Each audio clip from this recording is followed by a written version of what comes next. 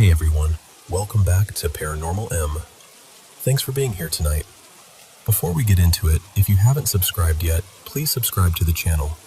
And if you end up liking the stories in this video, don't forget to leave a like. The first story is from someone who had been trying to fall asleep for hours, finally drifted off, and then experienced something so strange it still didn't feel over after they woke up. Let's get started, and I hope you can relax, enjoy the video, and sleep well tonight.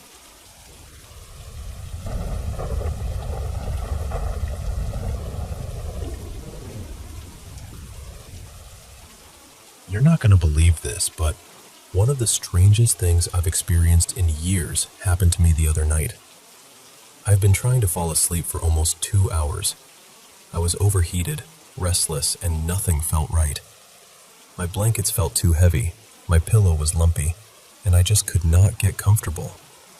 Eventually, though, I drifted off. Then I had this incredibly vivid dream. In the dream, I was at this little gas station in my hometown. It was late, and there were maybe 9 or 10 people standing around in the parking lot. A couple of them were friends of mine, and the rest were people I didn't know. At first, everything seemed normal. We were all just talking, hanging out, and then I started noticing something was off. Every time my attention shifted, something would be gone. First, it was the people walking along the road nearby. Then the music and the background street noise faded out. Then the cars were gone. Then even some of the people in our group started disappearing too, one by one, like they'd never been there at all. And somehow, once it got down to maybe 5 of us, we all seemed to understand what was happening without anyone saying it out loud. It was this eerie feeling, like we had always known something was there with us, something hidden in plain sight, but we had never fully noticed it until that moment. It felt like some kind of alien presence. What made it even stranger was that it could communicate with people individually. It was like it could be having several separate conversations at once, even while all of us were staring right at the same space. Some people could hear it clearly, and some of us couldn't. I was one of the ones who couldn't understand it unless it came closer. There was almost this resistance, like whatever connected it to people didn't work the same on everyone. The people who disappeared didn't fade out or run off. They were just there, and then they were gone in an instant. Once there were only 4 of us left, we panicked and ran inside a small back room. One of the strangers decided he was going to confront whatever was out there. He rushed toward the chain link fence near the side of the building, and then he vanished right at the corner. That part was horrifying. You know how someone disappears behind a wall when they turn a corner? It looked like that, except there was no solid wall there, just a fence you could see through. It made no sense at all, but that's exactly what happened. A second later, music started playing outside. Then the guy's car came rolling around the side of the building by itself. Its headlights were on at first, then they cut out. Right after that, there was this loud pounding at the door. The door was locked with a deadbolt, but then, just like everything else outside, it was suddenly gone. Ty opened the door. Standing there was this creature, around 6 feet tall, with slick greenish-yellow scales that looked almost oily under the light. Its eyes were deep-set and black, and its head was wide and almost square-shaped, broader at the sides than it should have been. But the body was thin and awkward, almost like a teenage boy's frame. And for some reason, it was dressed like a person. It had on a pale blue t-shirt and tan cargo shorts. It was moving its mouth and pointing at us like it was angry, like it was trying to tell us something urgently, but none of us could understand a word. Then I woke up. But when I did, I could still see my room. That's the part that really gets me. I could see everything, even with my eyes closed. Except now there was this black cloud hovering above me. It looked almost alive, like one of those dark, shifting smoke-like forms from a supernatural TV show, except darker and heavier somehow. It wasn't drifting around randomly. It was holding itself in place. Then it slowly moved to my right and disappeared straight into the wall. I opened and closed my eyes again. This time there were several of them, maybe 5, hanging above me in a loose circle, like dark storm clouds. They didn't rush me or touch me or do anything dramatic. They just hovered there. So I finally got up, went to the bathroom, washed my face, and tried to make sense of what had just happened. The strangest part of all is that I never felt terrified. I wasn't panicking. I wasn't even really anxious. Through all of it, I felt weirdly calm, almost comforted, like whatever was there was only watching me and didn't mean me any harm. Except for that one shadow that slipped into the wall. That one felt different. It felt irritated, maybe even angry, but also like it either wouldn't or couldn't do anything. I still can't explain any of it.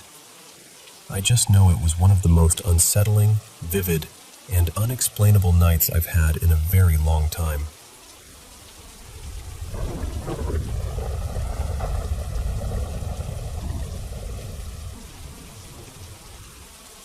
Hey, I'm Mia, and I want to tell you about a few things that happened to me that I still can't properly explain. I grew up in a pretty new apartment building in Australia with my grandma and grandpa, and back then, my uncle lived with us too. We were way up on the 26th floor. You needed a key card just to use the elevator, and our front door was one of those heavy ones that made a very clear click whenever it opened or shut. So that's part of why all of this has stayed with me. Nothing about our place ever felt easy to get into unnoticed. The first thing happened when I was around 8 or 9. At the time, we had one cat, and because it was only a 2-bedroom apartment, I usually slept on the couch. But whenever my uncle stayed out late, I got to sleep in his room, which felt like a huge upgrade to me as a kid. One night, he'd gone out partying, and I remember being ridiculously pleased with myself because I was trying to pull an all-nighter. It had to be around midnight, maybe a little after, and I was lying there watching some random YouTube videos with the bedroom door open. Everything felt normal. Then I started hearing this sound from the kitchen.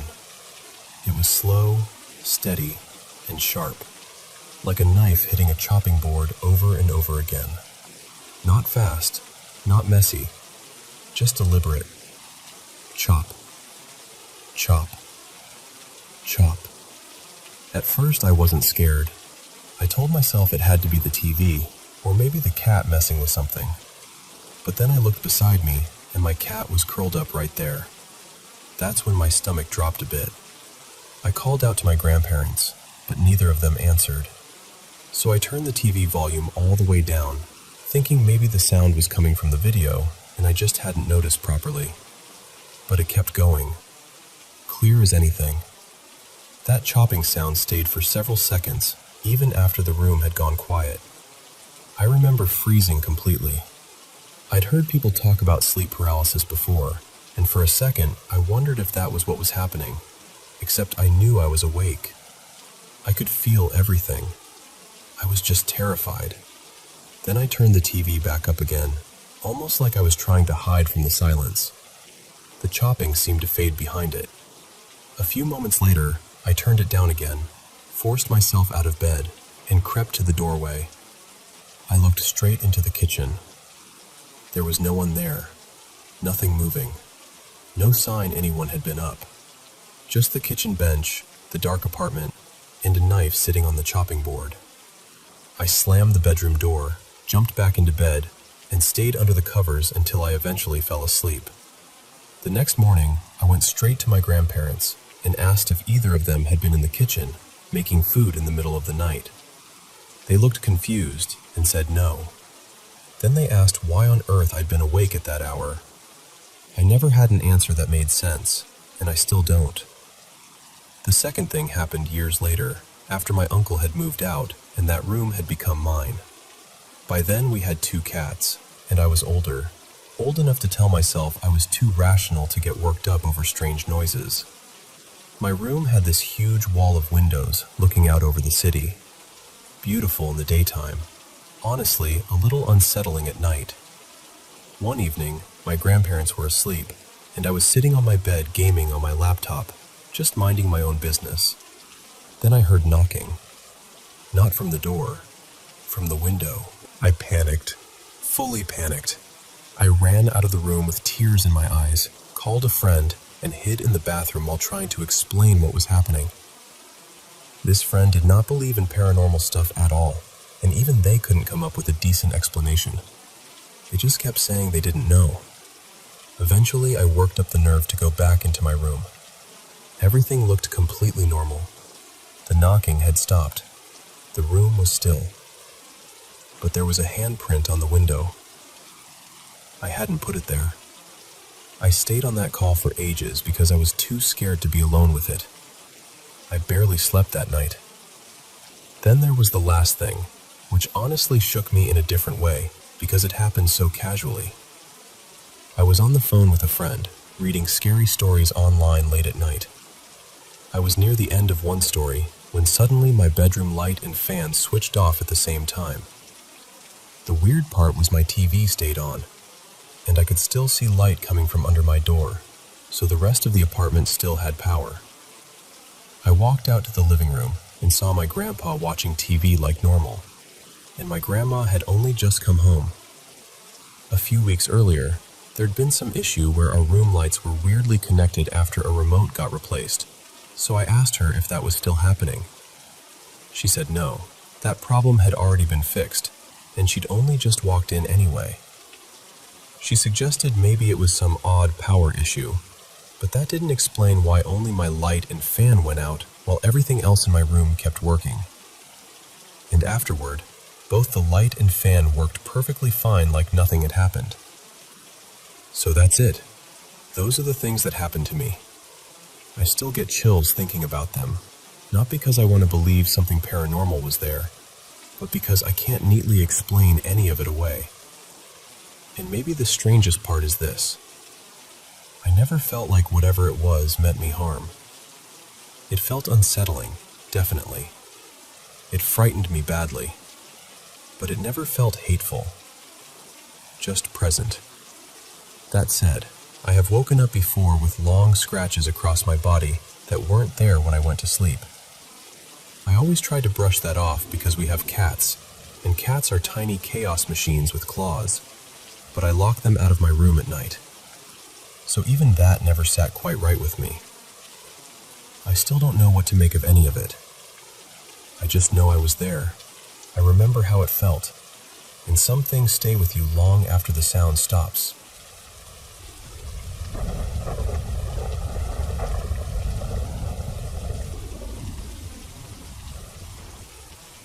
I've had a handful of experiences in my life that I still can't explain, and even now, telling you about them makes my skin crawl a little. The first one happened when I was a kid. Back then, my brothers, my younger sister Lila, my grandmother, and I all slept together in this huge bed.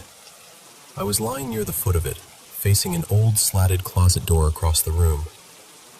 I remember staring into the dark when I saw this shape ease its way out from that closet, like it had been hiding there the whole time. It had this strange outline, almost cartoonish in a creepy way, like a twisted little creature with long arms and a hunched back. It moved quietly at first, almost like it was trying not to be noticed. Then it stopped. Slowly, it turned and looked right at me. I froze. I was terrified. I grabbed for the covers and yanked them over myself, and I remember my sister pulling back because she was just as scared, though I didn't know that then. Years later, when we talked about it, she described that same night to me without me giving her details first. She remembered the figure, the way I snatched the blanket, even the panic between us. That was the moment that really shook me, because it meant I hadn't imagined it alone. The second time was much more recent. I was trying to fall asleep on my cousin's couch, facing a glass patio door. I opened my eyes for just a second, and there was a dark figure standing there, completely blocking the moonlight coming through the glass.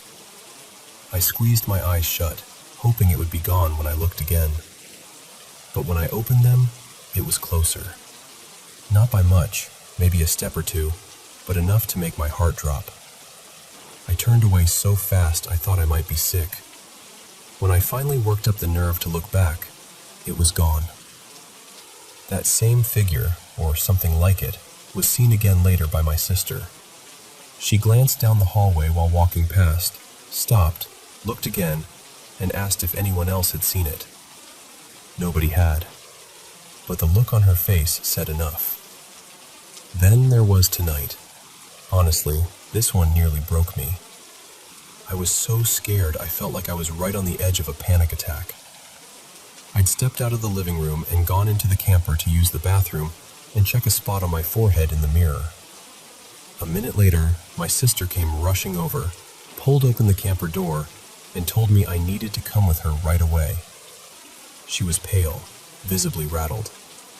She said she'd heard a noise from the direction I'd gone, and when she checked, the door hadn't even been shut yet. Then, after she went back inside, she heard a voice. She couldn't make out words, just the unmistakable sound of someone, or something, speaking. That hit me hard, because I've heard things like that in that same place before. She also reminded me that earlier in the evening, she'd heard scratching at the bottom of the door and assumed it was the dog wanting in. Except the dog had been shut in the bedroom for hours. I know that for a fact, because I'd been sitting at my computer near the dining area, and there was no way the dog could have gotten there without passing right by me. And that wasn't even the first strange thing in that camper. Another night, I was in the bathroom when I heard footsteps coming toward the door. They stopped right outside. I waited, expecting to hear whoever it was walk away, but I didn't. Then a few moments later, I heard the footsteps coming toward the door again, like they were repeating the same approach all over. When I finally opened the door, no one was there. I ran out of there so fast, it didn't even feel like thinking, just pure fear. Stuff like this has happened around us more times than I can count. Maybe there's an explanation for it. Maybe there isn't. I just know what it felt like in those moments. Real, immediate, and terrifying. And once you've felt that kind of fear more than once, it stays with you.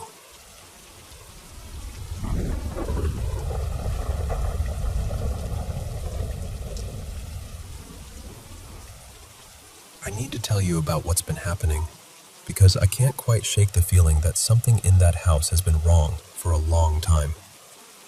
From the very beginning, even before my granddaughter Marin really settled into that room, I never liked being in there by myself. It always felt off. Not in some dramatic movie way, just little things. Tiny noises when nothing had moved. Quick shadows slipping past the corner of my eye. The kind of thing you try to explain away because, frankly, life is already exhausting enough without wondering if your house is haunted. Marin was around 3 when they moved in, and maybe a year later, when she was 4, something happened that still sits with me.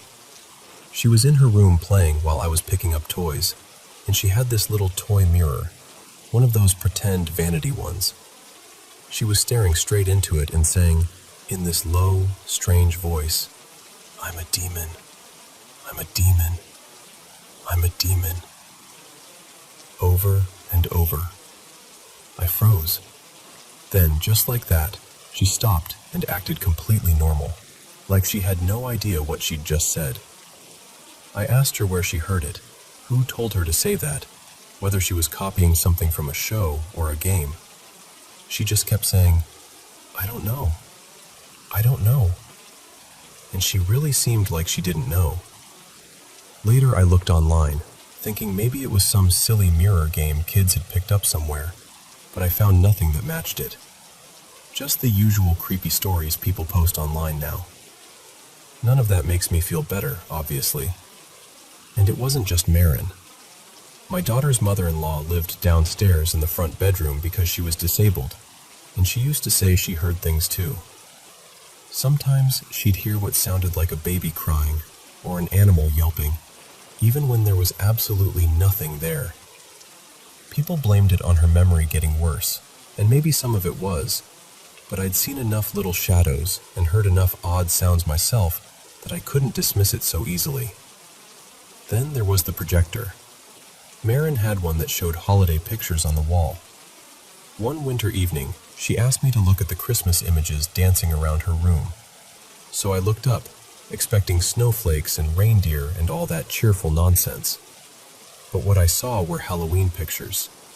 Gravestones, spiders, dark, creepy little shapes.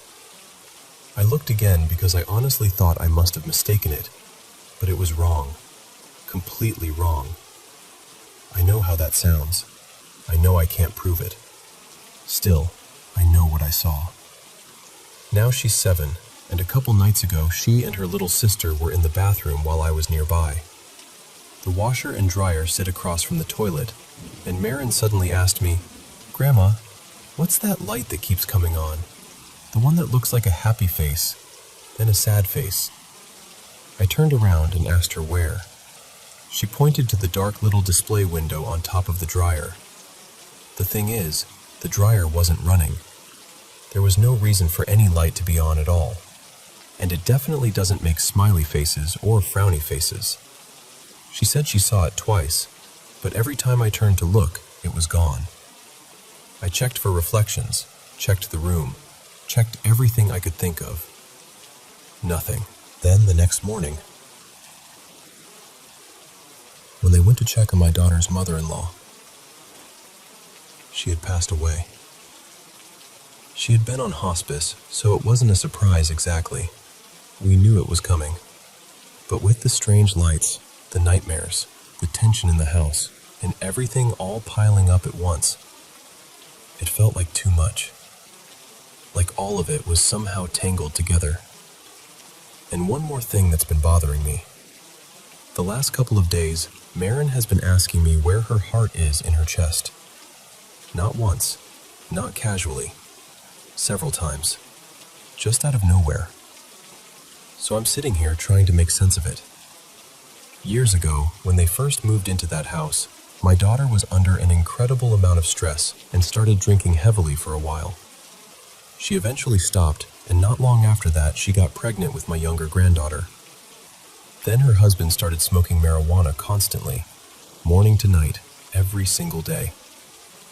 People love to argue about whether that counts as addiction, because humans will debate literally anything except the obvious. But when something becomes all day, every day, I pay attention. Someone told me addiction can draw dark things in, that it's like opening a door and letting something linger around a person or a home.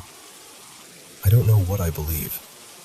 I don't know if this is grief, stress, bad dreams, a child picking up on adult tension, or something I can't explain.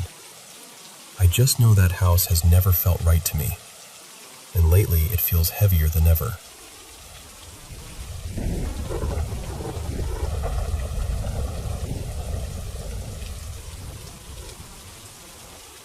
I still think about this sometimes, and even now, I cannot fully explain it. This happened in 2016, when I was 16. My parents had split up not long before that, and my dad had not found a permanent place yet, so he was staying at this little mobile home park near the water. It was the kind of place that got crowded with tourists and weekend visitors, especially in the warmer months. My older sister had stopped speaking to him after the divorce, so whenever I went to visit every other weekend, it was always just me. My dad had been struggling with alcohol for a long time, and that was a big part of why my parents separated. So when I stayed with him, it was pretty common for him to invite friends over at night. I dreaded those evenings. Nothing especially dramatic usually happened, but the whole place would fill up with drunk adults talking over each other, laughing too loudly, singing, arguing, smoking inside. The air felt heavy, and the whole place smelled like beer and cigarettes. Whenever that happened, I would just hide out in the bedroom and wait for it to be over. I would play games, keep the volume low, and count down the hours until everyone finally left. One night, I realized I had made a mistake. I had not eaten before people started showing up, and by the time the party finally died down, it had to be around 1:30 in the morning. I was starving. So I cracked open my door and listened the way I always did, just to make sure the apartment had gone quiet. There was nothing. No voices, no music, no movement. So I went to the kitchen to get something to eat, and that is when I saw him. There was a man sitting alone at the kitchen table. He was dressed like he had only just arrived, wearing a dark coat and a flat cap, and he was sitting completely still. That was the part that unsettled me most. He was not slouched over like someone passed out drunk. He was upright, motionless, silent. I froze for a second, then said something nervous like, "I thought everybody already left."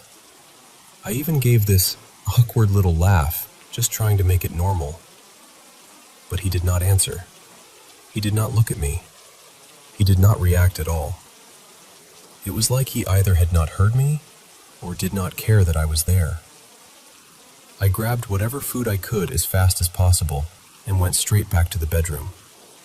At the time, I convinced myself it was nothing. I figured maybe he was just completely wasted, too drunk to even process that I had spoken to him.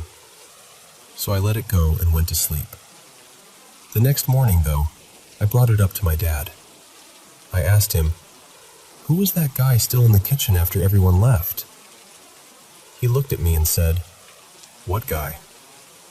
I told him, "The one sitting at the table. He had a coat on and a cap." My dad looked genuinely confused. Then he told me everyone had left together, and after that he had gone straight to bed. He said nobody stayed behind. I tried describing the man again, but he had no idea who I was talking about. He swore it was not one of his friends, and he has stuck to that ever since. And that is really it. Maybe it was nothing supernatural. Maybe there is some completely ordinary explanation, and I just never found out what it was. But the whole thing felt wrong in a way I still remember clearly. Nothing was missing. Nothing else happened. I never saw that man again. But even now, when I picture that kitchen, I can still see him sitting there in total silence, like he had been waiting for something I was never meant to understand.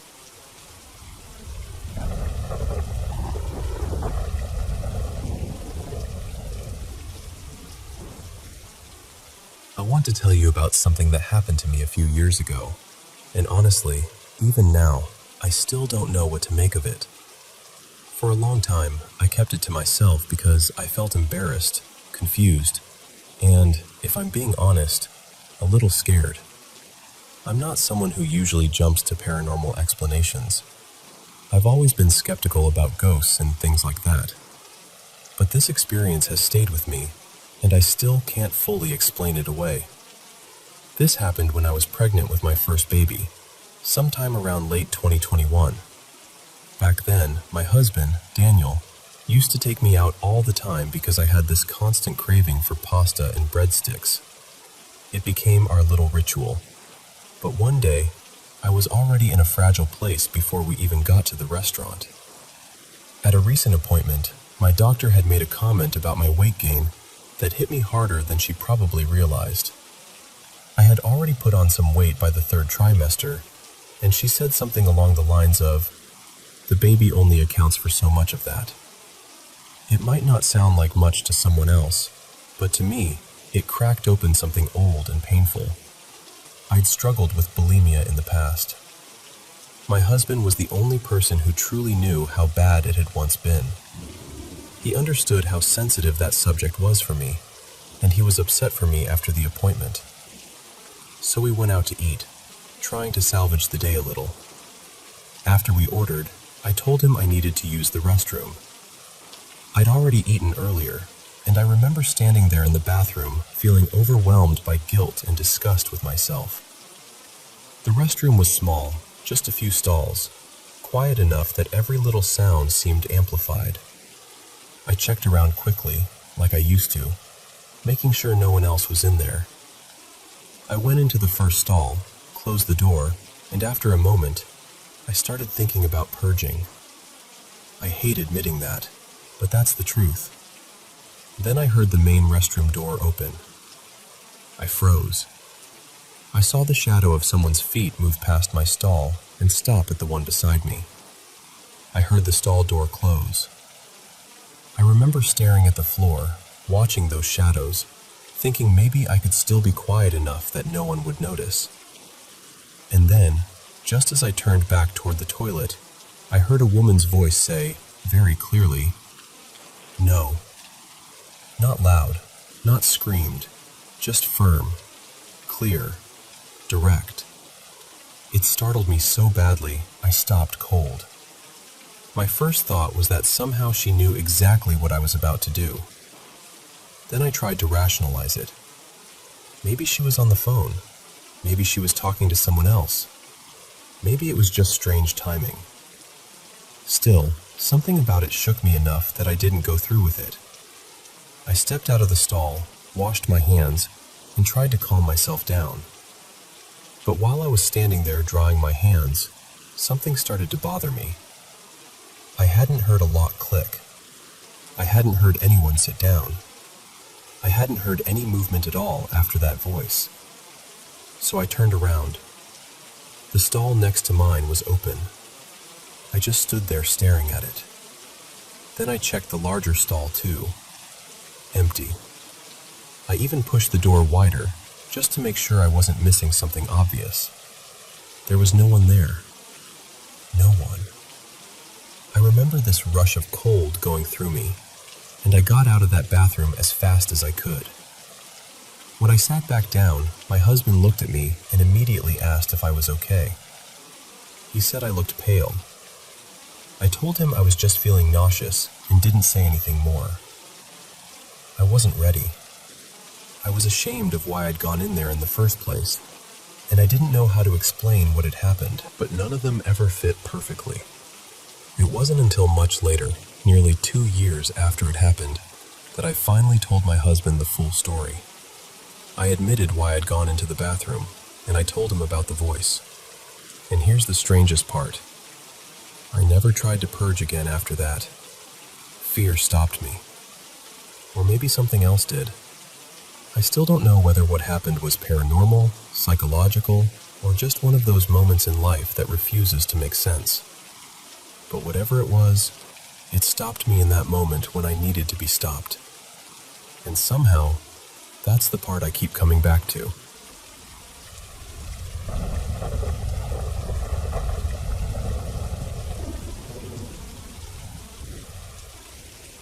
I moved into a new apartment not long ago, right across from a cemetery. Honestly, at first I kind of loved it. The neighborhood is quiet, peaceful, and so close to my job that I can leave barely 10 minutes before my shift and still make it on time. In this economy, that almost feels supernatural by itself. But not long after I settled in, little things started happening around the apartment, and at first I kept brushing them off. The main one was my closet door. I'd noticed it standing open when I was sure I had shut it. At first I told myself I was probably just forgetting, or rushing around and not closing it all the way. My partner, Mason, has a couple of pets, so I even thought maybe they were somehow getting into the room and nudging it open. I asked him to keep an eye on it too, and we made a point of closing the bedroom off so the animals couldn't get in. But even after that, we'd still wake up and find one side of the closet wide open. I know I shut it before bed. I even started saying it out loud to myself, like that would somehow make it stick. I kept telling myself it had to be the hinges. Old apartment, old doors, old problems. Fine. Then there was the lamp on my vanity. It sits right beside the closet, and every so often it would switch on by itself. I'd turn it off, and a few minutes later it would be glowing again. It happened enough times that it became this dumb little running joke every time I thought about the electric bill. Eventually I unplugged it completely, because I figured maybe the wiring was bad, and I didn't want to risk something more serious. Then one day I came home from work and found this white powdery stuff on my pillow. Just my pillow. The other side of the bed was completely clean. I stood there trying to make sense of it, It wasn't dandruff, and I hadn't spilled anything. We don't let the pets in the bedroom, so it couldn't have been litter. I even wondered if maybe dust or paint had somehow drifted in from outside, if someone nearby was doing repairs. None of it really made sense. It bothered me more than it probably should have, mostly because it felt like every strange thing in that apartment somehow ended up happening on my side, to my things. I stripped the bed and washed everything, and during all of this, I wasn't sleeping well. I started having these awful nightmares, the kind that stay with you after you wake up. They were always about people I love getting hurt, or dying, or me not making it in time to say goodbye. I tried to be rational about that too. I live overseas, far from my family, and I recently lost my grandfather. I couldn't be there for the funeral, and I know that guilt has been sitting in me heavier than I want to admit. So I kept telling myself the nightmares were grief, or stress, or homesickness, or work burnout. Something explainable, something human.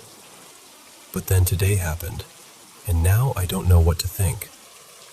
I was standing in my bedroom, looking out the window, and I saw a bird on the sill. It looked terribly sick, barely holding itself up. I felt so bad for it. It's been really hot lately, and I thought maybe it was overheated from the sun beating down on the metal outside. I went over to check on it, hoping maybe I could do something, anything. But before I could help, it died right there on the windowsill. And of all places, it happened beside the same window near my vanity, near that lamp, near the closet door that won't stay shut. So I guess I'm asking because I genuinely don't know. Has anyone ever gone through something like this? Am I just overwhelmed and reading too much into a bunch of unrelated things? Or does this sound wrong to you too?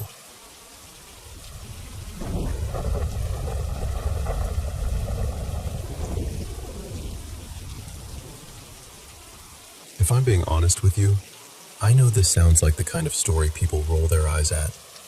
Every time I've told it, someone tries to explain it away, like there has to be a neat little answer for everything. Maybe there usually is. But that night still sits with me. A few years ago, my cousin Mason, my former boyfriend, and I decided to try randonauting. It was our first time doing it. We'd seen all these stories online about people setting an intention, saying it out loud, and then the app sending them to coordinates that somehow connected to what they were looking for. It sounded strange, but also kind of exciting, so we figured we'd give it a shot. We started with something harmless. I think we asked to find money or something lucky, just to keep it light. The coordinates led us into this really upscale neighborhood with huge homes and iron gates. The GPS kept trying to direct us right up to a gated driveway on private property, and there was no way we were going to cross onto someone's land, so we just laughed it off and moved on. For the second one, we asked to see something beautiful. This time it brought us to another large property out in a quieter area. We stayed on the road, of course, but from where we were, we could see this wide stretch of open land behind the house. There were deer all across it, more than I'd ever seen in one place before, many of them tagged. The whole scene was glowing in the late evening light, and for a minute it really did feel beautiful, calm, almost unreal in a peaceful way. By then, the sun was dropping and everything was getting dimmer, so naturally, because human beings love making bad choices for entertainment, we decided to ask for something creepy. The next location took us to a house maybe 15 minutes away. When we pulled up, the front porch was covered in dolls. Not just one or two. There were old cloth dolls, porcelain ones, little cracked faces staring out from chairs and tables, some hanging oddly from the porch like decorations no sane person would choose. I remember feeling this cold little twist in my stomach. I told my ex to keep driving because I didn't want to stick around long enough for someone to come outside and explain why their porch looked like a nightmare. That should have been the end of it. It really should have. But Mason wanted to do one last round before heading home, and once again we asked for something spooky. the app sent us toward a lake. To get there, we had to drive down this long, lonely road with woods on both sides. It was one of those places where the trees feel too close, like they're leaning in. The coordinates stopped at a patch on the side of the road and directed us to get out and walk into the woods at a very specific point. So we did. When we stepped up to where the app was pointing, the first thing I noticed was the grass. It was tall everywhere else, but right there it was flattened, like something had been standing there or moving through it. It lined up almost perfectly with the coordinates. That alone made my skin crawl. I remember standing there and feeling my whole body tense up while Mason, trying to act brave, stepped farther in. Then we heard voices. My ex pulled off fast, and because of the road layout, we had to keep going toward the lake to turn around. I happened to look back through the rear window, and that's when I saw it. There was a figure standing near the edge of the woods. Tall, dark, unmistakably shaped like a person, but something about it felt wrong. There were fireflies all around that stretch of road, flickering in the trees and over the brush, which actually made the outline of it easier to see. And then I saw it shift, like it turned to face us. That's the part I can still picture so clearly. Where its face should have been, I saw what looked like eyes. Not like the fireflies, not blinking in and out, not drifting. Steady, fixed, watching us. I grew up in church, so I was raised believing there are things in this world we don't fully understand. Spirits, darkness, whatever name you want to give it. But I had never seen anything myself that made me feel that kind of fear. Not movie fear, not jump scare fear. I mean the kind that hits you all at once and makes your chest lock up. I started crying right there in the car. Mason was shaking too, and he kept saying he saw it, that he saw it too. It's been years now, and I still think about it sometimes. Usually when I'm driving down a dark road at night and the trees are too close to the shoulder. Friends have told me it was probably just the fireflies messing with my eyes, and I understand why they say that. I really do. But what I remember is different. I remember that those lights didn't flicker like the others. I remember the way the head seemed to turn, and the way the eyes became visible the same way a real person's eyes do when they angle their face toward you. Maybe people can explain every part of it. Maybe they can't. I just know what I saw, and I've never forgotten it.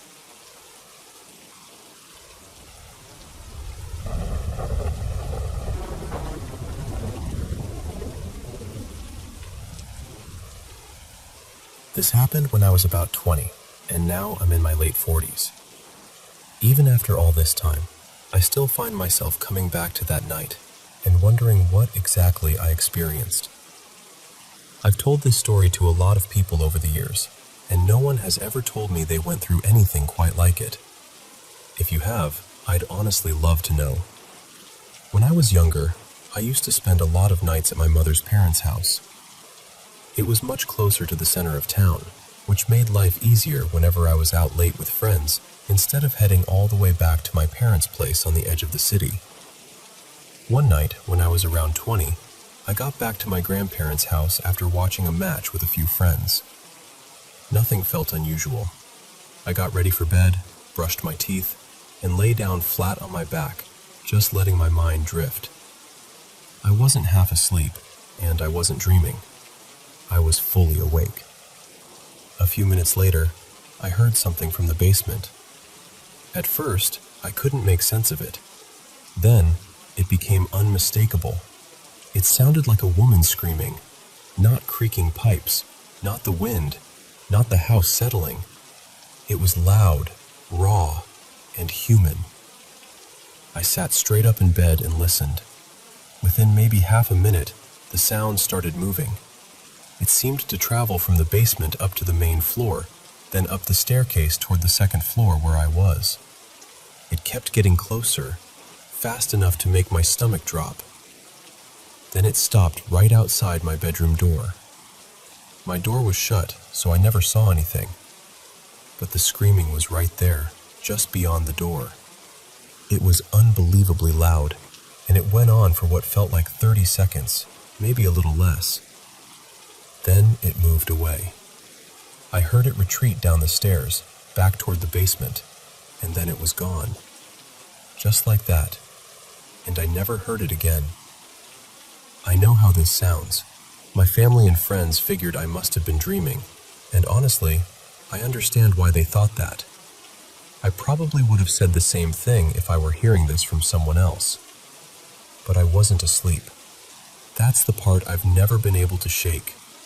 I was awake the whole time, sitting there in bed, listening as it unfolded. The only woman in the house that night was my grandmother, and she was already quite old then. She could still manage the stairs, but not quickly, and definitely not at the speed this sound seemed to move. The house itself was old too, with a long staircase that curved between floors. There's no way she could have gone from the basement to outside my room that fast. The next morning, I asked both of my grandparents whether they'd heard anything during the night. Neither of them had. So over time, I narrowed it down to two possibilities, neither of them very comforting. Either I experienced some kind of episode and heard something that wasn't there, or I heard something I can't explain. Whatever it was, it stayed with me. Even now, decades later, I still think about that night. It changed something in me. It made life and death feel a little less certain, a little less neatly explained than I'd assumed. I know I'll probably never get a real answer, but if you've ever gone through something similar, I'd truly like to hear about it.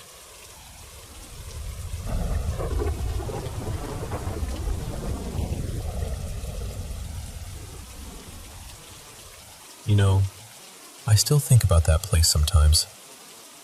It was at Watupa Heights in Fall River, Massachusetts. Back then, I used to think of Fall River as this strange little city that carried ghosts in its bones. Even the Lizzie Borden house sat there like some warning at the edge of town. The housing complex is gone now, by the way. I went back years later while visiting my mom near Boston, and it had all been cleared out. Just an empty field. That almost felt creepier somehow. When I was about 8 or 9, I spent most of my time at my cousin's place. Her name was Serena, and she was my best friend. We were together constantly, especially in the summer. We'd stay outside with the neighborhood kids until midnight, sometimes even later, playing manhunt, cops and robbers, kick the can. All those games kids used to play when people still left their doors unlocked and trusted the night a little more than they should have. But that house had stories. Serena had told me for a long time that strange things happened there. Not just to her, but to her sister Yolanda and her brother Donnie too. The place was set up with 2 floors. You walked in, and the stairs were right in front of you leading upstairs. The living room was off to the left, and beyond that was the kitchen. Upstairs there was a bathroom and 2 bedrooms. In her parents' room, there was supposed to be the spirit of a child in the closet, and Serena believed he showed himself to her sometimes to protect her. In Donnie's room, there was something else. A woman in white. My family was always into horror and paranormal stuff. Honestly, we were the kind of people who swapped ghost stories at dinner like it was normal conversation. And for me, it always felt a little too real. I've always been sensitive to things like that. I can sense things sometimes, and every now and then I see them too. Even now, as an adult, I still get sleep paralysis pretty regularly. So this one night, Serena was acting off. Snappy, irritated. She kept getting on the other kids for little things during the game. At first, I didn't think much of it because kids argue. That's just what happens. We were playing cops and robbers across the whole housing area, and I was one of the robbers. When the cops started counting, we all scattered. I ran down a little hill behind Serena's building. I was always scared of that area at night because I already believed it was haunted. I had seen enough weird things out there before. So even when I hid, I stayed close to her house, thinking if I got scared, I could run inside. Which, honestly, makes no sense now. Like somehow ghosts would respect property lines. Human logic is amazing. Anyway, when I got near the back of the house, I saw one of the girls, Vanessa. We called her Vanna sometimes, but I'll call her Vanessa here. She was on my team, so I relaxed for a second, but then I noticed how oddly she was standing. Just out in the open, not even trying to hide. Her back was stiff, her head tilted a little, and she looked blank. I ran up to her and said, "You have to move. They're going to find you." I tugged her arm, but she barely reacted. Then suddenly, it was like she snapped back into herself.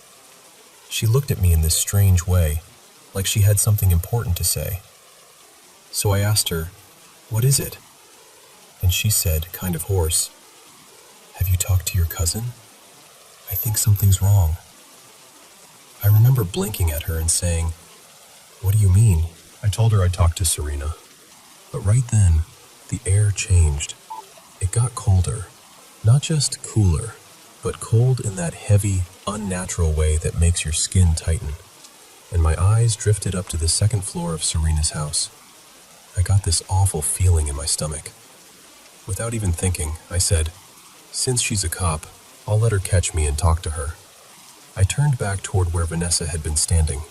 She was gone. Just gone. No footsteps, no rustling, no sound at all. I spun around looking everywhere, but there was nobody there. And it was so dark and so still, and I suddenly had that horrible feeling that I was not alone. Then I heard one of the boys, Mickey, yell, "I see one! Guys, over here!" I jumped and bolted in the opposite direction. As I rounded the side of Serena's building, somebody grabbed my sweater and yanked me behind a little shack. I almost screamed, but it was Serena. I let out the biggest breath of relief and said, "It's you." She laughed and said, "Gotcha. You're way too easy to find." I was still trying to catch my breath, but then I told her, "I ran into Vanessa. She said something seemed wrong with you." Serena looked confused right away. "When did you see Vanessa?" I said, "Just now. She was standing out in the field." And then Serena got very serious. She used my Cambodian nickname, the way she only did when something really mattered. She said, "Kamau, Vanessa went home at the start of the game. Her mom called her in. You saw her leave." And I swear my whole body went cold. I started stuttering. No, I talked to her. She asked me to check on you." Serena looked scared, and then she said quietly, "It's happening more now." I asked her what she meant, and she told me that that very morning she had been in the bathroom when she heard someone calling her in Khmer, softly, gently, like her mother would, telling her to come out. But her mother wasn't home. She was at the store. Serena said the voice kept calling for her, and she almost opened the door until she heard the real front door downstairs and her mother's actual voice calling her to help bring in groceries. That shook me. It shook both of us. I just hugged her. She started crying, and that scared me more than the story did because Serena was tough. She didn't cry easily. She told me she didn't even want to sleep in the house that night. Normally she slept on the couch anyway, with the TV on, because she didn't want to bother her older sister. And since I was sleeping over, I told her I'd stay with her. I said, "It's okay. I'm here. We'll stay up as long as we can." She gave me this weak little smile. Not long after that, the other kids wanted to stop playing and go home. Later we found out some of them had seen long, dark shadows moving around, and a few swore something had chased them. So Serena and I went inside. We'd completely forgotten about dinner, but my aunt had left rice and beef stir-fry on the stove for us, and we were starving. We piled food onto plates, grabbed juice from the fridge, and ate in the kitchen like everything was normal. Kids are weird like that. You can be one breath away from terror and still think, well, at least there's food. Afterward, we sat on the couch watching TV. From the couch, We had a clear view of the stairs going up to the second floor. Her parents were at work. Yolanda and Donnie were out for the night with my older sister. It was just the two of us in the apartment, close to 1 in the morning. At some point, I started drifting off. Then I felt Serena's hand on my knee, gently shaking me away. My heart dropped so hard it felt like it hit the floor. I looked toward the stairs without fully turning, just enough to see the top landing where the ceiling met the staircase. And there she was. A woman crouched at the top of the stairs. She had long dark hair hanging over most of her face, but I could see one eye, just one, watching us. Her hands were on her knees, and her head was tilted in this unnatural way, like she was studying us. I froze. I couldn't breathe, couldn't move. Then, all at once, she slammed her hand against the railing. The sound cracked through the room. Serena squeezed my knee so hard it hurt, but I barely felt it. I was too busy staring because I could not make myself look away. And then the woman started to stand. Serena whispered, "She's coming down." And she did, one step at a time. The stairs creaked under her weight. Her hand dragged and struck the railing as she moved, and every sound made us flinch. It was slow, deliberate, like she wanted us to feel every second of it. Then Serena jumped up and told me to close my eyes. I tried, I really did, but I was so terrified that after only a second or two, I opened them again. Serena had run to the front door and flipped on the light switch. And just like that, the woman was gone. Serena ran back, grabbed me off the couch, and dragged me into Yolanda's bedroom. She slammed the door behind us, and we stayed in there the rest of the night. We didn't sleep at all. We waited for her parents to come home, and when they did, we told them everything. Later, her mom had a monk come bless the house. For a little while, things got quieter, calmer, but it never stayed gone for good. And the next day, we found out Vanessa had gotten really sick that same night. High fever, hospital, the whole thing. She was out for several days. Not too long after that, once the lease ended, Serena's family moved to another housing unit in a different part of the city. But I never forgot that night. Even now, when I think about Watupa Heights being just an empty field, I wonder what's really gone and what's only hiding. Some places don't let go of what happened there. And some nights, I still feel like that woman is standing at the top of the stairs, waiting for someone to look up.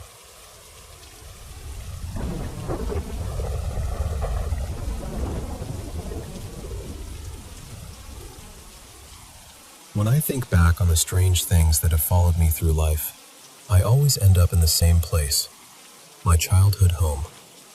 That's where it all seemed to begin. My name's Mara, and I was the oldest of 3.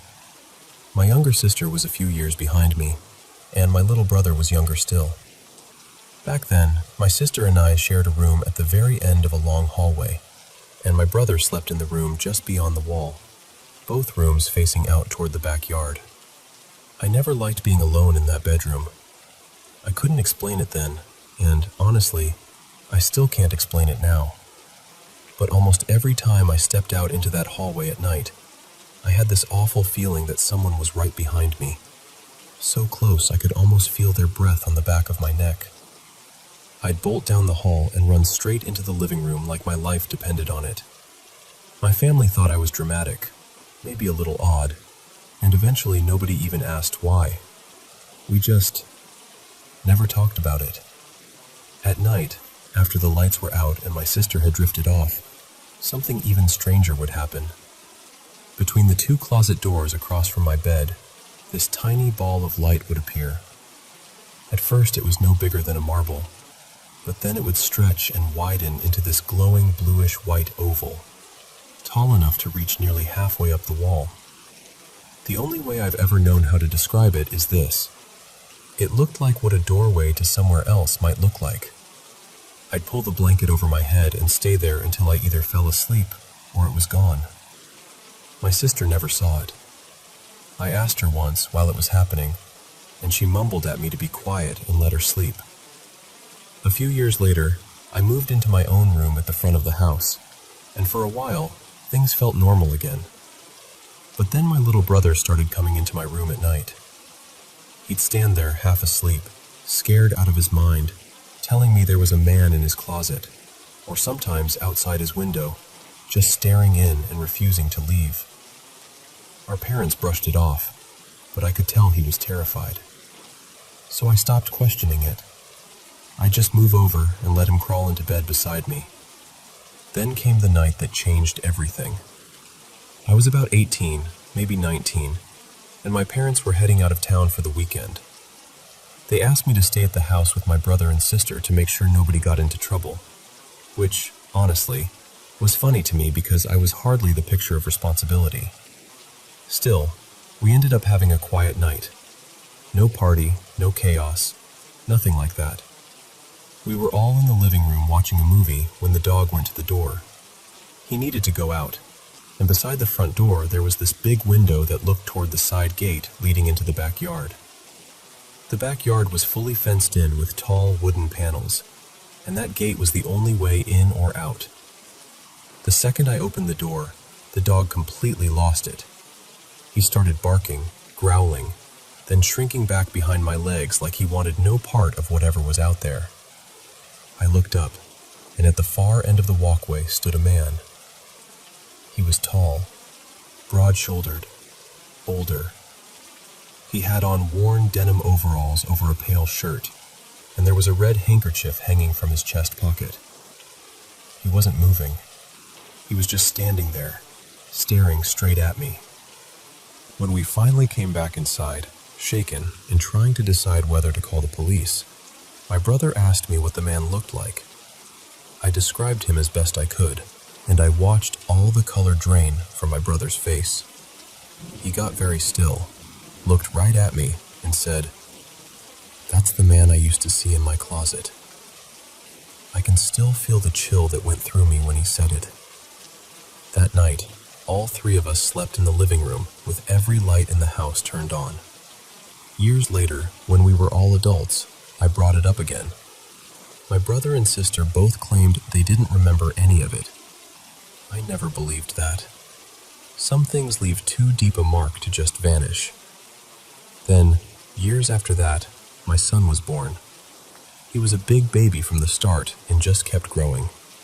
His father and I aren't especially tall, and neither side of the family is full of giants.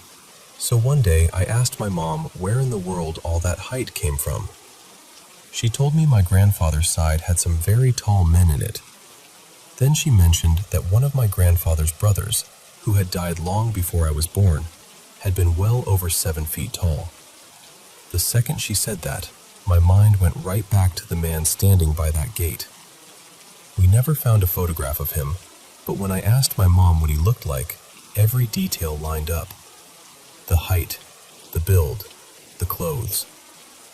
And in that moment, I had this deep, unmistakable feeling that the man I saw that night wasn't a stranger at all.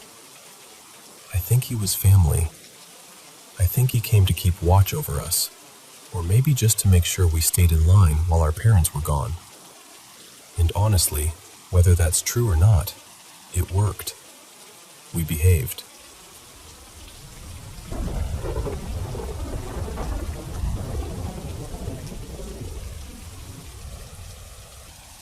I've wanted to tell you this story for a long time because it happened to my Aunt Rosita when she was very young, maybe 5 or 6 years old, and it stayed with her for the rest of her life. My family has a piece of land up in the mountains outside a little town in Honduras, a place that's been there since the 1800s. It's the kind of land where fruit grows wild, especially guavas, and back then the children would wander around picking them straight from the trees. One afternoon, Rosita was out there with her brothers and sisters looking for guavas when she spotted one that caught her eye immediately. She always described it as the most beautiful guava she had ever seen. Huge, golden, perfectly ripe. Naturally, she went after it. but every time she reached for it, it seemed to be just beyond her fingers. So she kept walking toward it, thinking she was only taking a few more steps, then a few more, then a few more after that. Before she realized it, the fruit was gone. She looked around, and everything had changed. It had been bright midday just moments before, but suddenly it felt dark around her, almost like evening had fallen without warning. She didn't recognize the trees. The brush was thick, and the path she'd been on had completely disappeared. She was just standing there alone in the middle of dense foliage, confused and frightened. Then, out from the bushes, a small man appeared. She said he was short, with a large pointed hat that looked too big for his body, and she could never clearly see his face. In that area, people call a being like that El Duende, a goblin or forest spirit. Rosita always believed that was exactly what she saw. She said it kept jumping in and out of hiding, tugging at her dress, brushing against her, trying to startle her. It didn't attack her outright, but it felt like it wanted to frighten her, to keep her upset and disoriented. Then she noticed it reaching toward the crucifix she wore around her neck. My family was deeply Catholic, and the children all wore crosses. The moment Rosita realized this little figure was trying to snatch hers, she grabbed the crucifix in both hands, squeezed it tightly against her chest, shut her eyes, and began to pray as hard as she could. When she finally opened her eyes, everything was different again. It was daylight, clear daylight, and right in front of her was a narrow path that hadn't been there before.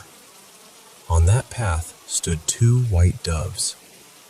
She said they were very close to her, close enough that she felt she should have been able to reach out and touch them, but somehow she never could.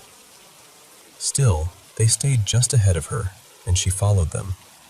Step by step, they led her through the brush and back toward the cabin where her parents and siblings were staying. When she arrived, the whole family was in a panic. She had not been gone for an hour, or even just the afternoon. She had been missing for a full day. Everyone had been searching for her, calling her name, looking through the land for any sign of her. What terrified them most was that she couldn't have wandered very far, and yet somehow she had heard none of them. Rosita was exhausted when she got back. She went straight to bed, and afterward she came down with a high fever. She turned pale, broke out in cold sweats, and stayed weak for days. What makes the story even stranger is that people in that region have told similar stories for generations. Usually it's about little girls, often around 5 to 8 years old, who go missing and later return saying they saw a small man wearing a tall, pointed hat. That's why this story has stayed with me. It isn't just one odd family memory. It's part of a much larger pattern people there still talk about. I still don't know what to make of it completely. Maybe it was something supernatural. Maybe it was something no one could explain. But for Rosita, it was absolutely real, and she carried that certainty with her forever.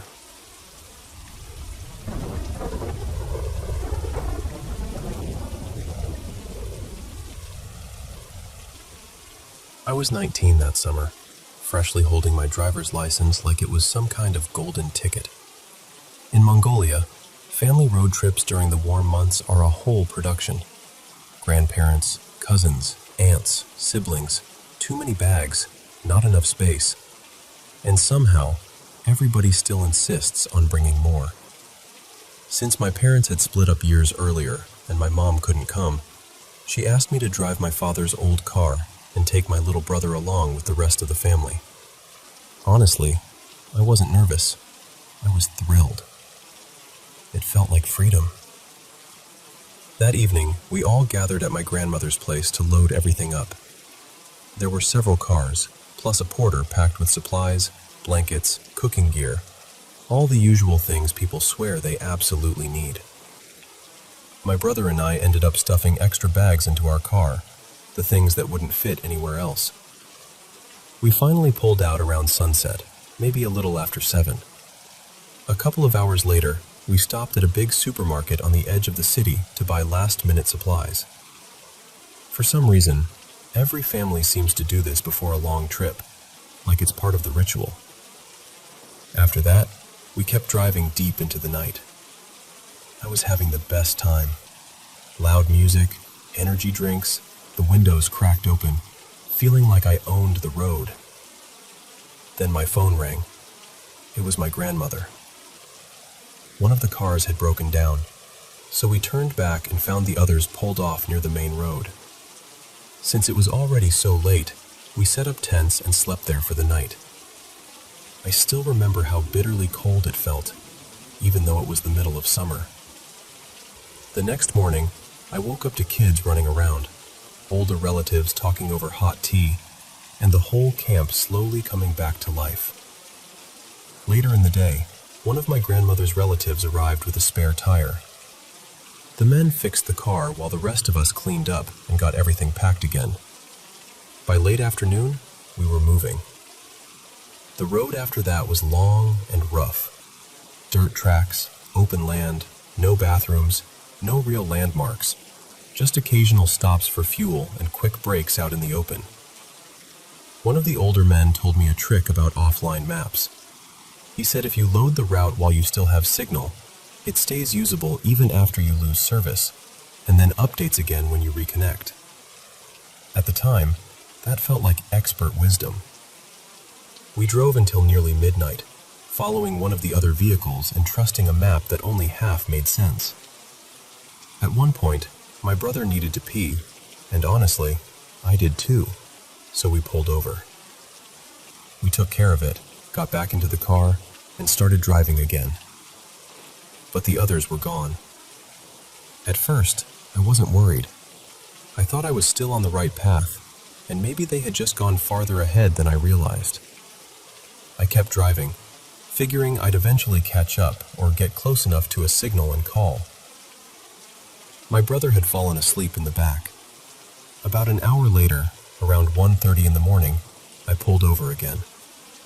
I wanted to step outside, clear my head, have a cigarette, and figure out what to do next. I switched on the hazard lights in case the others came up behind me. That was when I smelled it. It hit me all at once. Sharp, rotten, heavy, like something spoiled and sick and deeply wrong. The sky was bright with moonlight, and there was nothing around me. No trees, no buildings. Just empty desert stretching in every direction. I looked around, trying to find where the smell was coming from, and then I saw something a short distance away. It looked like a pale pink blanket, rolled up and left in the dirt. Without really thinking, I walked toward it, and what I saw there has never left me. It was the body of a small child. Then, from the corner of my eye, I saw movement. A dark shape. I didn't turn around. I don't know why, but every part of me was screaming the same thing. Do not look back. I felt, with absolute certainty, that something was behind me. Something close. I ran. I got into the car, slammed the door shut, and drove like a madman. I don't remember much about that stretch of road. I can't tell you clearly what I saw, or whether anything was truly following me. What I do remember perfectly is the fear. It was total. It felt like being hunted, like something had noticed me. I didn't stop until I reached the main road. When I finally got a signal, it was around 2:50 in the morning. I called the police. They told me to wait, and later, 2 officers brought me to the station. They asked me everything. Where I was, what I saw, what landmarks I remembered, how far off the road I had been. I told them as much as I could. My brother slept through all of it. I never woke him up. I didn't want him frightened. When he stirred later, I just told him we had stopped for gas. I called my family, found out I'd gone the wrong direction, and eventually caught up with them. We finished the trip, and on the surface, everything after that was normal. But I wasn't. For months, I barely slept. A few weeks later, the police called me back. They told me they had found the pink blanket I described, but there was no body. They asked if I had seen blood, drag marks, another person, anything that could help. I told them the truth. I wasn't even completely sure what I had seen beyond that terrible image and the shadow I caught in the corner of my eye. It wasn't enough to give them anything useful. Years passed. Then more recently, I heard there had been multiple kidnappings in that region around the same time we had been traveling there. I still don't know whether what I saw was connected to any of that. I don't know what happened to that child, or where the body went, or what that shadow really was. But the police finding that blanket told me one thing for certain. I hadn't imagined it. And somehow, that truth has always been more frightening than if it had all been a hallucination. Even now, what stays with me most is not just what I saw, but the feeling. That pure, overwhelming terror. The certainty that something was behind me in the dark, and that if I looked back, something terrible would happen.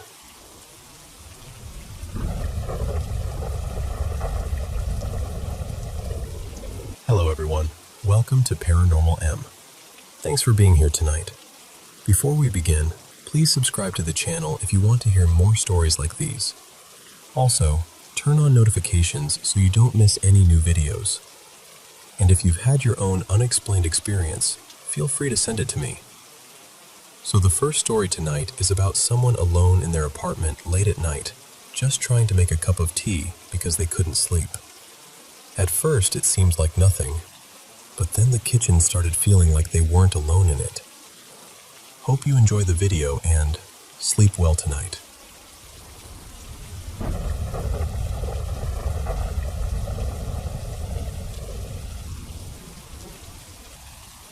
You know, something happened not too long ago that still gets under my skin whenever the apartment goes quiet at night. It was sometime after midnight. I live alone in a pretty small apartment, and I couldn't sleep, so I figured I'd make myself some tea and try again. My kitchen is tiny, nothing special.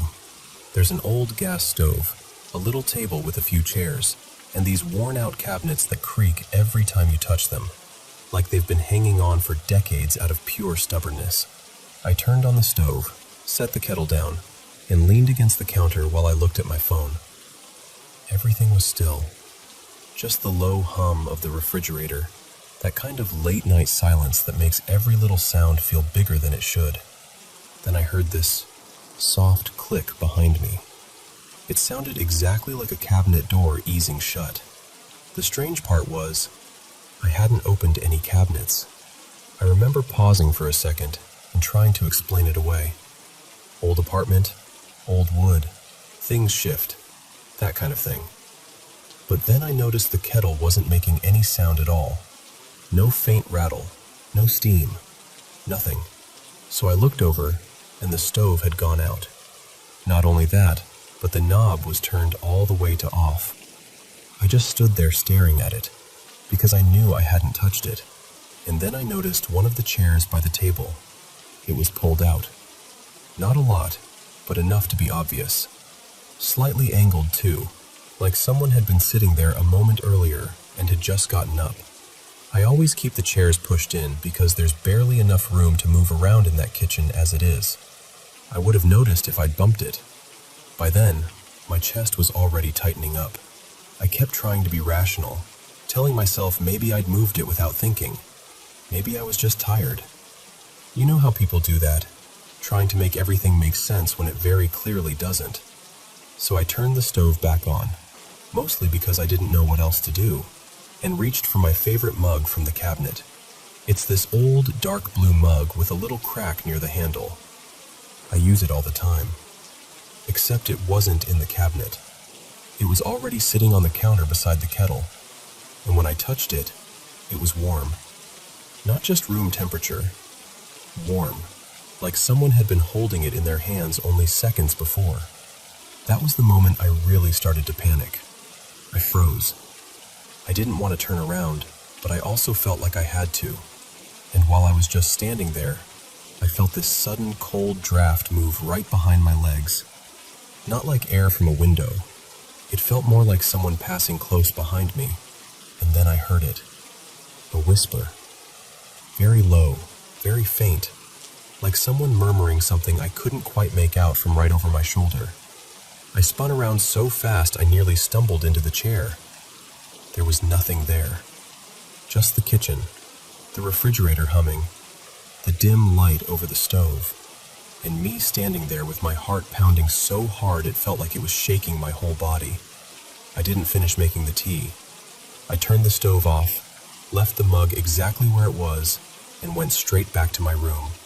I kept every light on for the rest of the night. And honestly, I still think about it. More than I want to. Because I know how it sounds. I do. But I also know what I saw, what I felt, and what I heard. And I've never gone into that kitchen after midnight the same way again.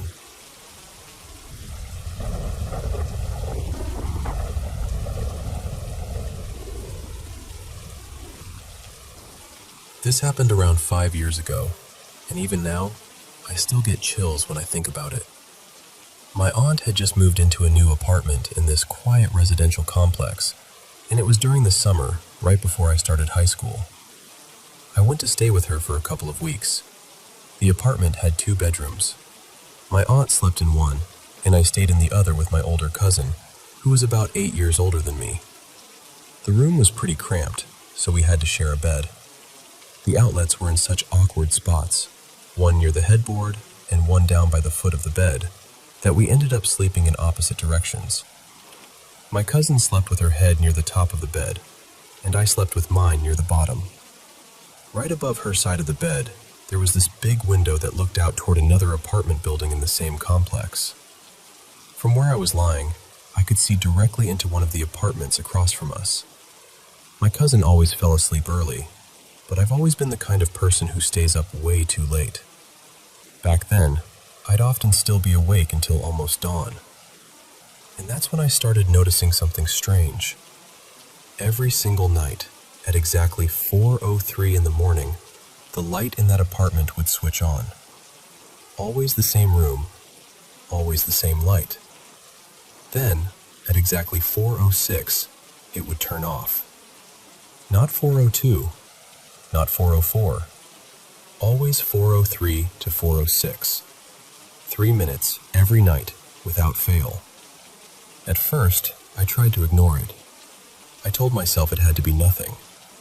But after seeing it happen again and again with that same eerie precision, I couldn't stop thinking about it. One night, I asked my cousin to stay up and watch it with me. She didn't really believe me at first, but she agreed. And sure enough, at 4:03, the light came on. At 4:06, it went off. The look on her face told me everything. She was completely shaken. The next morning, she told my aunt, and after that, all 3 of us couldn't stop talking about it. We were unsettled, obviously, but more than anything, we wanted to understand what was going on. A few days later, we worked up the nerve to go over there and ask. A woman, probably in her 40s, opened the door. She seemed gentle and soft-spoken, but exhausted in a way that was hard to miss. She explained that she was the daytime caregiver for the woman who lived there, an elderly lady in her 80s who had been left completely paralyzed after a stroke. She said the woman could only move her eyes and mouth. She had no husband, no children, no close family around. Just a very small pension that barely covered basic care. The caregiver could only stay from 6 in the morning until 11 at night because there simply wasn't enough money for overnight help. So every night, from 11 p.m. until 6 a.m., that woman was alone. Then the caregiver told us something that made the whole thing even harder to process. The elderly woman had a serious condition with her eyes. She was extremely sensitive to light, so much so that she had begged the caregiver never to turn on the lights inside the apartment unless it was absolutely necessary, especially not during the night. But we had watched that light turn on night after night, and according to the caregiver, the woman never even left her bedroom. I remember all of us going quiet after that. We thanked her, probably a little too quickly, and just left. I still can't explain what we saw. It was the consistency that got to me. the exact timing, every single night. And then the strangest part of all, it stopped completely not long after the old woman passed away. To this day, my aunt, my cousin, and I still talk about it sometimes, trying to make sense of it, and none of us ever can. But whatever it was, I've never forgotten it.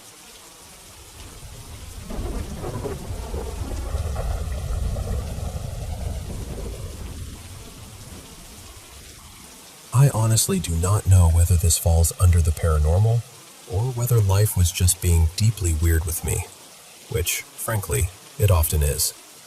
But it is one of the strangest things I have ever experienced. There has been this same person, or at least someone who looked exactly like him, showing up at different points in my life, always in different places, always just for a moment. The first time I remember seeing him was at a high school football game during the first few weeks of my freshman year. It was one of those big school nights where everyone was out walking around during halftime, heading to the snack bar or the restrooms, talking with friends. Out of nowhere, this guy ran right up to me and called out my name like he knew me well. Then he hugged me and said he was really happy to see me. And the strange part was, he looked familiar to me too. I remember standing there thinking, I know this face, but from where? I was raised by a single mom, and growing up I spent a lot of time in after-school programs, day camps, summer activities, that kind of thing. So I figured maybe we knew each other from one of those places years earlier, and I just couldn't place him. I didn't want to be awkward and ask who he was, especially since he seemed so sure he knew me. Before I could even say much, he smiled, said something like, I have to run, and disappeared. The whole thing lasted maybe 10 seconds. After that, I never saw him at school. Not once. So I assumed maybe he had been there with another school, or just happened to be visiting. Then, the next year, during spring break, my family took a trip to Cancun. It was crowded, loud, full of tourists, and while I was walking along the beach with my family, I caught a glimpse of someone in the crowd who looked exactly like him. He didn't look at me. He just passed through the sea of people and was gone. It happened so fast that I even questioned myself afterward, but I remember thinking, that looked like the same guy from the game. Then the summer before my junior year, we went to visit relatives in California. It was my first time there. One evening, I was sitting outside a restaurant with my family when he walked right past us. This time I saw him clearly. No question in my mind, it was him. He didn't stop, didn't speak, didn't even glance my way. He just kept walking and vanished into the crowd. That was the moment it started to really get under my skin. After that, I noticed a pattern. I would go somewhere new, and somehow, somewhere in the middle of a crowd, I would see him. Always briefly, always just out of reach. During spring break of my senior year, my family took a trip through parts of New England. We stopped in Boston, Newport, Vermont, and Maine. And in every one of those places, the same thing happened. I would be out with people, look up, and there he was, walking past like he belonged there. And then, seconds later, gone. I saw him again during my first year of college, in a completely different state from where I had grown up. It was at a huge welcome ceremony for new students. I was sitting there among this massive crowd, and somehow I spotted him sitting off in the distance. I never saw him anywhere else on campus after that. The last time I saw him was years later, during my junior year of college, when a group of friends and I went to New Orleans for Mardi Gras. Same kind of moment. Busy street, packed crowd, noise everywhere, and then, suddenly there he was, just walking by. Before I could react, he disappeared again. I still don't know who he was. I don't know whether it was really the same person every time, or someone who somehow looked unbelievably similar. but his appearance was distinct enough that I've never been able to shake the feeling that it truly was him. What unsettles me most is that I've only ever seen him when I was with other people, never when I was alone and could actually go after him or ask him who he was. And after all these years, I still wouldn't even know what I'd say. I just know that, for a stretch of my life, there was this familiar stranger who kept appearing wherever I went, only long enough for me to notice him and wonder what on earth it meant.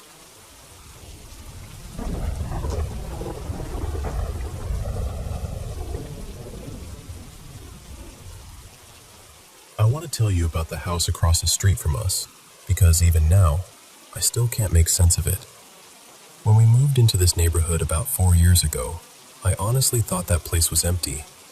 The driveway was half blocked by this huge old tree, like someone wanted to keep people out on purpose. There were no trespassing signs everywhere, and every window, even the garage windows, was covered with something. Black plastic, foil, heavy curtains, whatever they could use to keep the inside hidden. No car, no porch light, no movement, nothing. It just looked dead. A few nights after we moved in, my dog Nola took off while we were outside. She wandered toward that house, and I followed her up to the edge of the driveway, calling for her. I heard rustling in the leaves and figured it was just her messing around. But then I heard this sound coming from the garage. It sounded like barking at first, or maybe crying. I couldn't really tell. So I stepped a little closer, trying to listen. And then, out of nowhere, something slammed hard against the inside of the garage door. Not once, but over and over, loud and angry. Right after that, someone shouted from inside. I couldn't understand a word, just this muffled voice through the door. I panicked. I turned around and ran. A second later, Nola came flying back after me like she'd been spooked too. To this day, I still have no idea where she had actually gone. After a while, we realized somebody really did live there. A man, probably in his 40s or 50s, always by himself. We never had a real conversation with him. Just one moment, one afternoon, and it still burned into my mind because it was the only time I'd ever seen him out in daylight. He was walking his bike past our house, and Nola barked and trotted toward him. He didn't flinch. He just looked over calmly and said, "She bites, doesn't she?" Then he kept going like that was the most normal thing in the world. After that, I started noticing his routine. He'd leave the house around 10:30 or 11 every night. He always rode this bike with no lights on it, completely in the dark. Then he'd come back around 6:30 or 7 in the morning, just before sunrise. And the strangest part was, he never turned on a single light. Not once. That house stayed sealed up and blacked out all the time. Over the years, it almost turned into this creepy little joke in our family. We called it the ghost house. It was unsettling, sure, but it was predictable. And after a while, predictable starts to feel normal. Then last night happened. I was upstairs in my little girl's room, rocking her to sleep, and it was sometime around 11. Out of the corner of my eye, I noticed this bright flashing light outside. At first I thought maybe it was a car, or somebody working on something, so I ignored it. But when I stood up and looked through the window, I saw it was coming from that house. It was flashing from inside, sharp bursts of light, almost like welding or some kind of strobe. But that wasn't even the part that got to me most. Above the roof, in the sky just over that house, there was this strange flickering glow in the clouds. It looked almost like heat lightning, but it was only there, only above his roof. The rest of the sky was dark and still. No storm, no thunder, nothing else around it. Just that strange, restless light.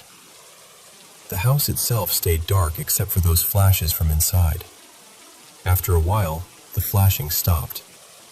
Then I could see one thin strip of light through whatever was covering one of the windows, probably from a lamp in a back room. I could make out someone moving behind it. and then that light went out too. I went downstairs and told my husband, because I needed somebody else to see that I wasn't imagining this. We stood there at the window together, just staring across the street, trying to make sense of it. Then suddenly I saw movement. Someone came tearing away from the side of the house so fast I thought, for one awful second, that somebody was running for their life. I nearly screamed. Then I realized it was him. He was on his bike, already gliding down the street in total silence. No light, no sound, just gone into the dark like he always does. And that's what gets me. I've been watching that house for years. Never once saw a light on inside. Never once saw visitors. Never once saw anything that felt ordinary. Then, all at once, in one night, something happens that feels so wrong and so deliberate that I still can't shake it. I know how this sounds. I do. But whatever I saw, it didn't feel random. It felt like I caught a glimpse of something private, something I was never meant to witness. And the strangest part of all, my baby was restless the whole night after that. Tossing, waking, fussing, like she could feel that something was off too. Maybe that part is just me being scared. But I'm telling you, that house does not feel the same anymore.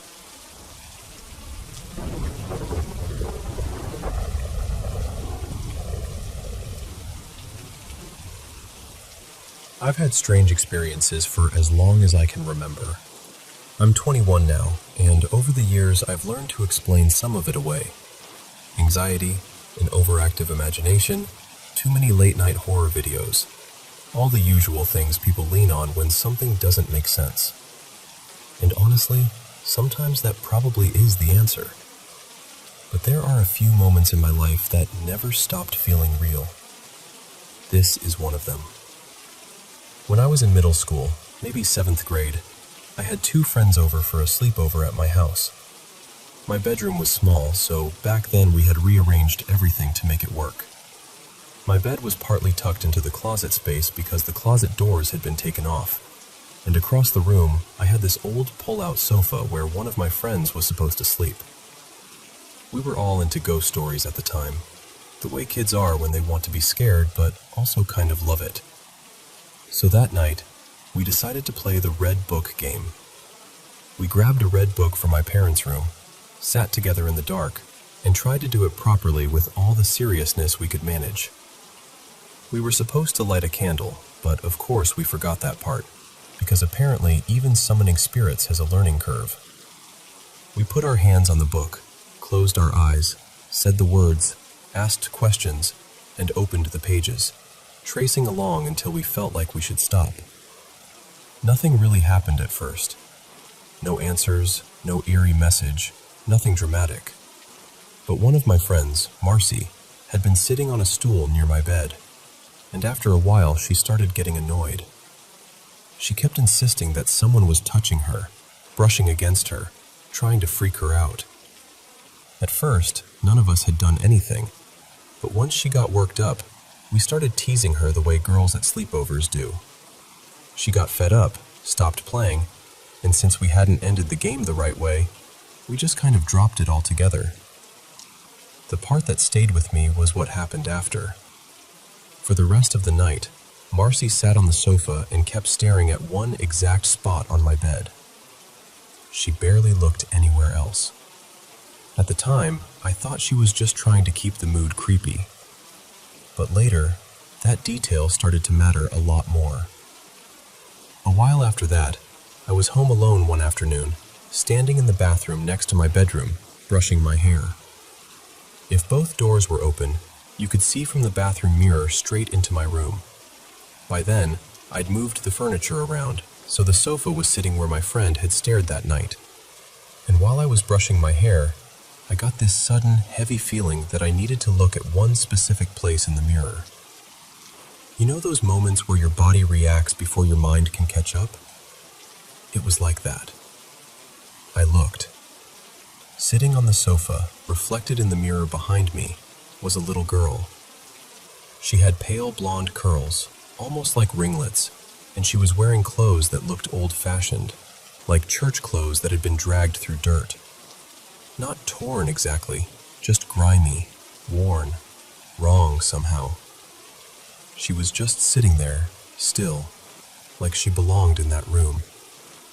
I screamed and dropped my brush. I turned around instantly and there was nothing there. No one. I was alone. Even now, I still get nervous sometimes when I'm brushing my hair, and I feel that same pull to look in the mirror. It's like part of me is afraid I'll see her again. Then she told me that when she was a girl, she also used to see an army soldier standing at the foot of her bed, and one night, beside him, there was a little girl. I froze. I didn't say anything at first. I just listened. Then my mom started describing what the girl looked like. Blonde curls, young, old-fashioned clothes. I broke down crying right there. I hadn't told her what I'd seen before she described it. I made sure not to lead her, because I needed to know whether this was really the same thing, or whether my mind was trying to connect dots that weren't there. But the way she described that little girl was too close, too exact. It shook me in a way I still can't fully explain. Since then, more things have happened in this new house, too.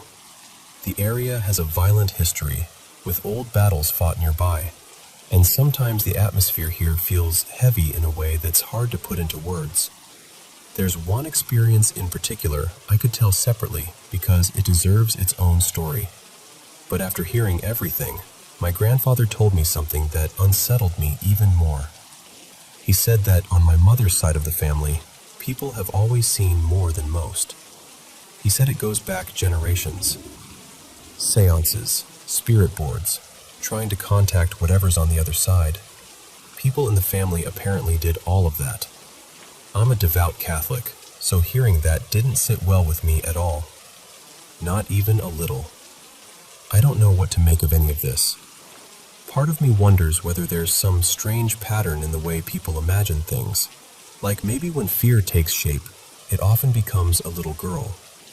But another part of me can't ignore how specific this was, or the fact that I wasn't the only one who saw her. That's the part that stays with me. If it had only been me, maybe I could have dismissed it. But it wasn't. And honestly, that's what still sends chills through me when I tell this story now.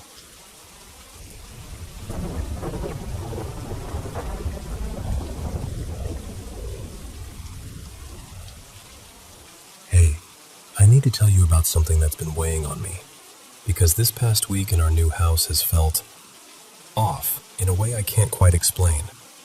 My husband and I moved in just over a week ago, and ever since then, there have been all these strange little things happening that keep piling up in my mind.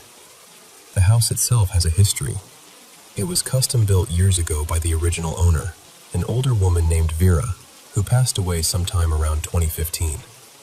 From what we heard, she was a great-grandmother, and people seemed to remember her warmly. We ended up buying the house from an older man who was moving into assisted living.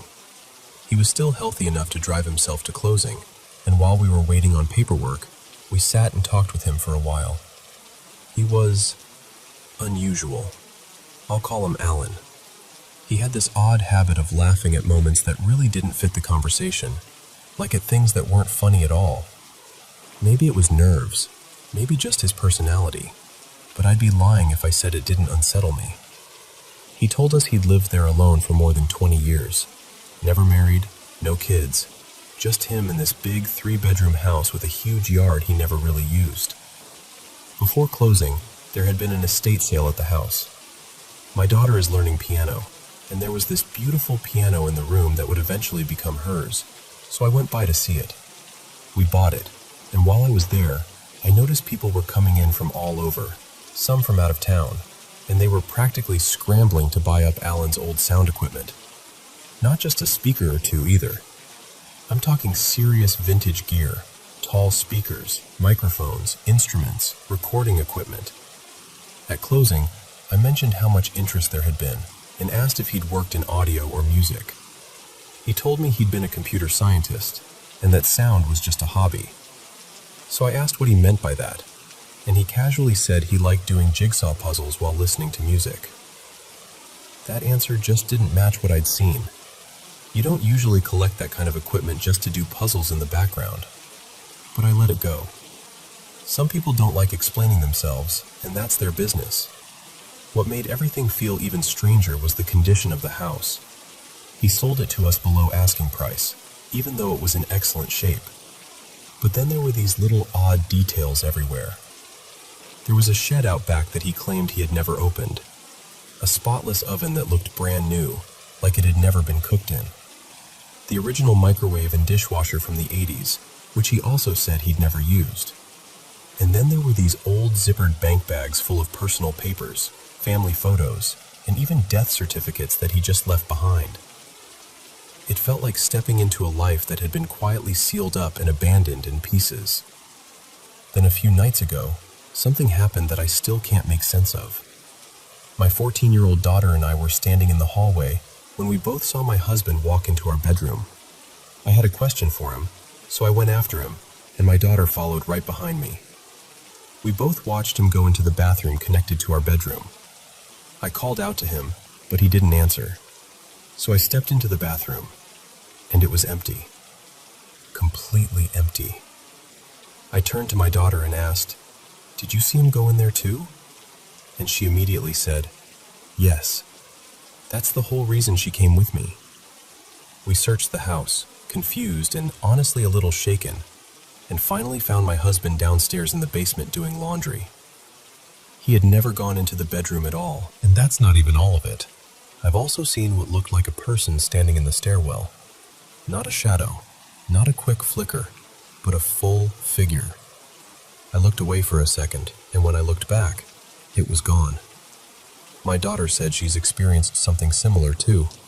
More than once, one of us has felt certain someone was in the house, only to realize nobody was there. At this point, we're all rattled. Even the dog seems on edge. We've gotten so unsettled that we called a local priest to come bless the house, and now I'm sitting here wondering whether I should actually tell him everything we've seen. Part of me feels ridiculous even saying it out loud, and another part of me knows we're not imagining how deeply uneasy this has all made us feel. I don't know what's going on in this house. I don't know whether these things are connected, or whether there's some explanation we just haven't found yet. I only know that something about this place doesn't feel right, and right now, my whole family feels it.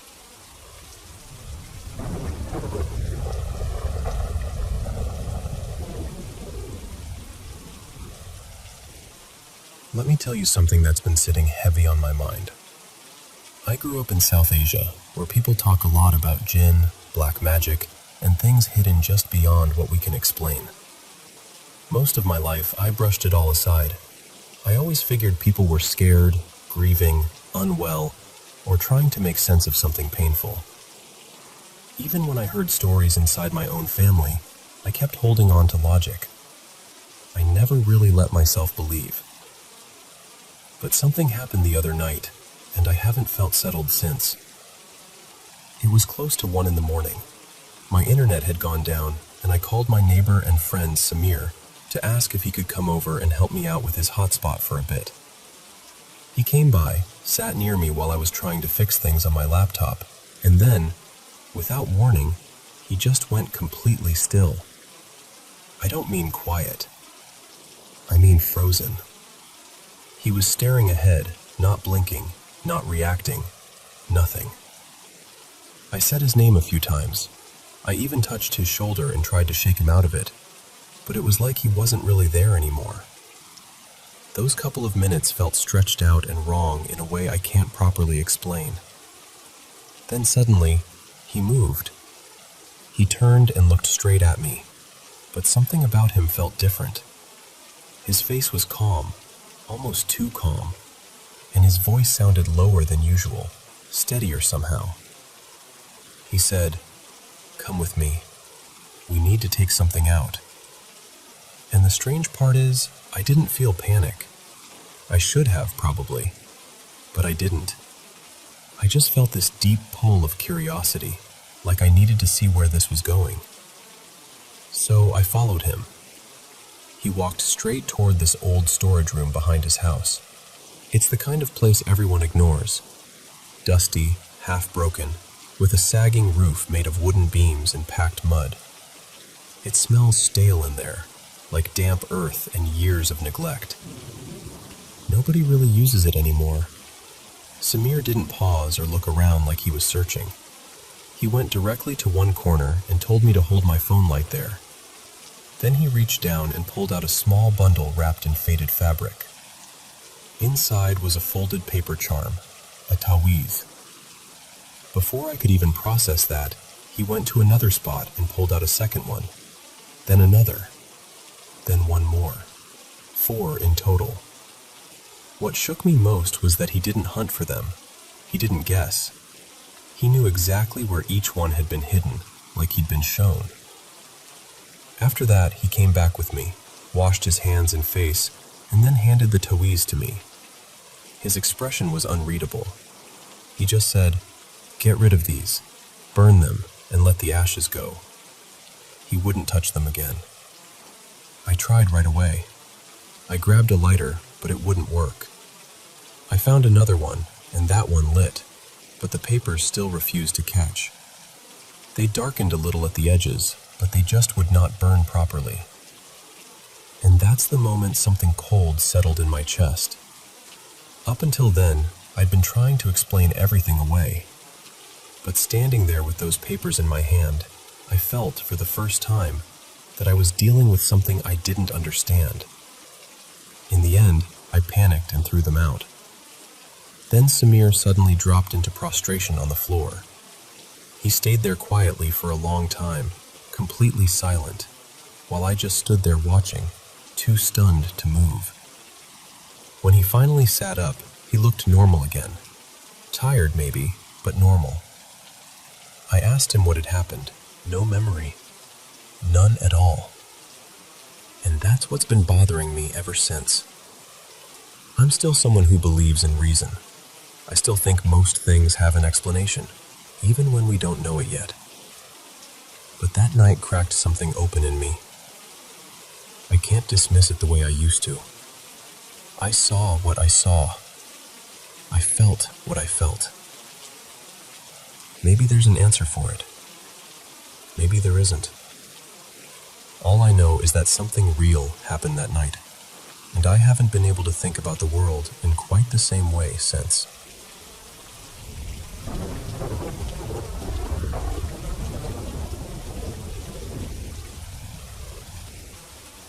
I need to tell you something that's been weighing on me, because I can't shake the feeling that something is deeply wrong where I live. When I was growing up, my mom used to tell me these eerie stories about things she swore she experienced, like an old man standing quietly at the foot of her bed, or a spirit that used to play harmless little games with my younger sister, until one day it suddenly turned mean. Those stories terrified me as a kid, but honestly, I never really believed any of it. I always assumed there had to be some other explanation. Now, I'm not so sure.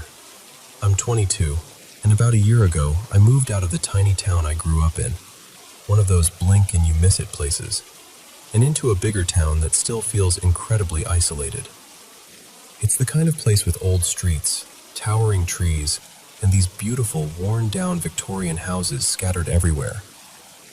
I ended up renting a small apartment inside one of those huge old homes that had been divided into several units. It's gorgeous, full of character, and it's only a few blocks from my job, so at first, it felt perfect. For the first couple of months, nothing seemed off. Then little things started happening. I'd walk into the kitchen and find cupboard doors hanging open, even though I'm the type of person who notices everything and always closes them. A few times I found my apartment door unlocked, which genuinely rattled me, because I'm obsessive about checking locks.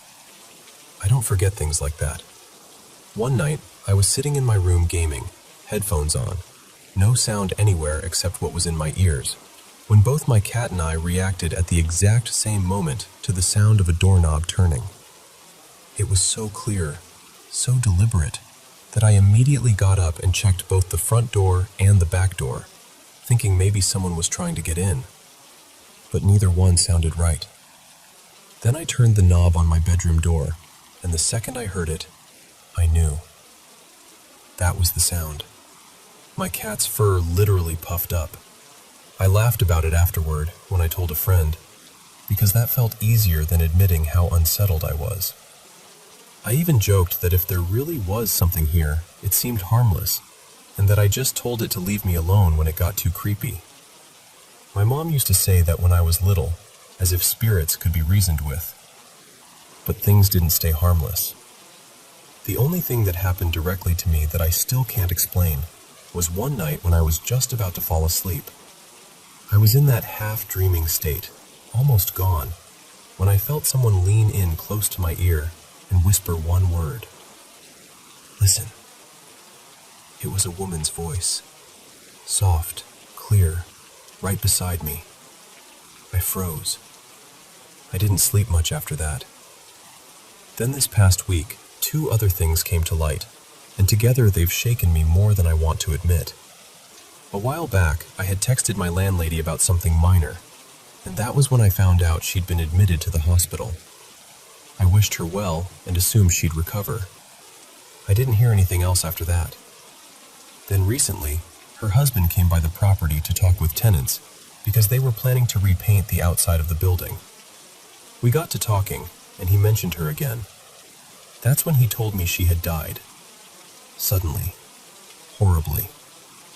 He didn't go into every detail, but the way he said it made my stomach drop. It had happened not long after that hospital visit. That was unsettling enough. But a couple of days later, my neighbor from the house next door, the one fixing it up himself, walked over to me with a bruise around his eye so bad it barely looked real. I asked him what happened, and he gave this dry little laugh and said, "Try not to fall off ladders." Then he got serious. Not stumbles, not slips, falls. Face first, like his body just gave out. He said it felt as if something hit him or pulled him off balance. Watching it made me sick. He ended up with a fractured bone around his eye and some kind of injury near his heart, but somehow he survived.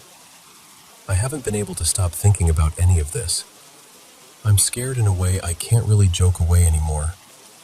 I don't know whether I'm connecting random tragedies because I'm frightened, or whether there's actually some kind of pattern here. I can't afford to move, so I feel stuck, and that makes it worse. And the strangest part is that now I keep thinking about the woman who lived in the apartment below mine for a few weeks. I barely knew her, but one day I saw her hauling boxes out, and when I asked if she was leaving, all she said was, "I just can't stay here." At the time, I didn't think much of it. Now I do. So that's where I'm at.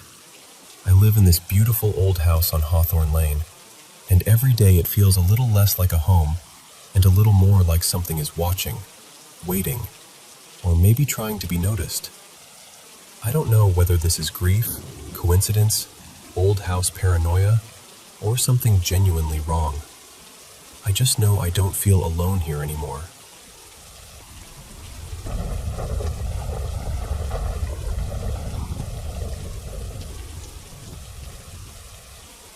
Back in the late 1990s, my family and I moved into this beautiful old farmhouse near Hopkins, Michigan. It had the kind of charm that pulls you in right away, even though people around town kept whispering that the place was haunted. I didn't pay much attention to that. I'd had strange experiences before, and I figured whatever stories people were telling, I could handle it. For the first year, honestly, life there felt pretty normal. My 2 kids were still little, 8 and 11 at the time, and the house was usually full of noise and energy. But even then, the stories about the place never really stopped. Neighbors told us the last family had been so frightened they'd run out to the porch in the middle of the night. And one year, when my son wanted friends over for his birthday, a few parents refused to let their kids come because they were nervous about the house. Then one Friday night, everything changed.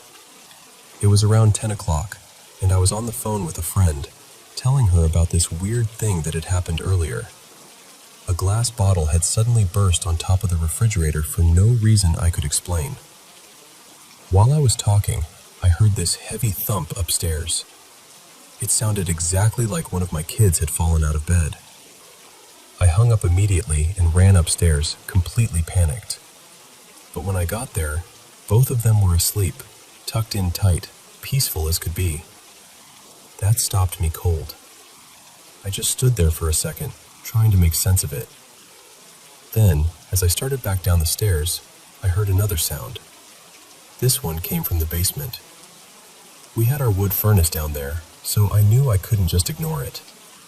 I opened the basement door, and right away the air felt different, colder somehow, heavier.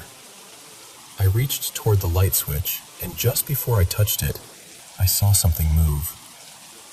It was a girl.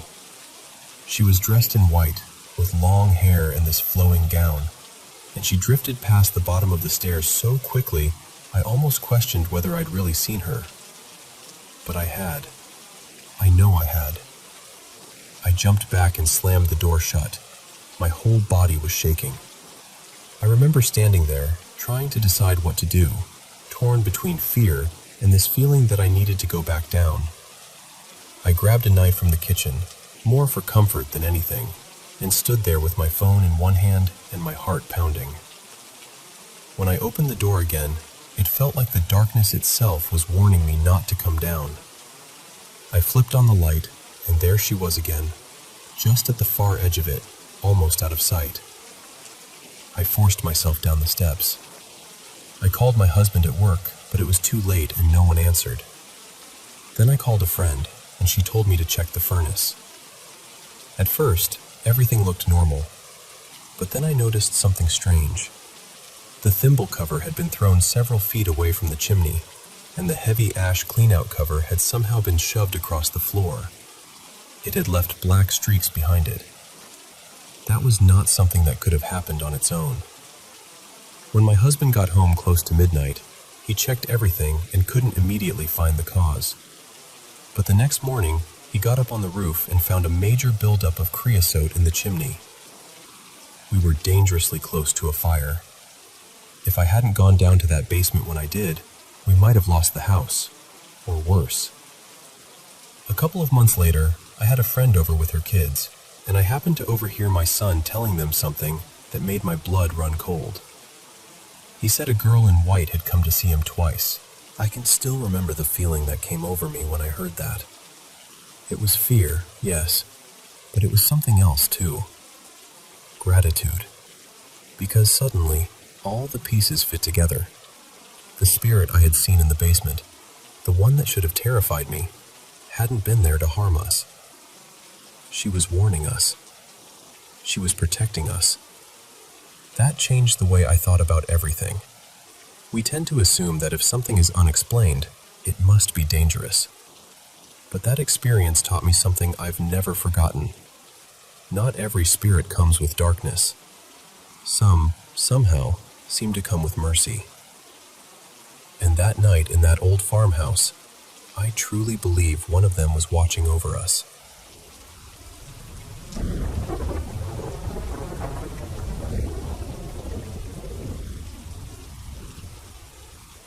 I've wanted to tell you this story for years, mostly because it stayed with me in a way I can't really explain.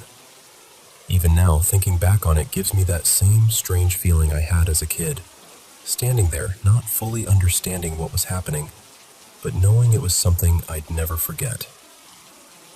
This happened on Christmas Eve in 1986, when I was about 8 years old.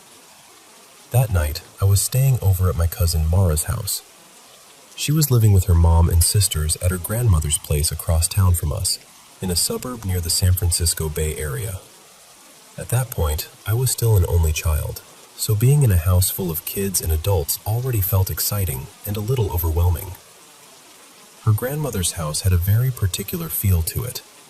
It was always dim, crowded with furniture and decorations, and full of shadows in a way that made everything seem older than it was. I remember this glowing oil lamp in the dining room, the kind with the slow bubbles drifting up inside, and a den with a giant entertainment center packed with stacks of VHS tapes.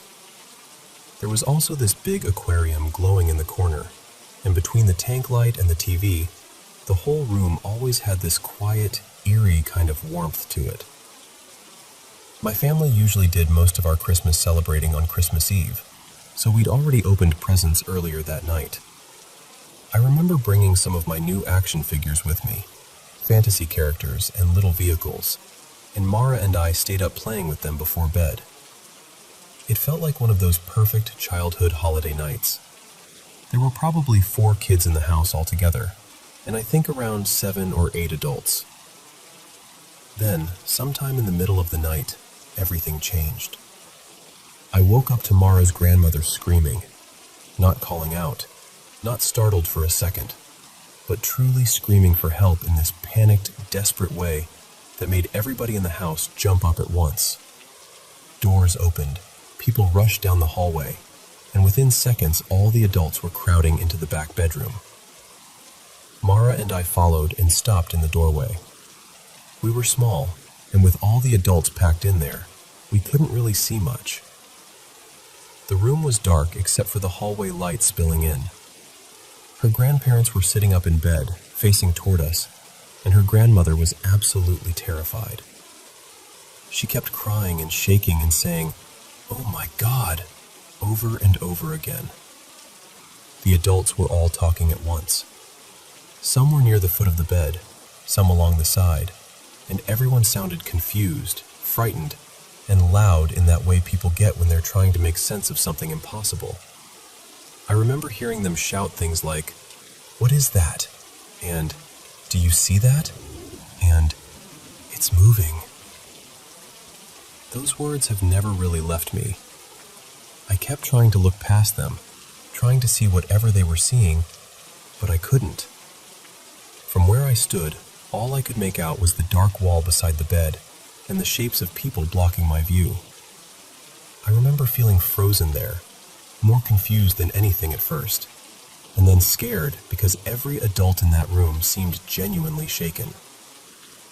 A little while later, Mara's grandmother was helped out into the living room, and everyone gathered there. The kids were kept back, of course, but my mom later explained what had happened as best she could. She said Mara's grandmother had woken up and seen the face of her own mother on the wall beside the bed. Not a vague shape, not a shadow, but a face she recognized clearly. She said it didn't make any sound, but it was there, and it was real enough to send the whole room into panic. I asked my mom about it years later, hoping maybe time had made it seem less strange, or that she'd tell me there was some explanation. But from what I remember, she never really had one. She believed something happened in that room. My mom passed away 10 years ago, and one of the things that still gets to me is knowing I can't ask her about it again. I can't go back and hear the details one more time, or ask the questions I didn't know to ask when I was younger. So that's the story. It's the only experience like that I've ever had, at least directly. My mom and her brothers had their own stories from growing up, but nothing quite like this. And even though I never saw what the others claimed to see, that night has stayed with me all my life. I can still picture myself in that doorway, looking into that dark little room, trying to understand why every grown-up around me was suddenly afraid of something I couldn't see.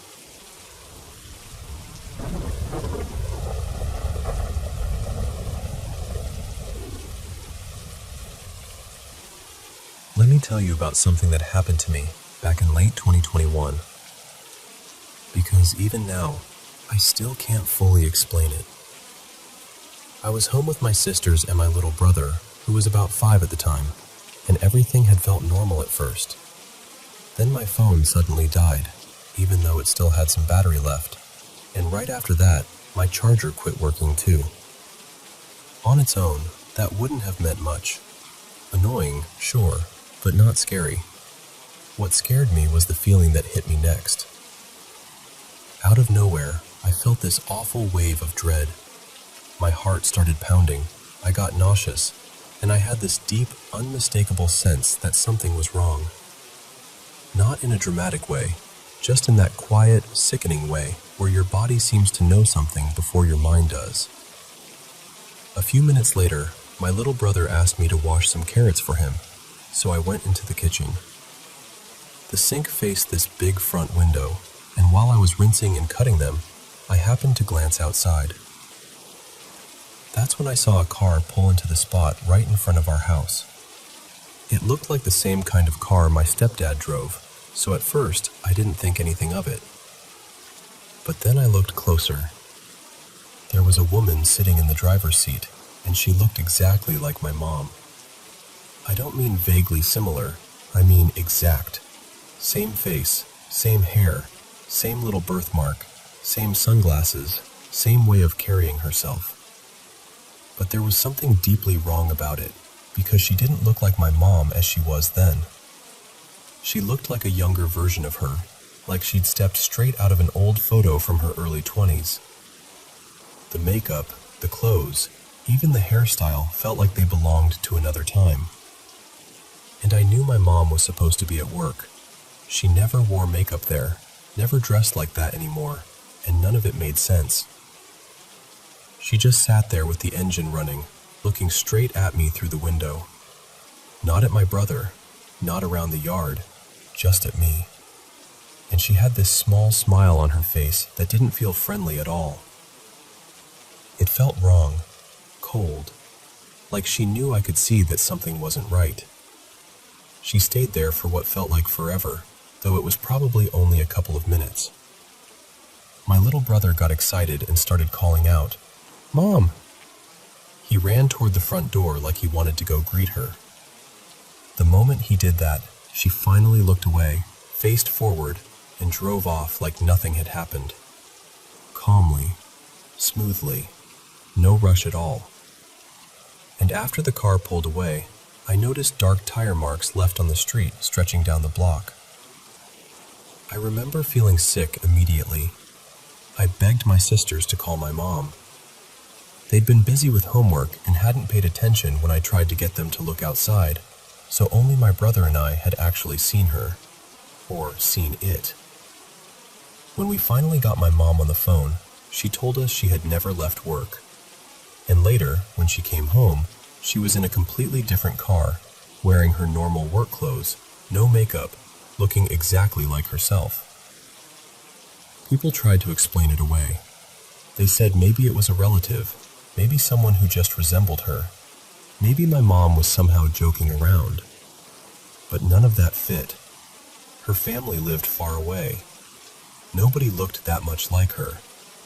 And even if by some impossible chance someone did, why would they pull up to my house, stare directly at me, smile like that, and then leave? It didn't feel random. It felt deliberate. I froze. I didn't want to open the door. The sound kept going for what felt like 2 full minutes. Then my little brother opened his bedroom door, and the noise stopped instantly. He told me he'd heard it too. My sister had heard it too. But when we checked, nobody was there.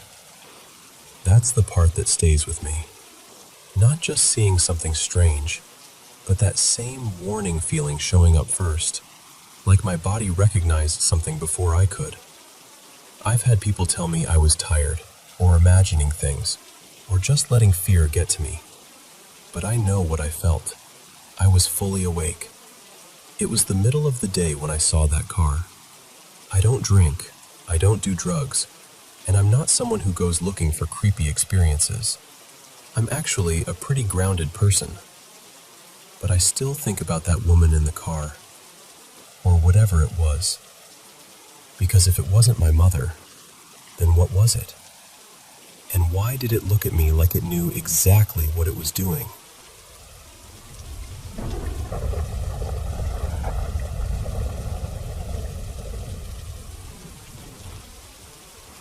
I've kept this to myself for years. And even now it feels strange saying it out loud to another person. From the outside, my life looks steady, ordinary, even lucky. I'm married, I have 2 children, a solid career, a kind partner, and a comfortable home here in Europe. I even have an old motorcycle I care for like it's part of the family. Riding it clears my head. It's one of the things that still makes me feel like myself. But there's something I've never been able to explain. And honestly, I've never stopped carrying it with me. This happened around 2012, maybe early 2013. At the time, I was finishing my bachelor's thesis at a local university. Money was tight, so I worked a morning delivery route in my town, dropping off newspapers before sunrise. I actually liked it more than most people would expect. The streets were quiet, the air was cold and clean, and biking from house to house felt like a good way to start the day. It was peaceful in its own way. Then one morning, that peace was just gone. I was delivering a paper to a house I'd been to dozens of times before when I caught something in the corner of my eye. There was this sudden flash near the front steps, pale blue, almost like lightning but more concentrated. And then something small seemed to lift off or dart away. I remember thinking it looked like a glowing sphere, no bigger than a ball you could hold in one hand. It happened so fast I doubted myself immediately. I told myself I was tired, that my eyes were playing tricks on me, and I kept moving. But once I stepped back down the path and reached the edge of the street, I saw it again. Another bluish flicker came from my right. I turned, and under the street lamp across the road stood a figure. I still don't know how to describe it properly. It looked humanoid, yes, but darker than anything I had ever seen. Not just shadow dark, not like a person wearing black clothes. It looked like a gap in the world, like something had been cut out of reality and left standing there. At first, I wasn't even scared. I was too confused. My mind just couldn't make sense of what I was seeing. Then it moved. That was when the fear hit me. The whole area around me seemed to change the moment it started coming closer. The air felt wrong, heavy, pressurized, like my body knew something was off before my mind caught up. I froze where I stood. I mean, completely froze. And the way it moved was the worst part. It didn't walk normally. It jerked and shifted in these sharp, unnatural bursts, zigzagging from one spot to another so quickly, it barely seemed connected to space the way normal things are. As it came nearer, I could make out more of it, and that only made it worse. It was shaped like a person, but featureless, just this impossible black form. And it wasn't alone. There was something with it, lower to the ground, shaped a bit like a dog. I remember, absurdly, that it trotted toward a low garden wall and lifted its leg on it, like the most ordinary animal in the world. That detail stuck with me because it made the whole thing somehow even more horrifying. It was surreal and normal at the same time. Everything in me was screaming to run, but for a few seconds I couldn't do anything at all. I have never felt fear like that before or since. It wasn't just panic. It was total, overwhelming terror, the kind that sinks into your bones. She didn't laugh. She didn't brush it off. She just listened, calmly, kindly, and stayed with me while I tried to explain something I still don't fully understand. And that's the truth of it. I've had a good life, a full life. But there's a part of me that never really left that dark street in the early morning, standing under those lamps, staring at something I still can't explain.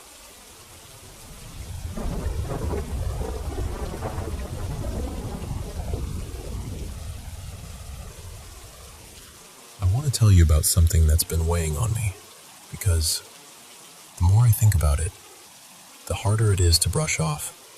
For years, I had this cheap, mass-produced dream catcher hanging over my bed. I bought it a long time ago, and even though I never really liked how fake it looked, I left it there out of habit. As a native person, I've always wished I had one that was actually made with care, by real hands, with real meaning behind it. Something authentic.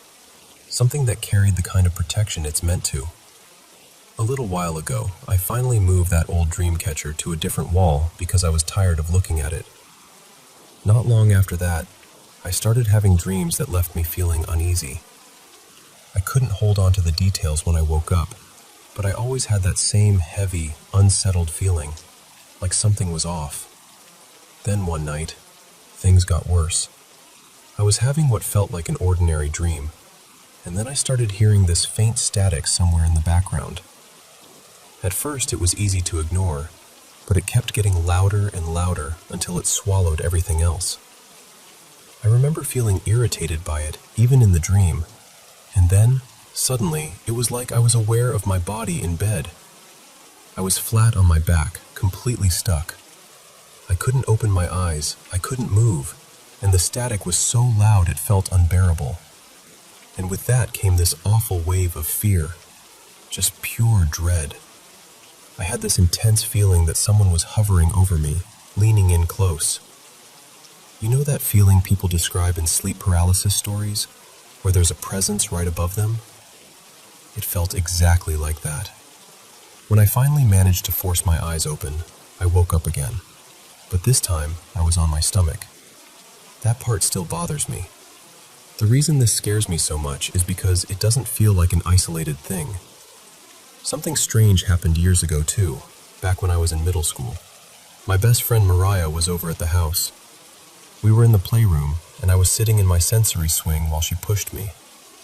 Out of nowhere, she leaned forward and said, "Yeah?" Like she was answering someone.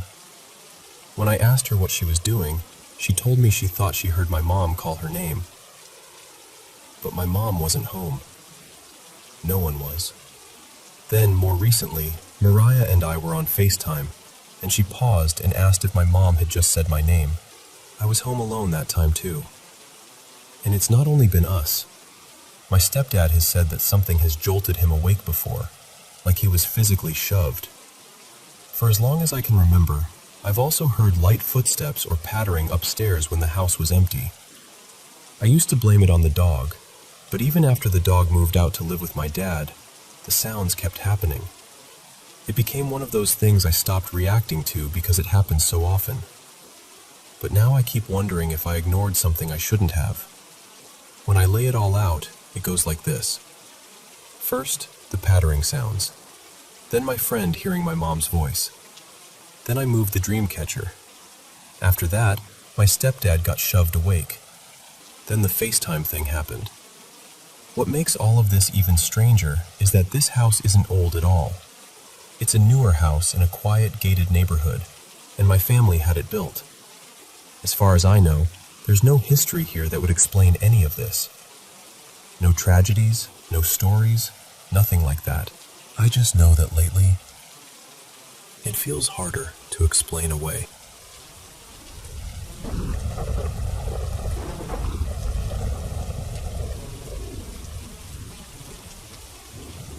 I want to tell you about something that happened when I was younger, and even now, thinking about it still makes my skin crawl. Back then, I shared a tiny bedroom with my sister Lena. The room was barely bigger than a closet, maybe 6 square meters at most. We had just enough space for a bed, a wardrobe, and a little desk. Our bed was tucked into one corner, and the door sat across from us in the opposite corner. Every night, we slept with the main light off and only a small night lamp glowing near the door. At the time, I used to struggle a lot with my mental health, and because of that, sleep paralysis happened to me pretty often. Usually, it was the same pattern. I would be half awake, unable to move, while my mind filled with disturbing, chaotic images. It was terrifying, but familiar in a strange way. Then one night, it changed. I remember being fully awake. I was not drowsy, not confused. I could see the room clearly. And then, all at once, my body locked up. I could not move a single muscle. Fear hit me instantly, and that was when I saw it.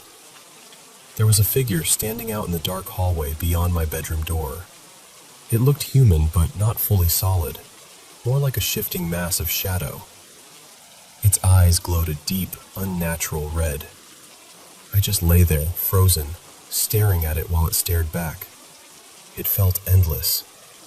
Maybe half an hour passed before it finally faded away, and only then could I move again. After that, it kept happening. Night after night, I would wake up trapped in my own body, and each time, that thing was a little closer. First it stood in the hallway, then beside the doorway, then in the doorway itself, then a few steps inside the room, moving nearer and nearer to my bed. Eventually, I could not take it anymore. I made up an excuse and told my parents I wanted to sleep in their room. Our house was narrow and stretched out in a straight line, with each room connected by a slim hallway. From the front, there was the living room, then my parents' room, then the kitchen, then mine, and finally the bathroom at the end.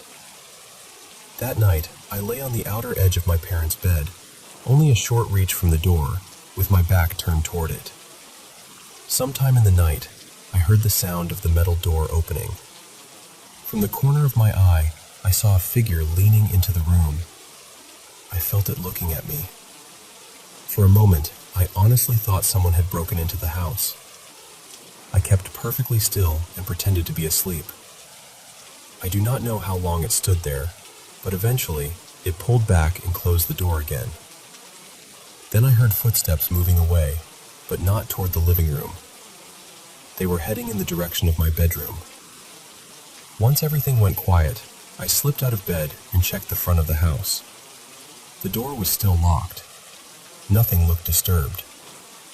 I went to the kitchen, grabbed the biggest knife I could find, and walked slowly down the hallway. No one was there. My sister was asleep in our room. The bathroom was empty. There was no sign that anyone had entered the house at all. That was when I realized I had seen it again. The next night, I went back to my own room. This time, the figure came right up to the bed. It stopped less than a foot from my legs. Like always, it did nothing but stare. It stayed there for a long time, then vanished. The night after that was my last one in that house before leaving for college in another city. That night, it got into bed with me. I still do not know how to explain that image properly. It climbed onto the mattress on its hands and knees, like a person crawling into bed, and then just stayed there, motionless, facing me, watching me. The next morning, I left. Then yesterday, she finally told me why. She said she had never experienced sleep paralysis before, never seen anything strange. But on the very first night after I moved out, she woke up unable to move and saw a woman standing right beside her bed. Since that night, the bedroom lights have never been turned off again.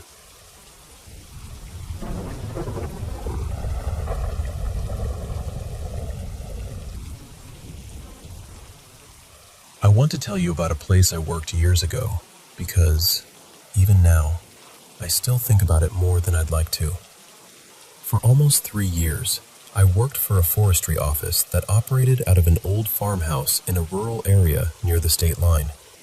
The house was well over 2 centuries old, and you could feel that the second you stepped inside. It had wide pine floorboards, old fireplaces in several rooms, a dirt-packed basement, and one tiny bathroom that looked like it had been added sometime in the middle of the last century. The whole place felt worn in, like it had absorbed every life that had passed through it. From the beginning, I never felt alone there.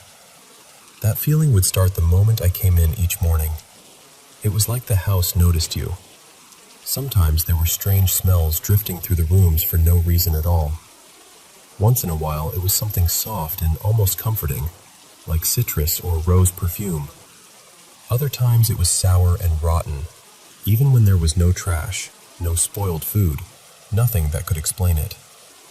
There was a kitchen downstairs, and more than once we came in to find all the cabinet doors closed, only to hear them suddenly swinging open while no one was in the room. I'd be upstairs working, hear the noise, head down the back staircase, and every cabinet door would be standing wide open, like someone had gone through them all at once. One of the women I worked with had her own way of handling it. If she arrived first, she'd call out, cheerful as could be, "Good morning, everybody." And when the noises upstairs got too bold, she'd speak straight into the silence and tell whatever was there to leave her alone. Funny thing is, sometimes it actually worked. Human beings, as always, negotiating office politics with the dead. The first time I actually saw something with my own eyes happened during a meeting day. I'd gone upstairs to grab something from my bag, and my back was turned to the hallway when I heard footsteps rushing past me. I spun around and saw two shadowy figures, one smaller than the other, dart down the hall and disappear into a room at the back. I heard the footsteps the whole way. It wasn't a vague feeling. It was there, and then it was gone. Another day, just the secretary and I were in the building on a freezing morning. The heat had gone out again, which that furnace seemed to treat as a hobby, so we were downstairs huddled near a space heater trying to stay warm. Out of nowhere, we heard heavy boots running from the front part of the house, up the staircase, and across the floor directly over our heads. Loud, fast, deliberate. We both froze and looked at each other, but by then we were so used to the place acting up that all we could really do was wait for it to pass. Even the cleaning staff didn't last. We had a cleaner who worked evenings after we left, and he started writing in the office log that he kept hearing someone call his name while he was vacuuming. Every time he shut the vacuum off, the house would go completely quiet. One night, he decided to knock on the wall to see if something would answer. At first, nothing. Then he tried a little rhythm, and the wall knocked back. He quit not long after that. Sensible man, honestly. My supervisor had a habit of staying late, though never too late after a while. She told me that one evening, while she was alone at her desk facing the hallway, she saw a very tall shadow figure move slowly past her doorway. Not fast like the ones I saw. Slow. Calm. Watching. Another time, she saw a glowing blue orb, about the size of a ball, moving down the hall with this strange electric energy around it, before it slammed into a metal filing cabinet at the end. She was working in one of the larger rooms, the one we all believed had once been the family dining room, and she looked up to see a man standing there. Dark hair, serious face, maybe in his 40s, dressed in clothing that looked straight out of the 19th century. She said he looked just as startled to see her as she was to see him. Light passed through him. Then he turned toward the stairs and disappeared. Not long after that, I was walking through that same room when I heard a woman's voice in my mind, clear and sharp, saying, "This is my house." And I know how that sounds. Trust me, I do. But after learning more about the land, it stayed with me. The property had changed hands more than once because of state projects and land purchases over the years. Families had been pushed off, land had been repurposed, and the house had outlasted nearly everyone who ever tried to claim it. So when I heard that, it didn't feel theatrical. It felt angry, personal. At one point, I started leaving a recorder running overnight in different parts of the house. Two areas gave me the most activity. The oldest downstairs room, which had once been a family sitting room, and the little upstairs rooms that had probably been servants' quarters, one of which was my office.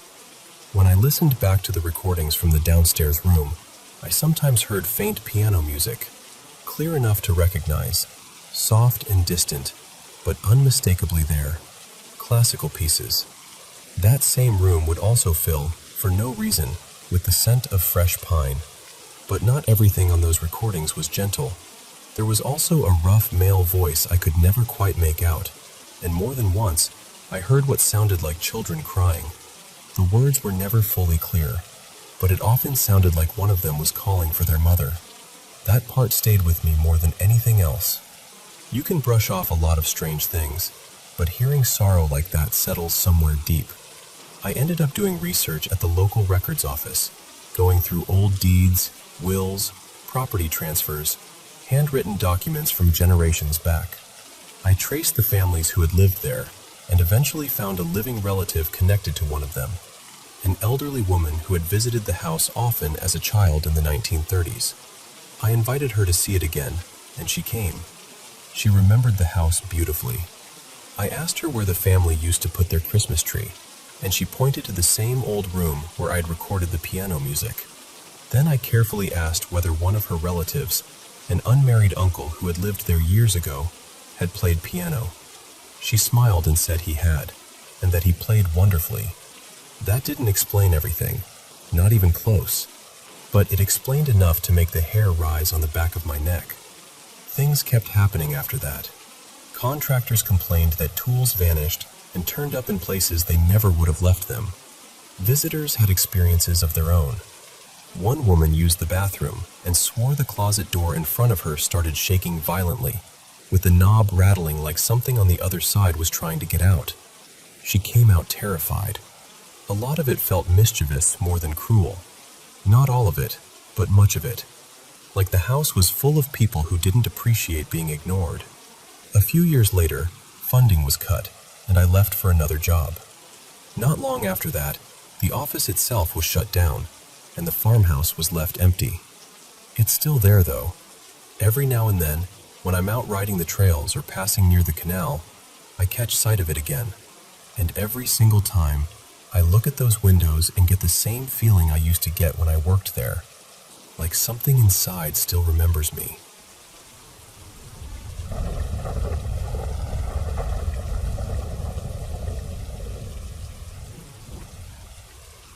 Hey everyone, welcome back to Paranormal M. Thanks for being here tonight. If you enjoy the channel, don't forget to subscribe and turn on notifications so you don't miss any new videos. The first story is about a couple who found a beautiful riverside spot while camping, but the night that followed left both of them feeling watched and deeply uneasy. Anyway, get comfortable, settle in, and I hope you sleep well tonight.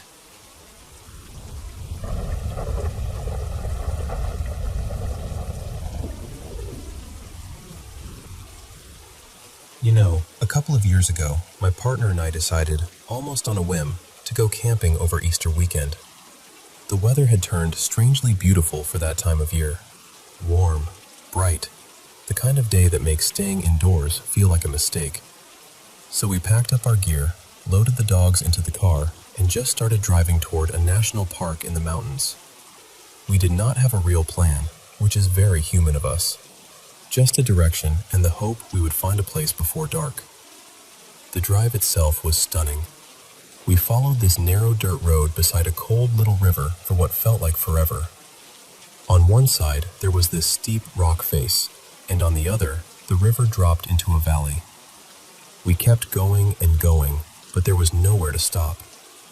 I remember getting irritated because the light was slipping away, and I finally said, "We're stopping at the next turn, no matter what." So we did. We got out to stretch, let the dogs roam a bit, and right away they started pulling toward the water. We followed them down, and that was when we found it. This hidden clearing tucked beneath the riverbank, right where the water curved into a shallow bend. You could see up and down the river from there, but from the road above, no one would have known we were there. It felt secret, protected, like the place had been waiting for us. The moment I stepped into that clearing, I felt at home. I know that sounds dramatic, but it's true. There was even an old stone fire ring there, half reclaimed by the earth, with a young beech tree growing through the middle of it. I carefully moved the little tree to a safer patch of ground before we made our fire. My grandfather taught me when I was small that if you enter the woods, you do it with respect. So before we ate, I poured out a little tea as an offering. It wasn't about ritual exactly. It just felt right. The afternoon was peaceful. Really peaceful. We cooked, sat by the fire, listened to the river, watched the dogs settle in. But as soon as the sun dropped, the temperature fell hard. It went from comfortable to biting cold in no time, so eventually we put the fire out and crawled into the tent to warm up. And this is the part I still can't shake. What I remember most clearly is the darkness. I have never known darkness like that before. It was so complete, so heavy, that I genuinely could not tell whether my eyes were open or shut unless I touched my own face. It wasn't just dark, it was consuming. It made me feel very small. I barely slept. The river was there the whole time, this low, endless rush, not loud exactly, just constant, like a hum under everything. But what really kept me awake were the sounds around the tent. More than once, I heard something brush against the fabric, slowly, deliberately, like fingers trailing from the top of the tent down to the ground. First on one side, then another, then behind us. All around. I kept trying to explain it away. Maybe leaves, maybe branches, maybe insects, anything ordinary. Then I started hearing voices. They were muffled, never close enough to make out words, but definitely voices. More than one. There was laughter too, and singing, and the sound of people talking in this strangely cheerful way. That should have felt harmless, I know, but it didn't. Their happiness felt wrong somehow. Not joyful, not friendly. It felt mocking or sharp around the edges, like something pretending. That went on almost the entire night. Near dawn, it finally quieted. I must have slept for maybe an hour. When I woke up at first light, I cannot even explain the relief. It was instant. It felt like pressure lifting off my chest, off my whole body. I was so grateful it was morning again. I didn't say anything right away to my boyfriend, not because I thought he'd laugh at me, but because I had this strong feeling that I shouldn't talk about it there. Like the place itself wanted silence. The morning was calm, gentle even. We packed slowly, and just before I went to grab the last of our things, I stopped at the edge of the clearing and quietly said, "Thank you for letting us stay." The second I said it, a bird started singing right in front of us. I whistled back, half joking, and it answered. Then I did it again, and it answered again. And within minutes, more birds joined in. By the time we were carrying the last bags to the car, the trees above us were full of birdsong. And I know how that sounds. Birds sing. Forests are full of birds. I get it. But this didn't feel ordinary. It felt focused, like they had gathered for us, like they were seeing us out. What surprised me most was the emotion of it. I felt this sudden wave of sadness, almost grief. For a moment, it felt less like I was leaving the woods to go home, and more like I was leaving home behind. Once we were back on the road and the forest had thinned out behind us, both of us relaxed without even meaning to. It was like our bodies had been tense all morning and only realized it once we were gone. That was when I finally asked him how he'd felt during the night. He told me he'd heard the brushing too, and once or twice, the voices. He admitted he had felt uneasy the whole night, and that the birds in the morning had unsettled him too. I still don't know what happened there. Maybe there's an explanation for every part of it. Maybe there isn't. All I know is that the entire time we were in that clearing, I felt a presence with us. I felt watched. And even now, when I remember it, the memory itself feels strange, like it doesn't sit right in the mind.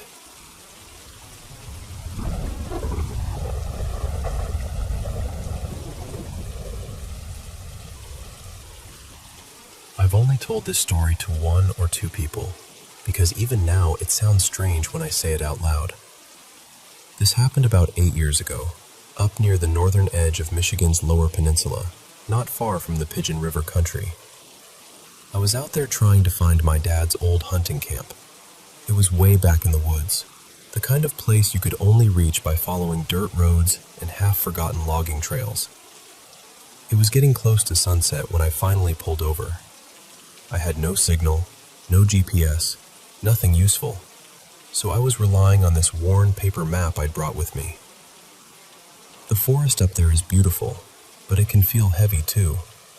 The trees are so thick, and the undergrowth is dense enough that the light starts fading earlier than you expect. I was sitting in my truck, looking down at the map, trying to make sense of where I'd gone wrong. And at some point, without really realizing it, Everything around me went quiet.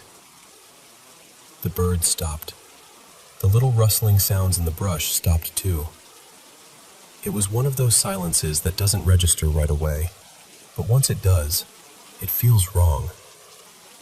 I remember thinking I should probably head back before dark. That was when I noticed movement off to my left, maybe 20 feet away. Something was slipping through a patch of tall ferns, moving fast toward the tree line. It startled me, sure, but I didn't think much of it at first. I figured it was probably a fox, maybe a raccoon, something normal. I kept watching, expecting to catch a clear look at it before it reached the trees. But as soon as it hit the edge of the woods, the movement stopped. I stared for a bit, waiting for it to step out or shift again, but nothing happened. After a minute or so, I just looked back down at the map. Then I saw movement again. This time it was right at the tree line. I looked up, and for a second I couldn't figure out what I was seeing. I thought I was looking at another tree trunk. But slowly, and I mean very slowly, it clicked that one of those shapes wasn't a tree at all. It was standing there. It was tall, maybe just over 6 feet, dark gray in color, and covered in this short, close fur. The body was long and narrow, almost too narrow, like a stretched-out weasel standing upright. Its arms, or front legs, or whatever they were, hung down at its sides and looked oddly thin. But the head was the part that really got me. It was flat and strange, shaped almost like a snake's head. That's the only comparison that still feels right. Not broad like a bear, not narrow like a deer, just flat and reptile-like. I couldn't make out normal features either. No clear eyes, no visible mouth. Just these odd contours around where the face should have been, all covered in that same gray fur. And the whole time, I had the unmistakable feeling that it was looking straight at me. I must have stared at it for maybe 5 seconds. Then it dropped down, quick and smooth, and disappeared back into the dark woods. And here's the part that unsettles me almost as much as seeing it. For the next 10 minutes or so, I barely reacted. It was like my mind refused to process what had just happened. I started the truck, turned around, found my way back toward the highway, and only then did it all hit me at once. The silence, the shape of it, the way it moved. I remember my stomach just dropping when the reality of it finally caught up with me. I was shaken for the rest of the night. I told a friend later, but that was it. I never made a big thing out of it, mostly because I knew how it sounded. But I also never went back out there. Not once. And honestly, I don't plan to. So I still don't know what it was. I just know that something was out there in those woods, watching me from the trees.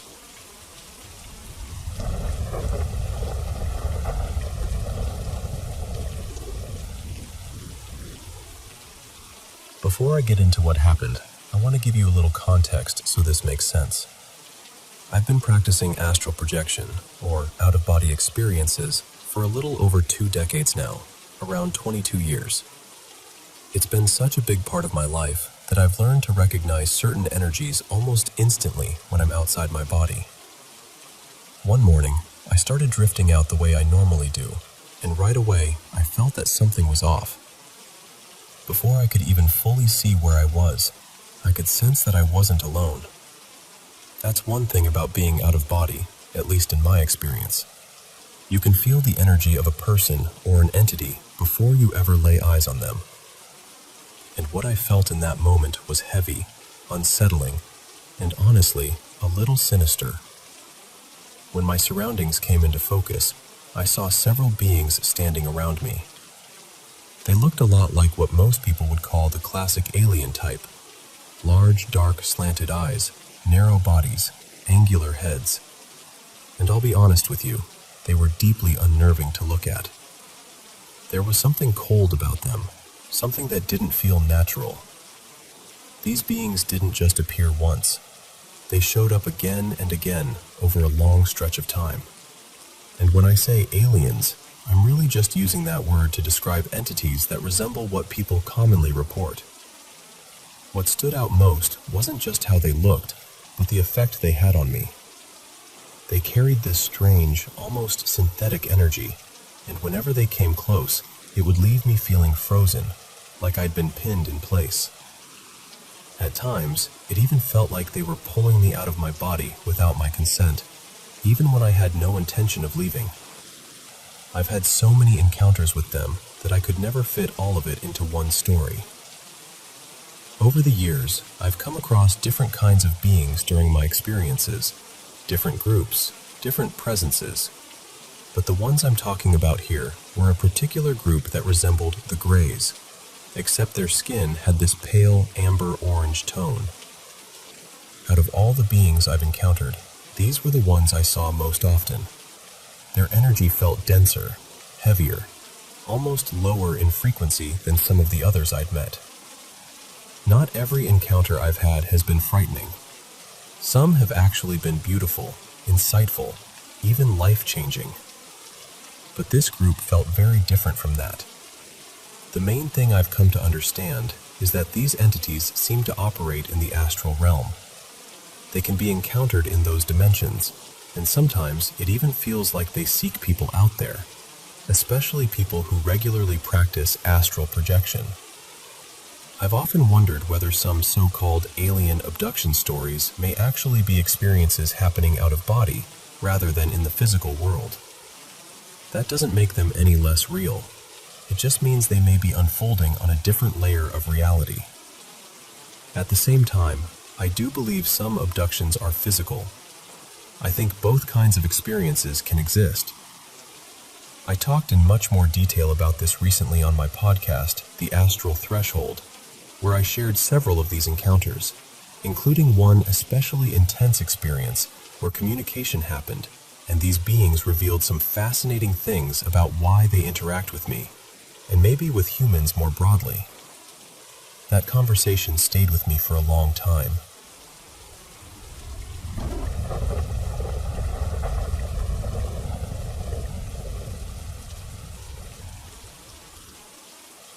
I want to tell you about something that happened during the COVID lockdown, because even now, it still stays with me. Back then, I grew really close to a friend of mine named Adrian. He lived in another state, though he was originally from mine, and we had a lot of mutual friends. We'd seen each other at music festivals over the years and always got along, but we were never especially close outside of those moments. Still, I had always had a crush on him. Looking back, I think he flirted with me more than I realized, but at the time, I was too oblivious to really see it. Then lockdown happened, and, like a lot of people, we started talking more. What began as casual check-ins turned into long FaceTime calls, sometimes for hours. Somewhere in all of that, I fell for him. Really fell for him. He kept asking me to come visit him once travel felt possible again, and when things finally started easing up, I bought a plane ticket. Part of why I went was because I cared about him deeply. He had been through so much. His father had passed away a couple of years earlier, and it seemed like after that, something in him shifted. He became heavier somehow, darker. And during the time we were talking, more loss and personal struggles kept piling onto his life. I wanted to see him, of course, but I also genuinely wanted to make sure he was okay. When I got there, everything felt intense almost immediately. Being with him in person made all of my feelings stronger. I wasn't just infatuated anymore. I felt like I was falling in love. One night, while we were in bed together, something happened that I still have trouble explaining. In the middle of it, I opened my eyes while he was above me, and for a moment, the face I saw did not feel like his. It was like his face was still there, but something else was layered over it. The eyes didn't look like his eyes. They felt sharp, piercing, almost as if they were looking straight through me. The expression was wrong too. There was this unsettling, almost cruel smile, and the face itself didn't look like the kind of demon you usually see in Western horror movies. It reminded me more of an older, Eastern-style depiction of an entity. Ancient, strange, hard to describe, but deeply unsettling. I was terrified. I shut my eyes immediately, but at the same time, I felt completely overtaken by the moment, almost blank in my mind, like I couldn't fully process what I'd seen. It was as if my body kept going while my thoughts just disappeared. Later, I finally told him. I expected him to laugh it off or tell me I imagined it. Instead, he said something that chilled me even more. He told me it was funny because I wasn't the first person to say something like that to him. Then he joked, in that dark way he had, "Maybe I'm an incubus." That was very much his sense of humor. He was fascinated by demons and dark spiritual imagery, and he often said shocking things half as a joke, half in a way that made you wonder how much he meant them. I'm not going to try to reduce him to one kind of person, because he was complicated. He was hurting in ways I don't think most people ever fully understood. He had a gentleness in him too, and pain, and contradictions I still can't neatly explain. But not long after I came home, he betrayed my trust, and I ended things. Then, almost a year later, just days before the anniversary of the last time I had seen him, he took his own life. I don't know exactly what I saw that night. I still can't explain it in a way that feels clean or rational. Maybe I saw something spiritual. Maybe I saw the weight of his grief, his darkness, his pain, all reflected in one terrifying moment. Maybe it was something my mind translated into an image because what I was feeling was too overwhelming to name. I just know that when I opened my eyes, for one moment, the person looking back at me did not feel entirely human. And I've never forgotten it.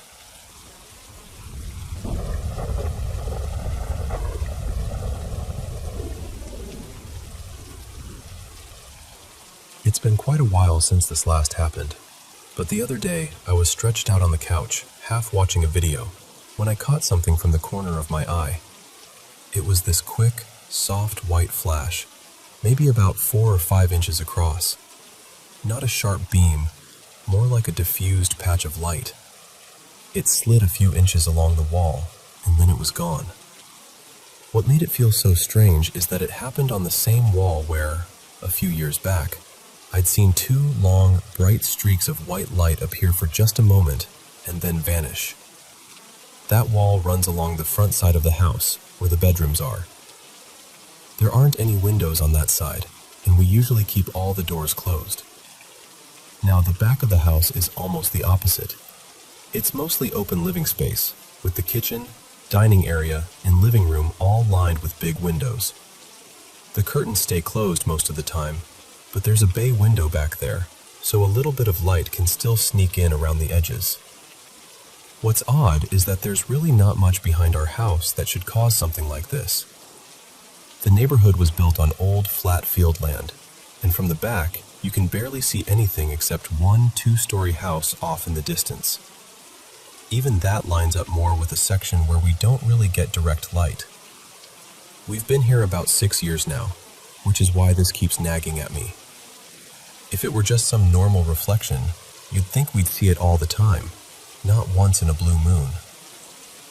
I've tried to think of ordinary explanations. Birds pass through sometimes, and every now and then there's a plane overhead.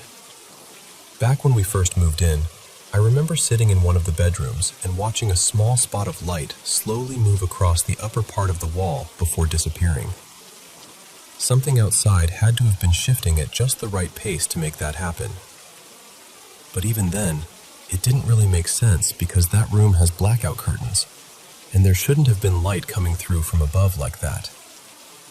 We used to have a bird feeder outside, and I wondered if maybe that could have been reflecting sunlight, but it's actually down right now for cleaning. That's about the only thing back there I could point to as a possible source. What really stands out is that this hasn't just happened once. Over the years, we've noticed these flashes on 2 different walls. Sometimes it's during the day, sometimes late at night.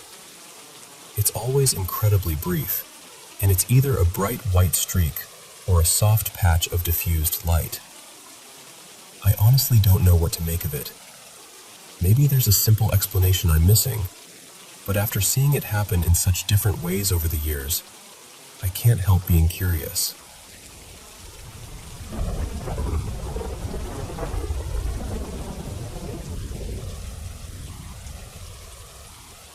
When we first moved into this house, during that first year, something happened a handful of times that I still can't explain. I'd be lying on my bed in the afternoon, half watching TV, and this bright white light would suddenly appear on the wall.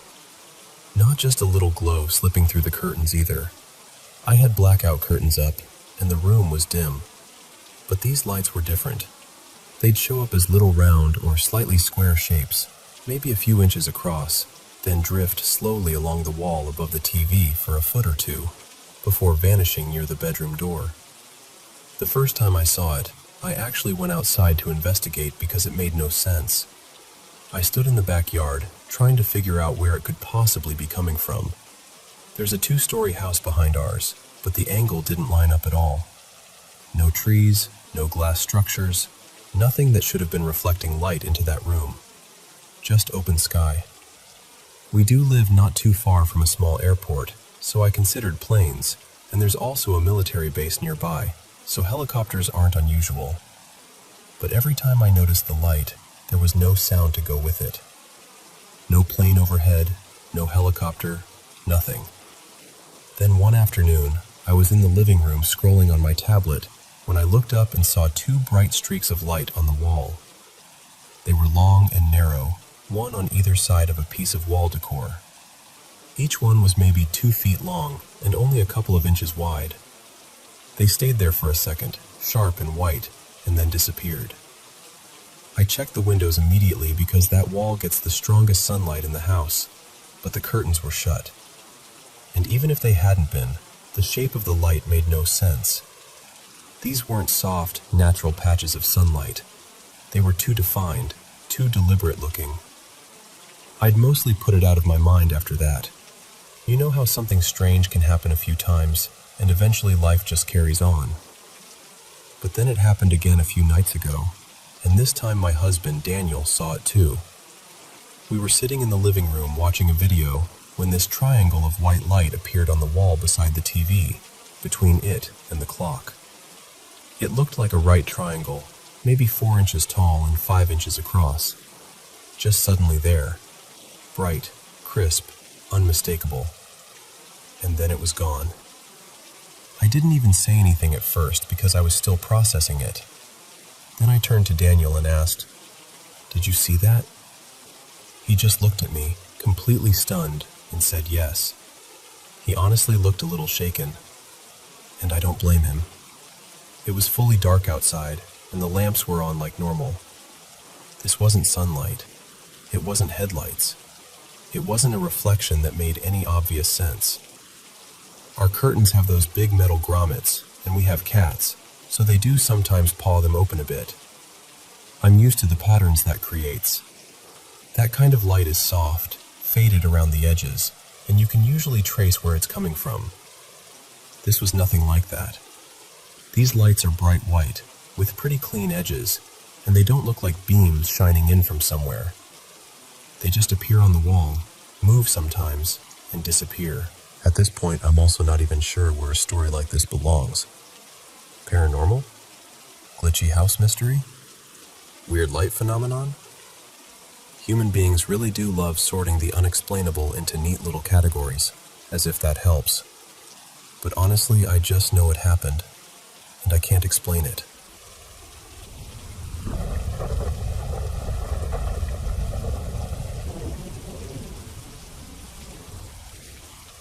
I want to tell you about our first dog, because even now, it still feels like he's part of this house.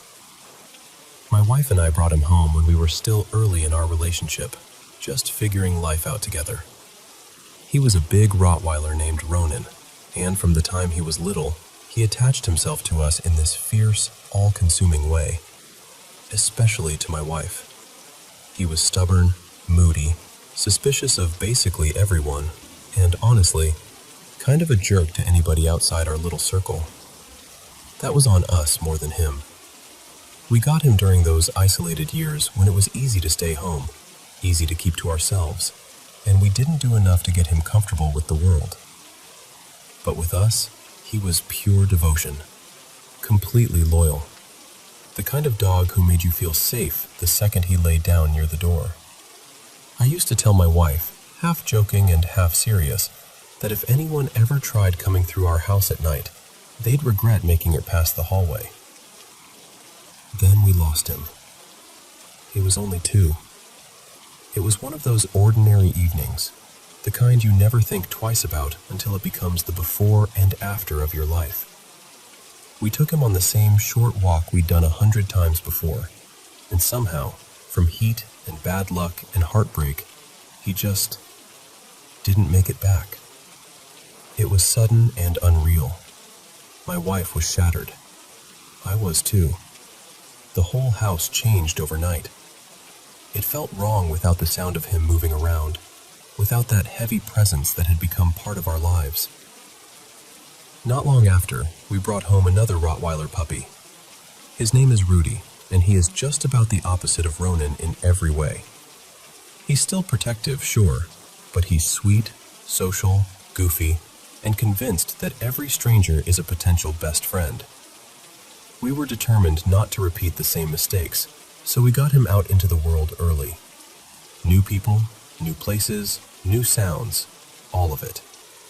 We wanted him brave and open, and somehow he became exactly that. Now, I need to tell you one more thing so this makes sense. I've dealt with sleep paralysis for years, long enough that I know the routine. Long enough that I know the feeling of waking up and not really waking up. I've seen all kinds of things in those moments, but the one that comes back most often is the Hat Man. He usually stands in the corner of the room, silent, watching, sometimes smiling, sometimes just waiting. I hate him, but I've learned my ways of fighting through it. I focus on moving my toes. I try to steady my breathing. I pray. Usually, eventually, I break free. But one night, it was different. He was there in the corner like always, only this time nothing I did worked. I tried every trick I knew, and I stayed stuck. Then I watched him drop down low and start moving toward me, crawling across the room in this awful, unnatural way. And suddenly he was on top of me, close enough that I could see his face right in front of mine. His eyes looked hollow and wrong, and he had this fixed grin that made my whole body feel cold. I was terrified, truly terrified. Then, through that buzzing, humming paralysis noise, I heard something else. A growl, deep, angry, right beside my wife's side of the bed. I forced my eyes to move, just enough to look over, and there he was, and I knew. It was Ronan. Before I could even process it, he lunged, no hesitation, just pure protective instinct, the same way he'd always loved us. The second he hit that thing, I woke up, fully awake, heart pounding, eyes full of tears. I got out of bed and went straight to the closet where we still keep his favorite stuffed toy, the only one he never tore apart. I sat on the floor holding it, crying and thanking him. Thanking my difficult, loyal, protective boy for still watching over us, for still standing guard, for somehow loving us enough to come back one more time when I needed him. I don't really care how anyone explains it. I just know that, for one night at least, my old dog was still here, and he was still protecting his family.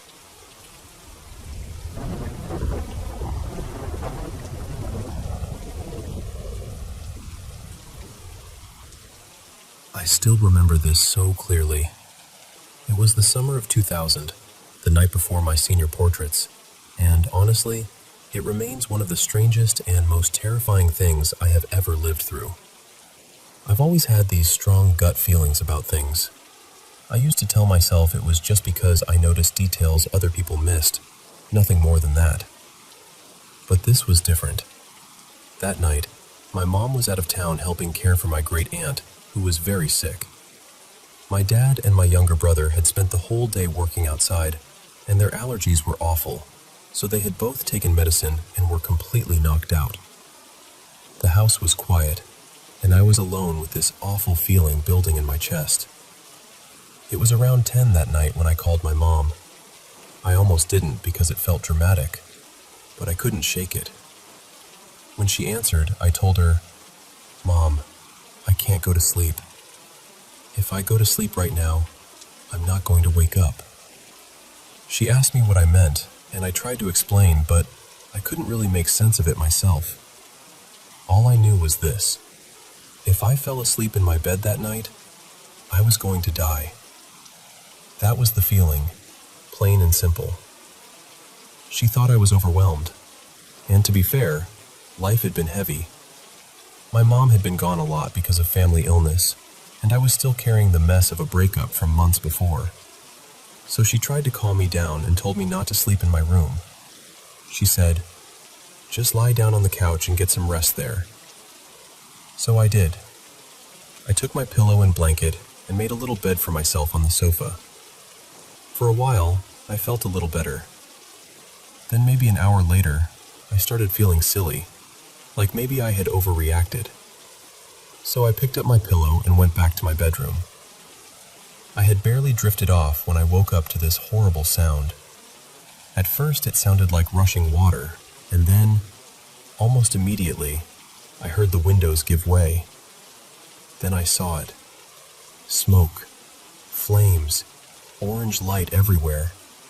The house next door was on fire, completely engulfed, and because the homes were so close together, ours had caught too.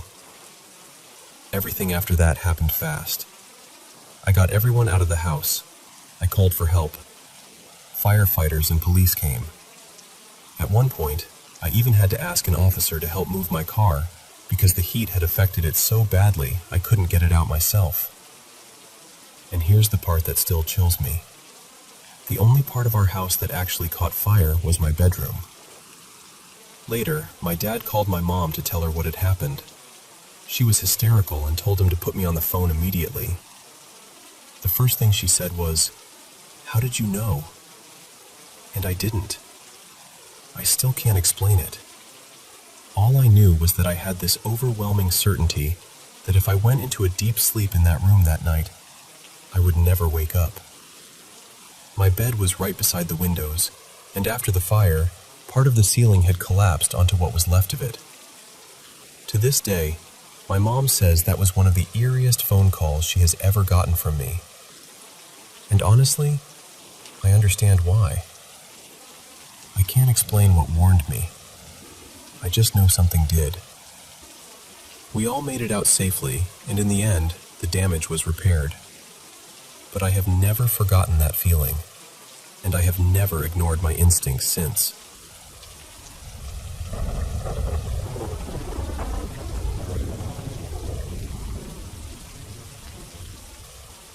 So this happened on the night of February 11th, 2024. It was sometime around 9:45 p.m., and I was at home with my parents, just having a normal evening. The three of us were sitting together on the couch, watching a random series on Netflix. Nothing felt unusual at first. It was just one of those quiet family moments you don't think twice about. At one point, my mom got up and went to the bathroom. She could still hear the TV from there, so she wasn't completely disconnected from what we were watching. While she was away, there was a scene where some people were getting into a helicopter and fastening their seatbelts. Right around then, as my mom was coming back into the room, my dad made a comment about the helicopter. I don't remember his exact words, but it was something close to, "I don't even know why they bother buckling up in that thing." It was the kind of casual remark he'd make without thinking much about it. Then the camera angle on the show changed and focused on the front of the helicopter. The second I saw it, I started thinking about what model it might be. For some reason, the thought that came to mind was Robinson. I was just about to say something out loud, probably to check with my dad if that was the type of helicopter we were looking at. But before I could speak, I noticed my mom had stopped walking. She was just standing there in the dark, looking directly at me. It threw me off immediately. I remember thinking, why is she staring at me like that? It was so strange that it completely interrupted my train of thought, and I never ended up saying what I had been about to say. Then she explained what had just happened from her side. She said that when my dad made that comment about the seatbelts, she suddenly had a feeling of déjà vu. In that moment, she became convinced she knew exactly what was going to happen next. She said she expected me to say something like, "This is a Robinson helicopter, isn't it?" And that was the part that shocked me, because I had not said anything at all. I hadn't even hinted at it. I had only thought it. And my mom is not into aviation. She doesn't know helicopter models. There is just no normal reason she would guess that specific thought at that exact moment before I said a word. What makes it even stranger to me is that her reaction may have changed what happened. Because she was so certain about what I was about to say, she paused and stared at me, waiting for me to say it. And that very act distracted me enough to stop the thought from becoming words. It felt like the moment was somehow interrupted by being noticed. That's why the whole thing stayed with me so strongly. I know how unbelievable it sounds when you say it out loud. But from where I was sitting, it genuinely felt like my mother had seen a few seconds into the future, or somehow picked up on a thought that had not yet been spoken. To me, it did not feel random. It felt precise. The closest comparison I can think of is the idea that observation changes an outcome. That's why my mind went to the double slit experiment and questions about consciousness, perception, and whether the brain is doing things we still don't understand. Maybe moments like this point to something deeper about how human awareness works. Maybe there's some connection between minds, or between thought and time, that we barely understand. I know that sounds intense, and maybe even a little ridiculous to some people, but it was real to me. Real enough that I still replay it in my head. Only my mother and I truly know how that moment felt from the inside. And honestly, that's what makes it so unforgettable.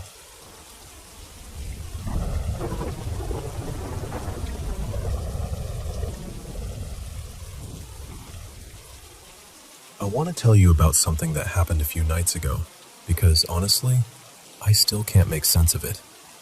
It was my birthday week, and my boyfriend and I were just hanging out in our room late at night, doing something completely normal. He was sitting on the bed playing Xbox, and I was right beside him at my desk on my PC. We'd been gaming for maybe an hour. Nothing unusual, nothing creepy, just a quiet night at home. When we got off, we both took off our headphones. He looked at me and asked, really casually, if I wanted to go have a smoke. I said yes, then moved over to sit with him on the bed. A few seconds later, maybe 10 or so, the whole room was completely still. No TV noise, no one outside, no phones going off, nothing. And then we both heard it. A woman's voice. It sounded almost exactly like mine, but not fully. Close enough to make my stomach drop. Clear as day, right there in the room, it said, "Can we go have a bowl?" Not the same sentence my boyfriend had said. Not an echo. Not a replay. Not one of our devices glitching out in any way that makes sense. Just a voice that sounded like me, speaking into the silence. We both froze. At first, we tried to explain it away, because that's what you do when reality suddenly stops acting right. We thought maybe a device had picked something up. Maybe a weird audio relay. Maybe some recording. Maybe literally anything. But the more we went over it, the less any of those explanations fit. It wasn't just random noise. It was specific. It was deliberate.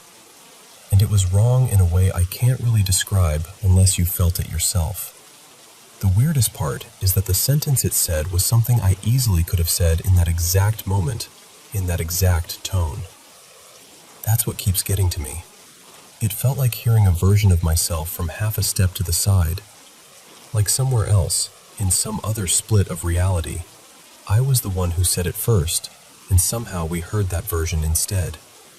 My boyfriend had never really believed in paranormal things before this.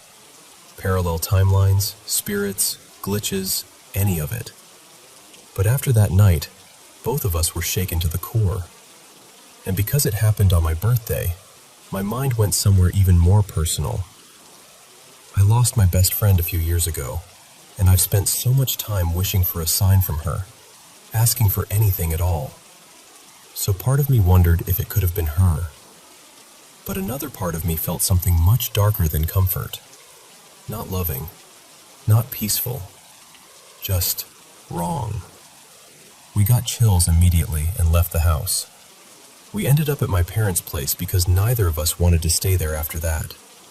Even hours later, I was sweating like crazy, which made no sense because I wasn't panicking anymore on the outside. But my body clearly was. That night, I had one of the worst dreams I've had in years. In the dream, I woke up in our own bed at home and rushed to the foot of it, and there was this dark figure there, something inhuman, something that felt evil.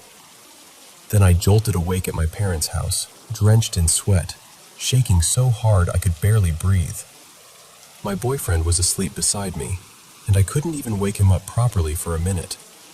That should have been the end of it, but it wasn't.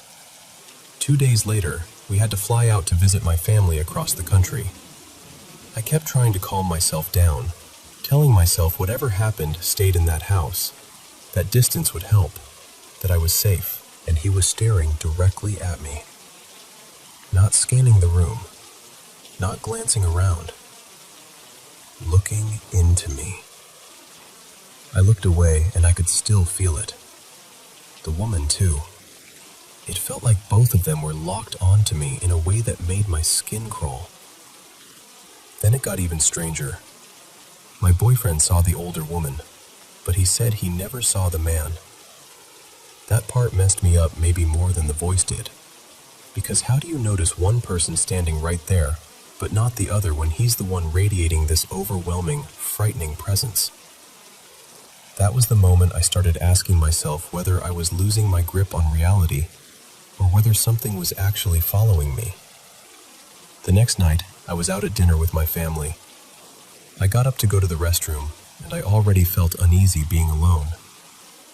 The hallway was dim, and I just had this stupid, heavy dread sitting on my chest. Then I heard a little psst outside the bathroom door. I thought it was my boyfriend messing with me. I really did. But it wasn't him.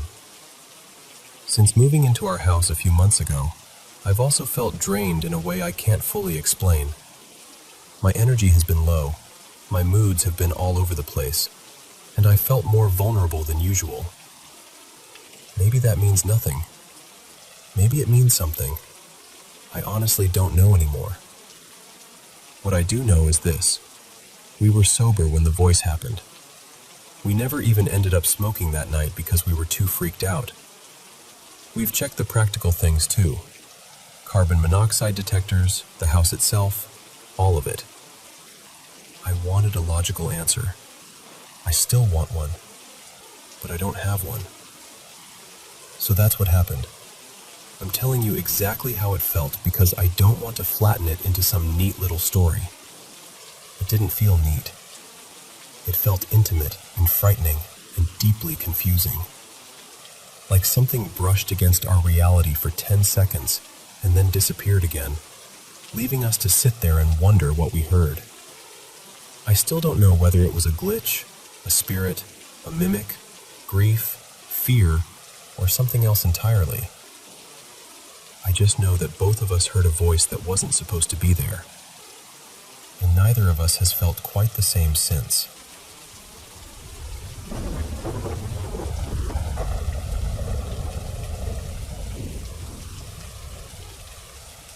A few years ago, I was still living with my parents, and both of our bedrooms were upstairs.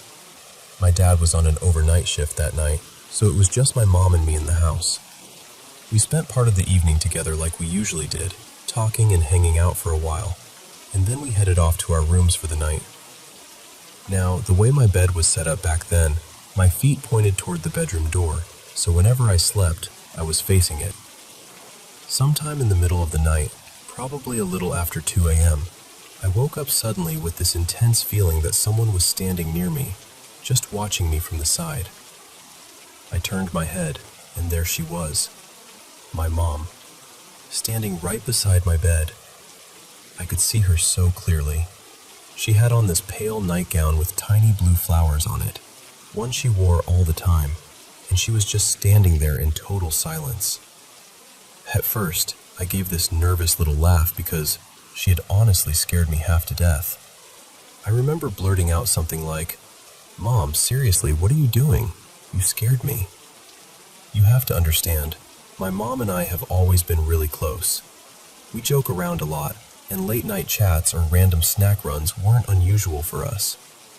So in that sleepy, half-awake moment, it honestly made sense to me that she might be there to wake me up for something silly. But she didn't say a word. She didn't smile, didn't move, didn't react at all. So I tried again, still thinking she was about to crack and laugh. I said something like, "Come on, what is it?" Still nothing. And that's when the feeling shifted. I started to get this awful sense that something might be wrong. Maybe she was sick. Maybe something had happened and she didn't know how to tell me. I said, much more seriously, "Mom, what's going on?" I pushed myself up with my elbow and started to sit up so I could face her properly. Then I reached my hand out toward her shoulder, just trying to get some response, any response at all. And the second I did, she vanished. Not stepped back, not moved away, just gone. Completely gone. My whole body lurched forward because there was nothing there. I froze for maybe half a second, then I jumped up, turned on the light, and ran straight across the hall to my mom's room. She was in bed, fast asleep, breathing peacefully with her machine on like she'd been there the whole time. I woke her up, completely shaken, asking if she had just been in my room. She was confused, groggy, and a little irritated that I dragged her out of sleep, and she told me she hadn't gone anywhere. I did not sleep again for the rest of that night. And to this day, I can still picture it perfectly. The nightgown, the silence, the way she looked standing there beside me. I still can't explain it, but I know what I saw.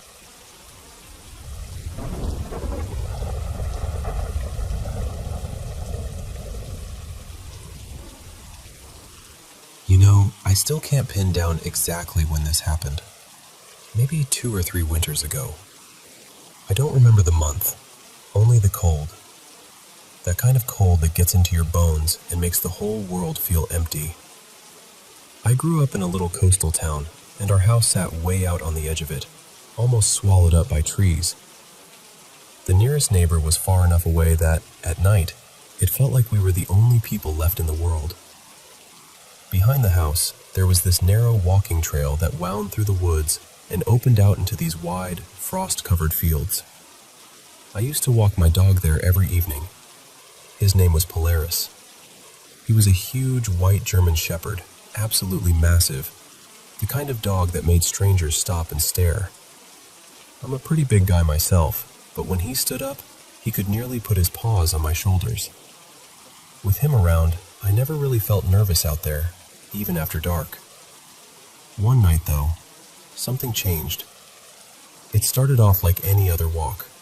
Quiet, normal. Just the sound of our footsteps and the wind moving through the trees. But on the way back, I checked my phone and saw I was down to maybe 4% battery.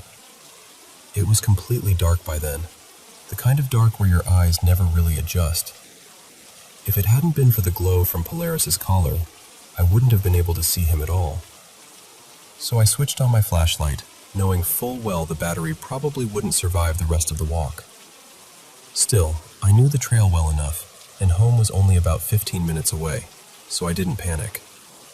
Then Polaris suddenly lunged. I mean really lunged. Hard enough that the leash yanked through my hand and almost pulled me sideways. He started barking like I'd never heard before, deep and frantic, aimed straight into the trees to our left. I tried to calm him down, but he was locked onto something. just staring into the woods, teeth bared, growling between barks. And then, I heard it too. At first it was just movement in the brush. Heavy movement. Not the quick rustle of a rabbit or fox, and not the light scampering of something small. This was slower, deliberate, like something big was circling just out of sight. I remember trying to tell myself it was probably a deer, something ordinary, something explainable. People do that, don't they? We hand ourselves little lies so we can keep moving. Then came the sound. I don't know how to describe it in a way that really does it justice. It was a howl, I guess, but wrong in every possible way. Too deep, too strained, too human in some parts and too animal in others. It came from maybe 30 yards away, maybe less, and it made every hair on my body stand up. It didn't sound natural. It sounded sick, twisted, like something trying to imitate a living creature and not getting it quite right. That was enough for me. I ran. Polaris ran with me, thank God, and we tore down that trail as fast as we could. I could hear something behind us then. Footsteps, fast and uneven, crashing through the brush and then onto the trail itself. For a second, I honestly thought it had to be a person, maybe some lunatic trying to scare us. My phone was down to 1%. I knew that if I turned around and used the flashlight, that was it. Last bit of battery gone. But I did it anyway. I swung the light behind me, and for maybe a second or two, I saw it. I wish I hadn't. And the face. That's the part I can't get past. Its face looked almost exactly like my dog's. Not perfectly, not enough to mistake it for him, but enough that my brain locked up when I saw it. Same shape, same muzzle, same pale fur around the head. It was like someone had taken the familiar face of something I loved and twisted it into something rotten. The flashlight died right after that. I don't even remember the rest of the run very clearly. I just know I made it home. I slammed the door, locked everything, and sat there on the floor with Polaris beside me, both of us breathing like we'd been underwater. We were safe. At least, I think we were. But I didn't sleep that night. Not even close. And the worst part is this. Polaris never did anything wrong. He was still the same loyal, gentle dog he'd always been, sweet as ever. But after seeing that thing, after seeing that face in the dark, I could never quite look at him the same way again.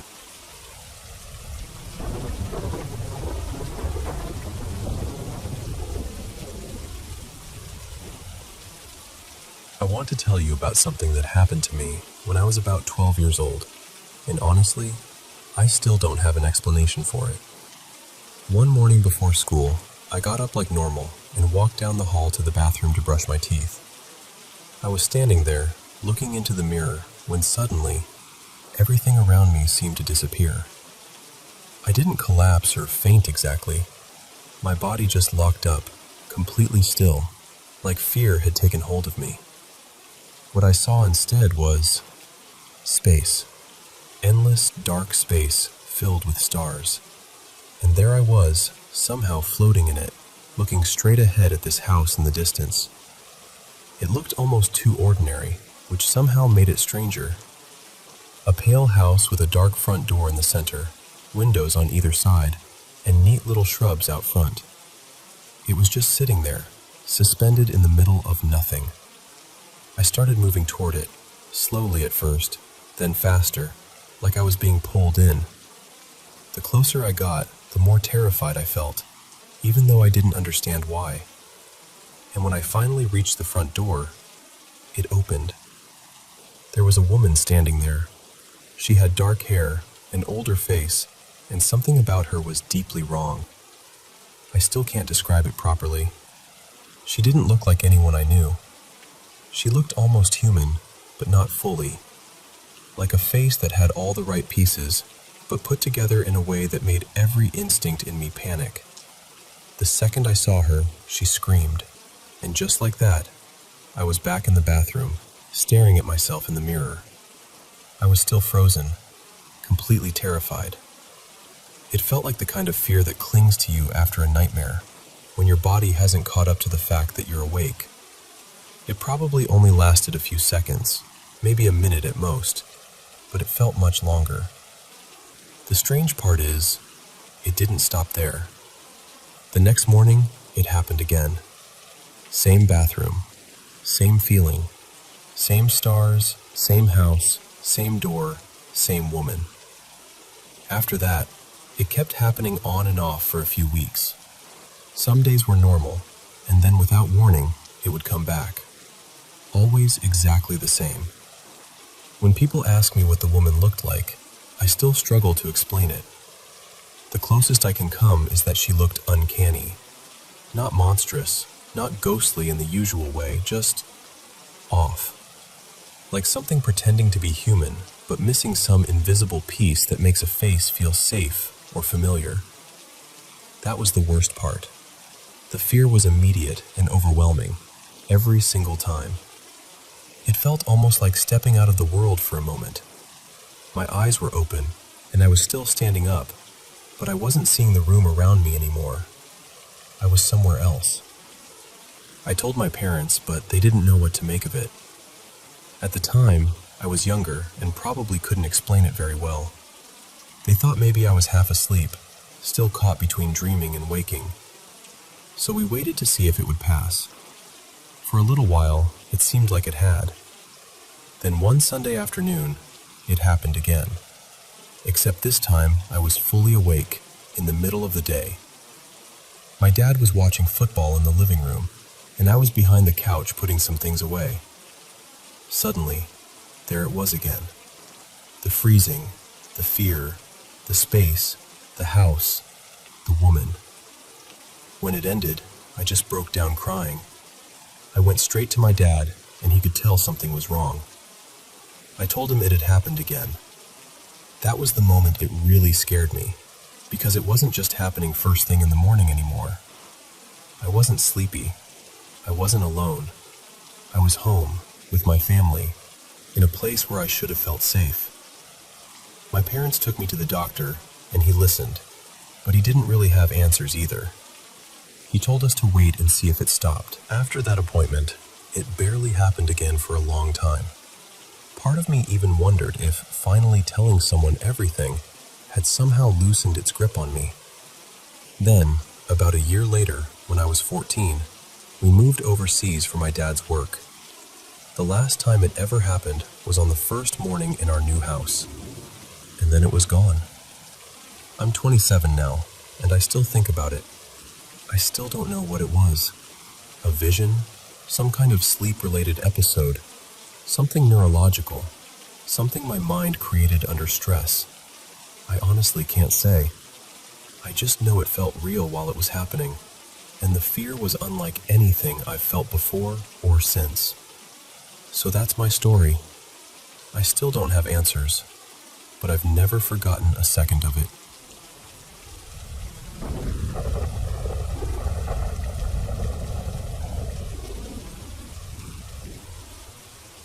When my husband and I got married in 2016, we moved into a duplex on a military base, and that place honestly never felt normal.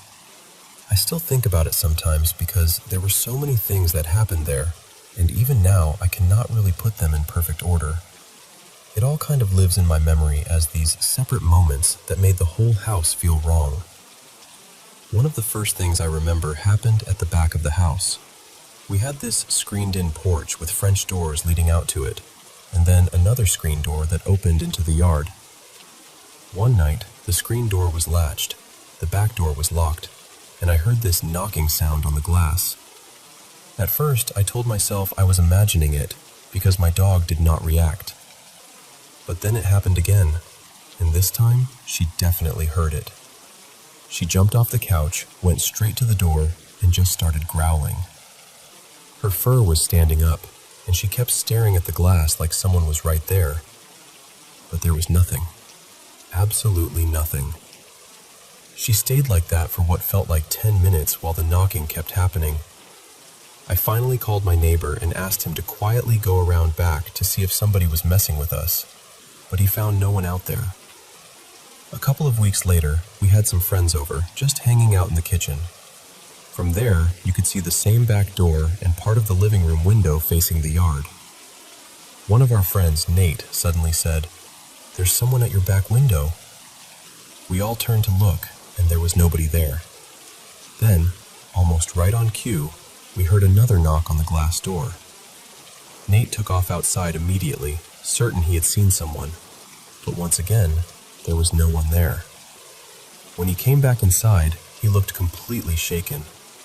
He said he could have sworn he saw a man in a dark gray shirt standing there, just staring into the house.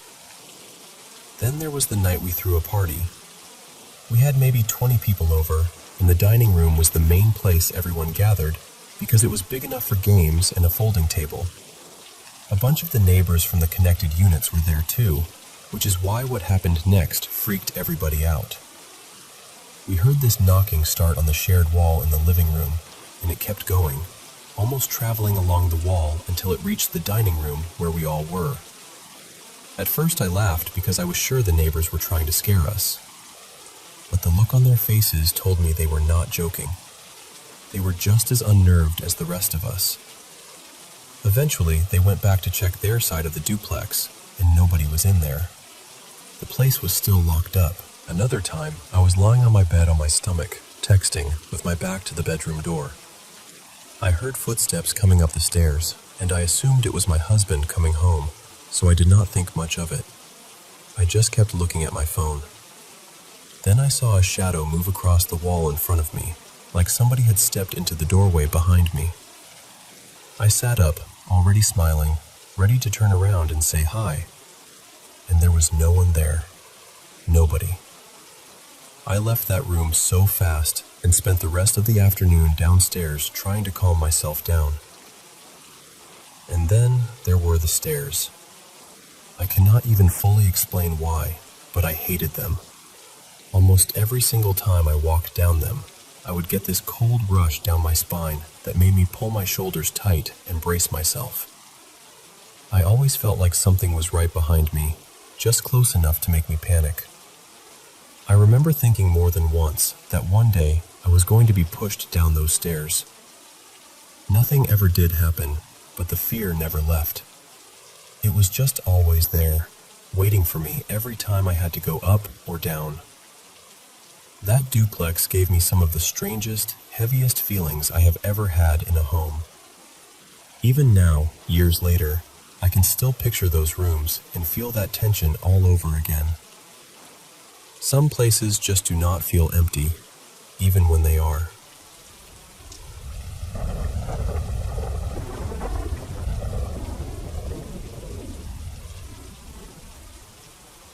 I've had strange experiences for as long as I can remember, and even now, I still don't fully know what to make of them.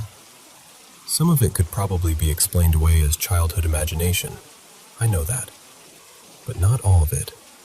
Some moments have stayed with me too clearly, too sharply, to just brush aside. When I was very little, maybe around 3 or 4, we lived in an older house where I used to see something I could never explain. It looked like a tall shadow, almost human, except it had these long ears that reminded me of a hare. It never rushed at me or did anything dramatic. It would just appear nearby, moving from one spot to another, like it was wandering through the house. I was so young that part of me wonders if I was only seeing things. But even then, that house felt wrong in a way I couldn't put into words.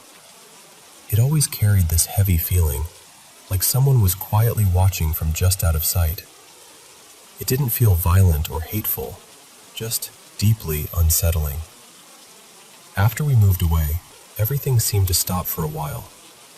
For some reason, I thought maybe I had outgrown whatever it was. But when I was about 6, it all started again. My room in the new house never felt normal. I hated being in there by myself. Even during the day, it felt like the air was different in that room, like something was waiting for me to notice it.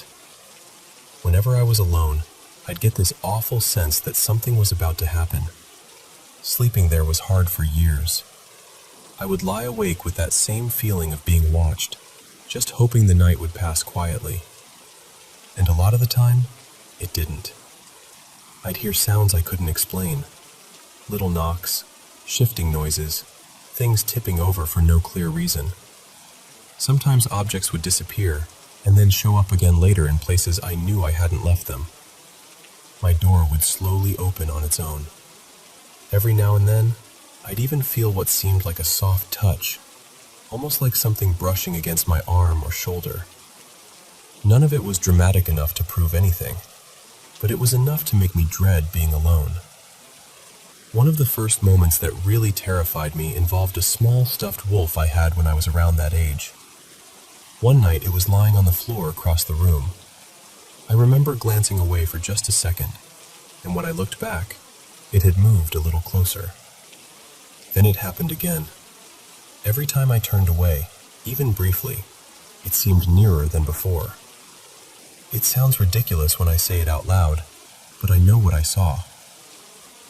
Eventually, one of my parents moved it out of the room, and after that, nothing else happened with that toy. Years later, though, I got another stuffed animal, this time a medium-sized fox plush. That one felt different right away. Oddly enough, it felt comforting, but at the same time it carried that same familiar sense that I was not alone. I started noticing it in different positions from where I knew I'd left it. Once in a while, one of its limbs would brush against me, so lightly I'd almost convince myself I imagined it.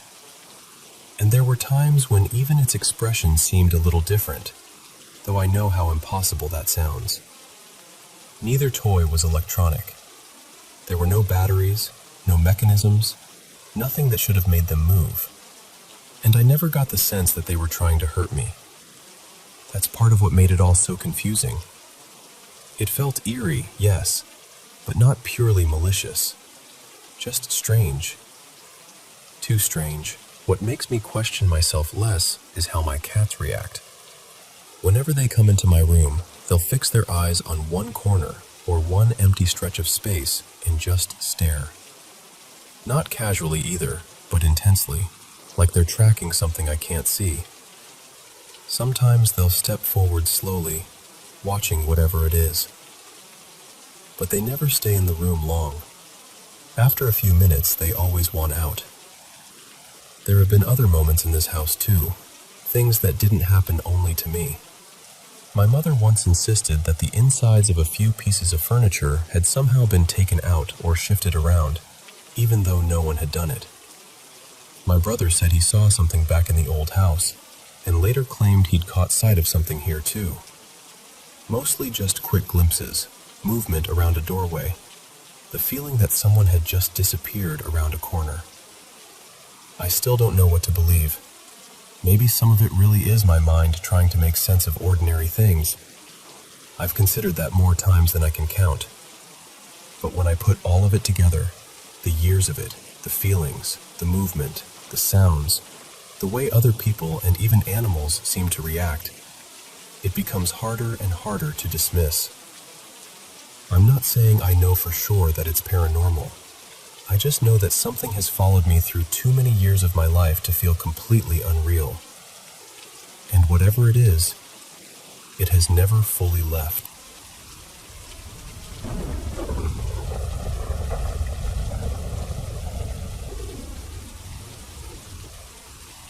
A few nights ago, I was driving home and saw something I still can't stop thinking about.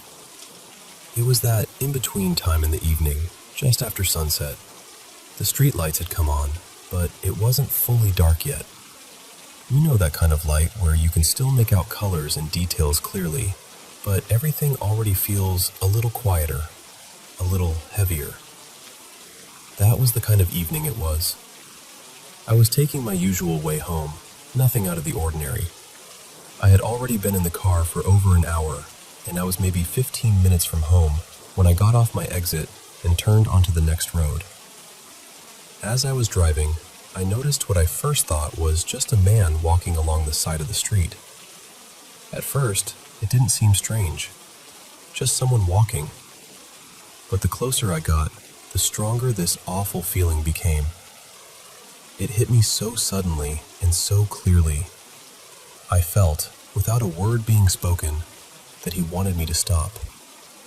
Not just stop, but let him come with me. And I know how strange that sounds, but it was like I could feel his intention before I even fully saw him.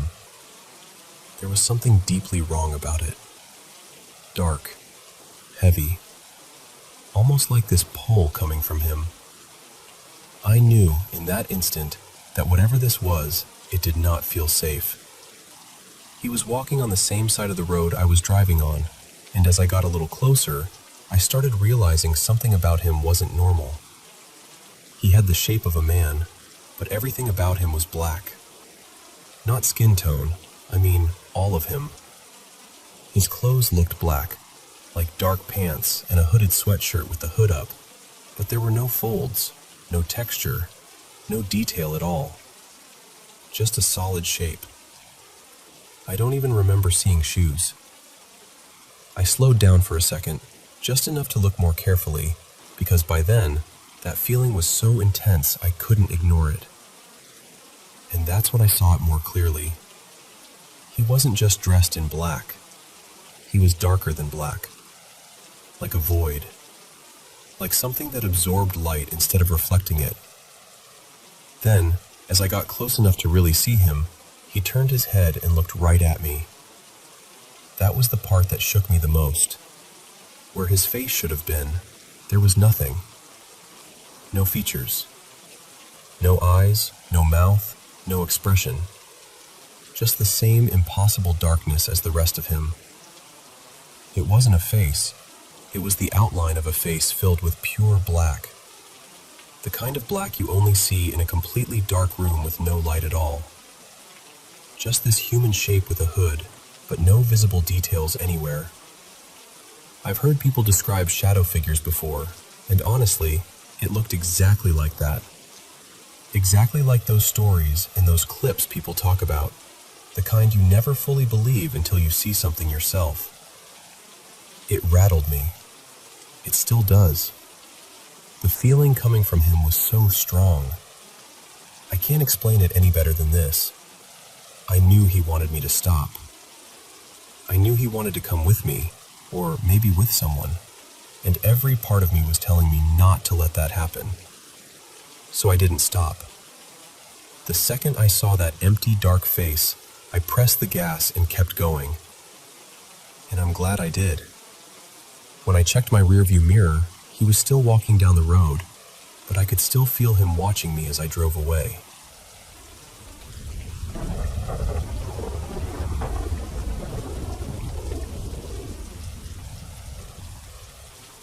Hey everyone, welcome back to the channel Paranormal M, and thanks for being here for another video. Before we get started, make sure to subscribe if you haven't already, and turn on notifications so you don't miss any new uploads. And if you've had something weird or unexplained happen to you, you can always send your story to me. The first story is about someone staying in their parents' old Victorian home, in a room that had always made people uneasy. At first, it just felt creepy, but one night, it became a whole lot more than that. Thanks for listening, and hopefully you'll still be able to sleep fine tonight.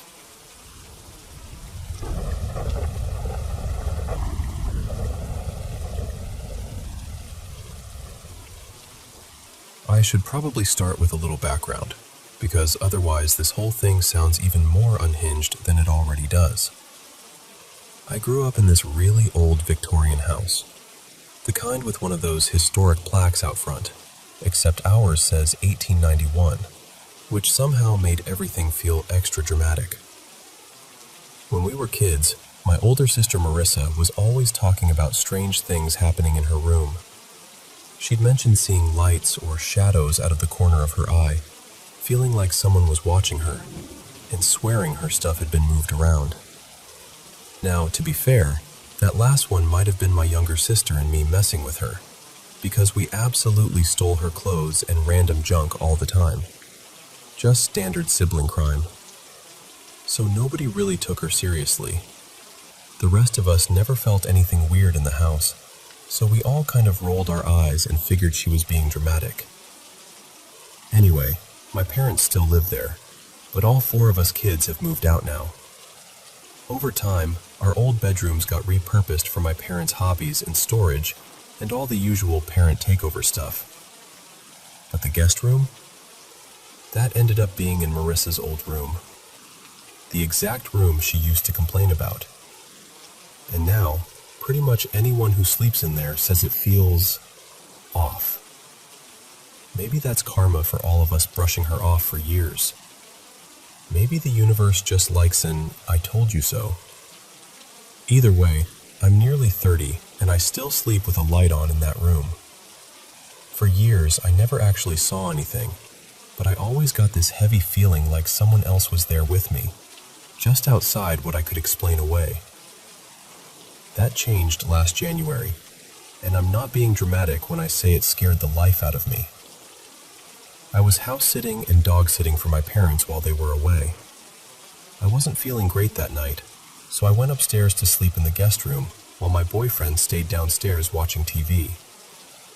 I was in that weird half-awake state, you know? I'd drift off for a second, then wake myself back up and try scrolling on my phone, then drift again. At some point, with my eyes closed, I became aware of movement right in front of me. It felt like someone was pacing beside the bed. I remember trying to reason it out. I told myself I must have fallen asleep longer than I thought, and my boyfriend had probably come upstairs without me hearing the old door creak open. So I kept my eyes shut. A few minutes passed, and I started getting annoyed because this person was still moving around. I cracked my eyes open just a little and saw legs standing right at the edge of the bed. I immediately shut my eyes again, because in my head I was like, okay, obviously that's my boyfriend. Who else would it be? But then the feeling didn't stop. Whoever it was still just there. So I opened my eyes again, ready to tell him to stop being creepy, and before I could say anything, this man, who was absolutely not my boyfriend, bent down close to my face and screamed. I can still remember his face. I can still remember the sound. And what did I do in that moment of adult courage and dignity? I shoved my head under the pillow like a terrified 5-year-old. Apparently, my brain decided that if I couldn't see it, then it couldn't see me either, which is not a strategy I recommend, but there I was. My boyfriend was exactly where I'd left him, completely relaxed, watching TV in the den like a man who had definitely not just screamed in my face from the spirit realm. I've slept in that room since then, and nothing that intense has happened again. But every now and then, I still get that same feeling, like I'm being watched.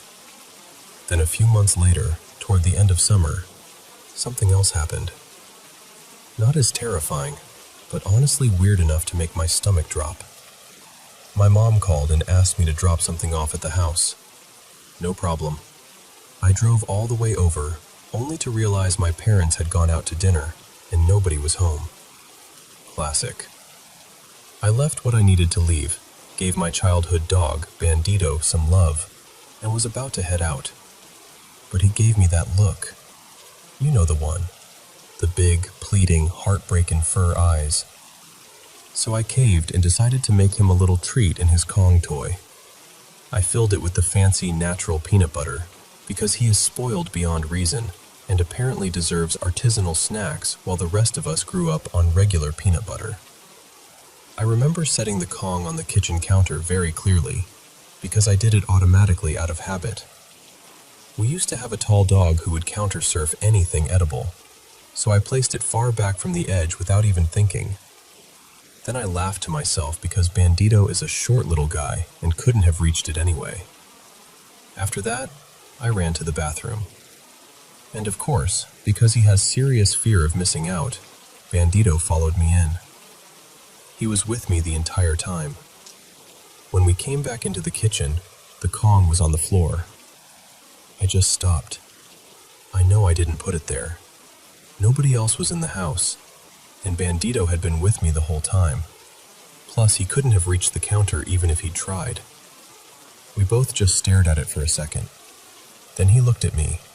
I looked at him, and it honestly felt like we were having the exact same thought. Like, what the hell? He recovered faster than I did, obviously, because a peanut butter snack is a peanut butter snack, haunted delivery or not. He just went right over and started happily licking it like none of this was his concern. So that's my story. Maybe there's some explanation for all of it. Maybe old houses settle, brains do weird things when we're half asleep, and peanut butter somehow develops a mind of its own. But I'll tell you this, I definitely believe my sister now, and I definitely don't sleep in that room with the light off.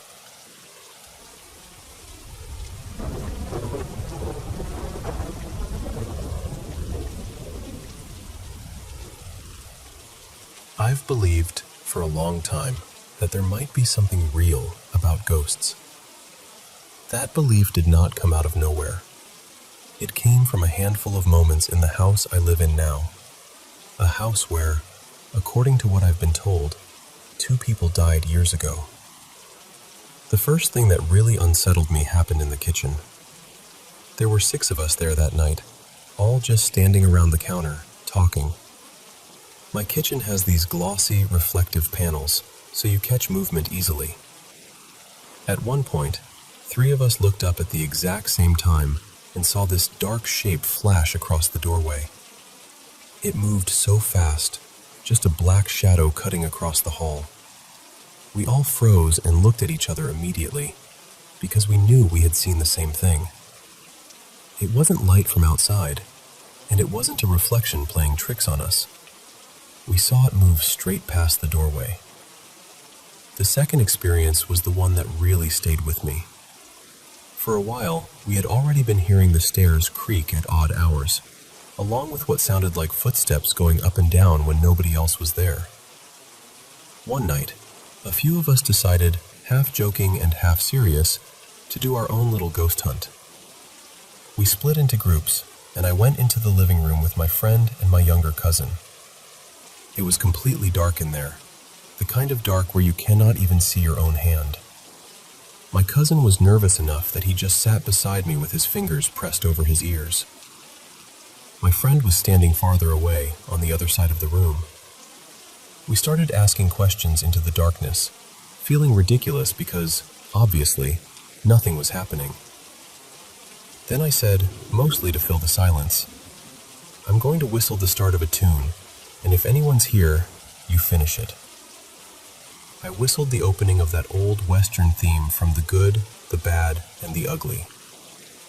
The moment I stopped, I heard the end of the tune whistled back to me. It came from the corner behind my shoulder, loud and clear, from a place where none of us were standing. My cousin definitely did not know the tune, and my friend had no idea what song I was even trying to whistle. We just sat there stunned. It is one of those moments I can still replay perfectly in my head. There was another experience too, though this one I try to look at more carefully. When I was in the hospital going through chemotherapy, I saw my great-gran, who had died when I was very young, and I also saw my aunt, who had passed away at 16. I had never actually met my aunt in life, so that shook me. Even so, I can admit that stress, illness, and treatment can do strange things to the mind. So I hold that memory a little differently. It meant something to me, but I also know there could be another explanation. Then there was the time I had just brought home my dog, back when he was still a tiny puppy. He was lying quietly on the sofa, completely relaxed, when all at once he jumped up and started growling toward the hallway. Not playful barking either. This was low, serious, warning growling. His body changed instantly, like he was squaring up to something I could not see. Then he barked sharply, ran over, climbed onto me, and just stared toward the living room doorway without moving. I checked the hall, the living room, the rest of the house, and there was nobody there. He is older now, And in all these years since, I have never seen him react that way again. So when people ask whether I think ghosts are real, the honest answer is this. I do not know for certain, but I have experienced enough things that I cannot easily dismiss. Maybe there are explanations for some of them, maybe for all of them. But when you are the one standing in the room, hearing the sound, seeing the shape, feeling the air change around you, it becomes much harder to laugh it off. And even now, I still find myself wondering what exactly was in that house with us.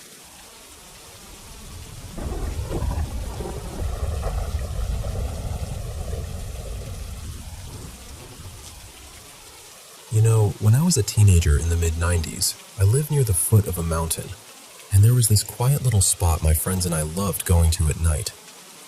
It was not some intense hike or anything dramatic.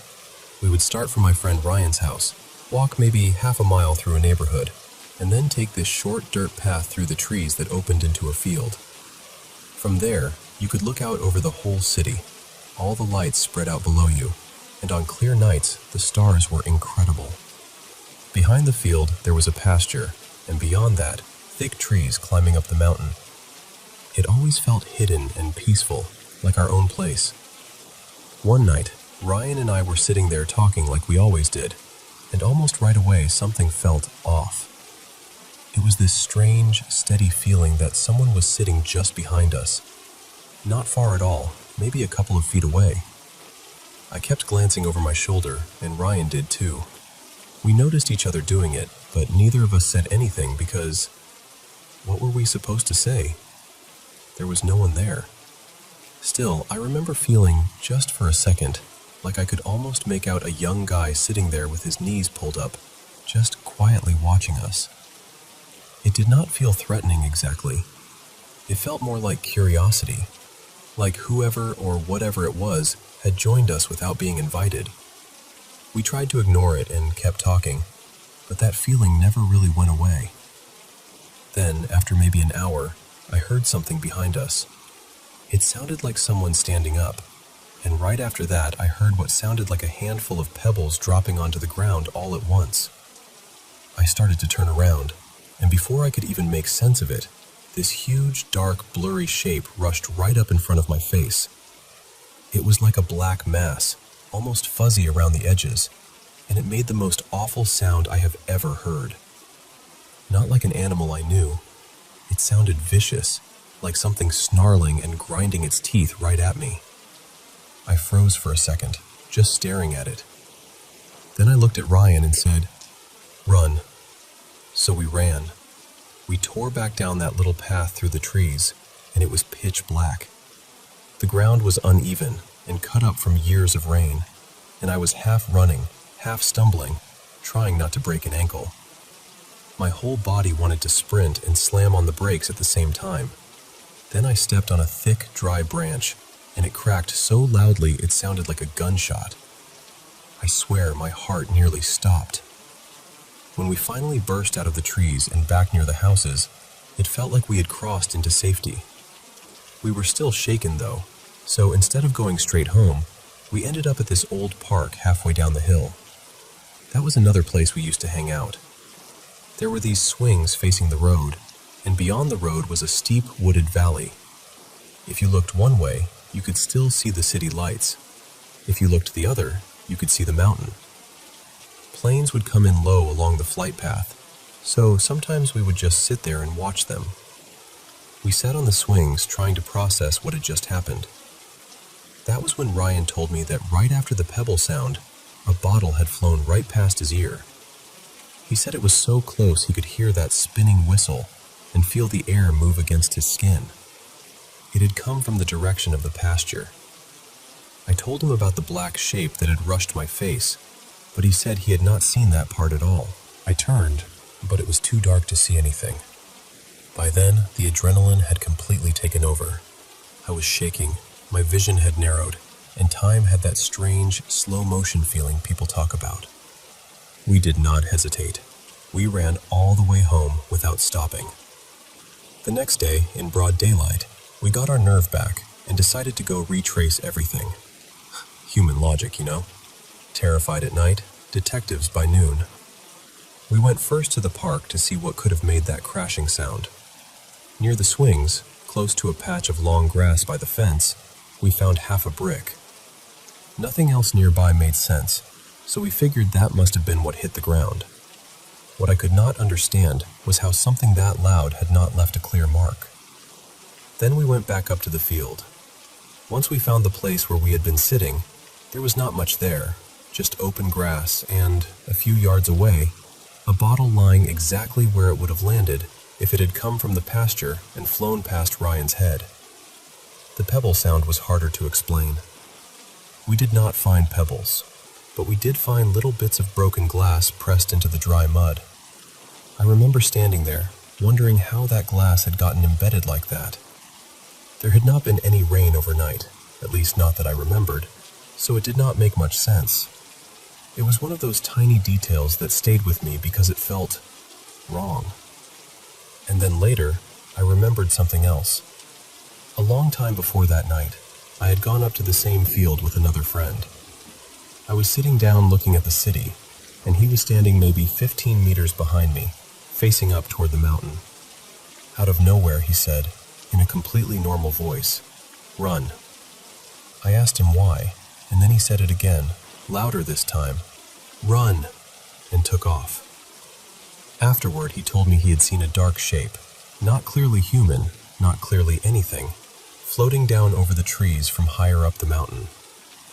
At the time, I did not put much stock in it, but after what happened with Ryan, that memory came back to me in a very different way. What still stays with me is this. It never really felt like whatever was there wanted to hurt us. It felt more like it wanted us gone. Like we had gone somewhere we were not supposed to be, and it was making that very clear. As long as we stayed away from that field at night, it seemed like we had nothing to fear. For a long time, I looked back on it with this strange mix of fear and excitement. It felt like we had brushed up against something we could not explain. I did lose my favorite nighttime hangout after that, though. And honestly, that may have been the point.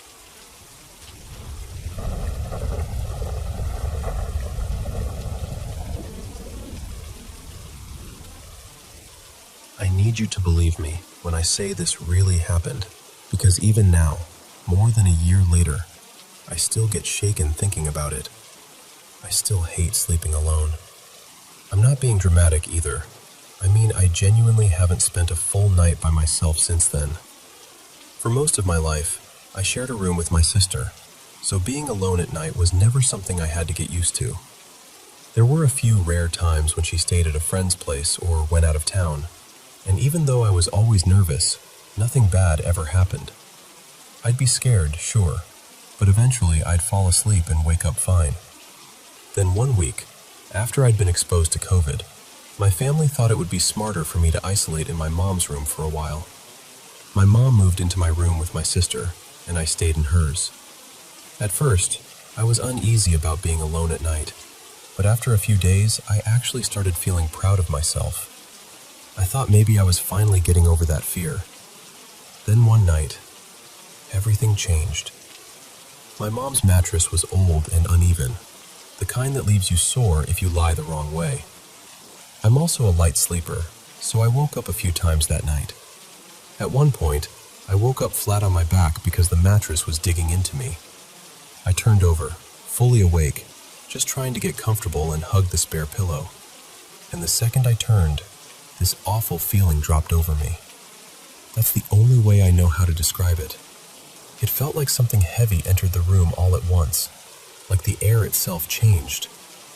I knew, with this horrible certainty, that something was there in the darkest corner of the room, watching me. Not just a creepy feeling, not imagination. It felt real in the deepest part of me, like every nerve in my body knew I wasn't alone. I froze. It wasn't exactly that I couldn't move. It was more like every instinct in me locked up at once. I was overwhelmed with this raw, animal fear, the kind that makes your whole body go cold.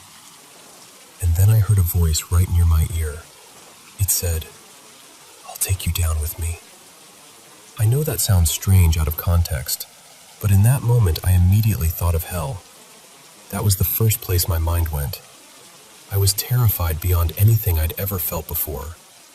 I just stayed there, completely still, praying over and over in my head until morning. I'm not even especially religious, but I was desperate. And desperation makes people reach for anything. When I finally heard birds outside and saw the first signs of daylight, I got up and ran out of that room. I told my family what happened and made it clear I was not going back in there alone.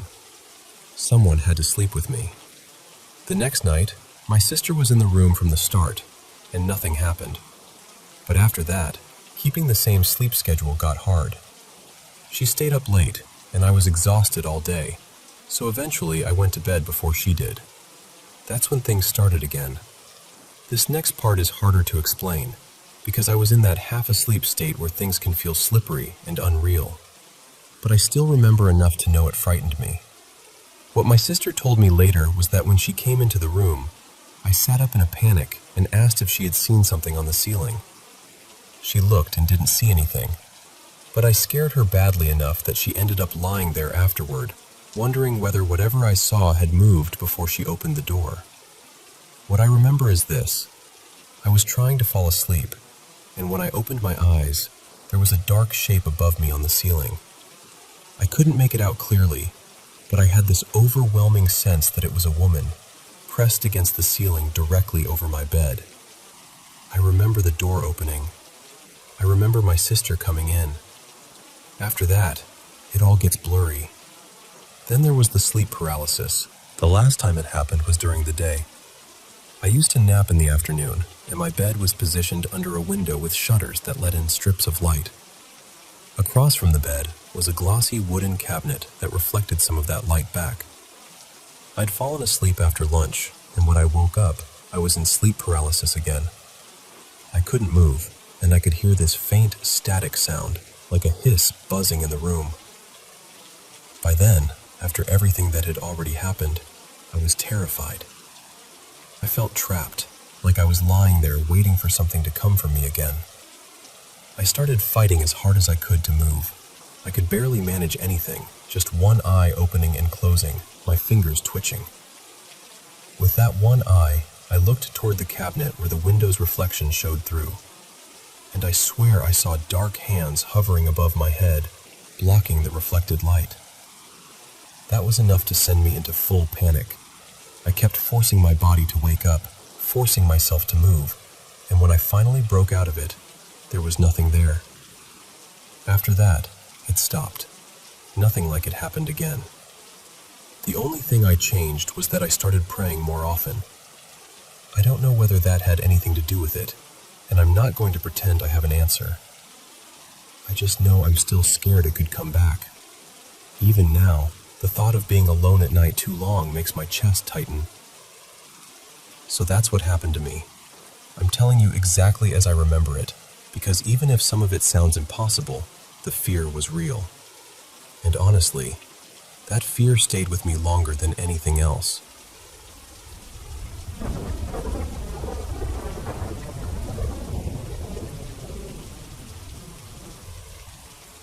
I want to tell you something personal, and I guess the best way to say it is that, for a long time, home never really felt peaceful to me. Growing up, I lived with my grandparents, my mom, and my little sister. My mom had MS, and it changed so much about her life. My sister and I stepped into caregiver roles pretty young, and even when we were doing our best, the house always carried this heavy feeling. My mom hated being alone in the attic bedroom. Honestly, I understood why. After high school, when my depression got worse, I ended up drifting in and out of that house a lot. Nights were the hardest for me. I could almost never sleep, so I'd stay up way too late at my computer, playing games, sitting in voice chats, doing whatever I could to avoid being alone with my thoughts. There was always this awful feeling that would creep in late at night, especially around 3 in the morning, like someone was standing just behind me, waiting. I know how strange that sounds, but it felt real every single time. For a while, my uncle stayed in that room with me. He was dealing with more pain than most people could carry. He had lost his baby daughter, and that kind of grief changed him. I watched him become more worn down, more angry, more heartbroken. Eventually, things exploded between him and my grandfather, and they stopped speaking for a long time. After that, he moved out, and for a little while, the room felt lighter. But my uncle and I stayed close over the years. We worked together, lived together here and there, and he meant more to me than I can explain. He was the kind of man who made you feel seen, the kind of man who protected people without making a show of it. In a lot of ways, he was the father figure I always needed. His name was John, and I still miss him every day. He was killed just days after my 21st birthday. That loss hit me harder than I knew a person could be hit. Our whole family struggled with it, even the ones who had judged him or pushed him aside. People like to call him the black sheep, but the truth is, he had one of the biggest hearts in the family. He was carrying wounds nobody really knew how to help him with. And if I'm being honest, part of why I eventually found forgiveness for him was because I started seeing too much of myself in him. The depression, the substance use, the feeling that you're losing ground inside your own mind. I ended up in a psych ward before I could finally admit that. After he died, I was alone in that attic room again, and I was not okay. I was drowning, really. Depression, suicidal thoughts, self-destruction, all of it. I went back to using distraction as survival. Games, videos, endless noise, anything to keep from hearing my own thoughts. But that feeling came back, worse than ever, like something was watching me. One night, I woke up and saw a figure standing near the box that held John's ashes. It was a large man, pale as chalk, with eyes so dark they didn't even seem real. I can still feel the fear from that moment. It looked at me, and I froze, completely froze. I didn't scream, I didn't move. I just shut my eyes and pretended I had fallen back asleep. I have never fallen asleep faster in my life. To this day, it was the only thing I ever saw in that room that truly terrified me to my core. But that wasn't even the first strange thing. I don't live there anymore. I left, and I never really went back. There was too much pain in that house, too much history, too much damage between me and the rest of the family. I can't even pretend I was easy to live with back then. Loving myself has never come naturally to me. Still, I'll tell you this. The feeling of being watched eventually faded. I live somewhere else now, and it feels safer. There are crosses on the walls, little glass angels around the house, and whether that changes anything or not, it comforts me. That matters. I've heard people say spirits follow my father, and he's fought his own battles with addiction and suicidal thoughts too.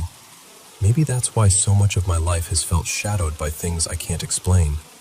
Lately, I've struggled again. The depression has gotten sharp in ways that scare me. But I'm still here, and that means something.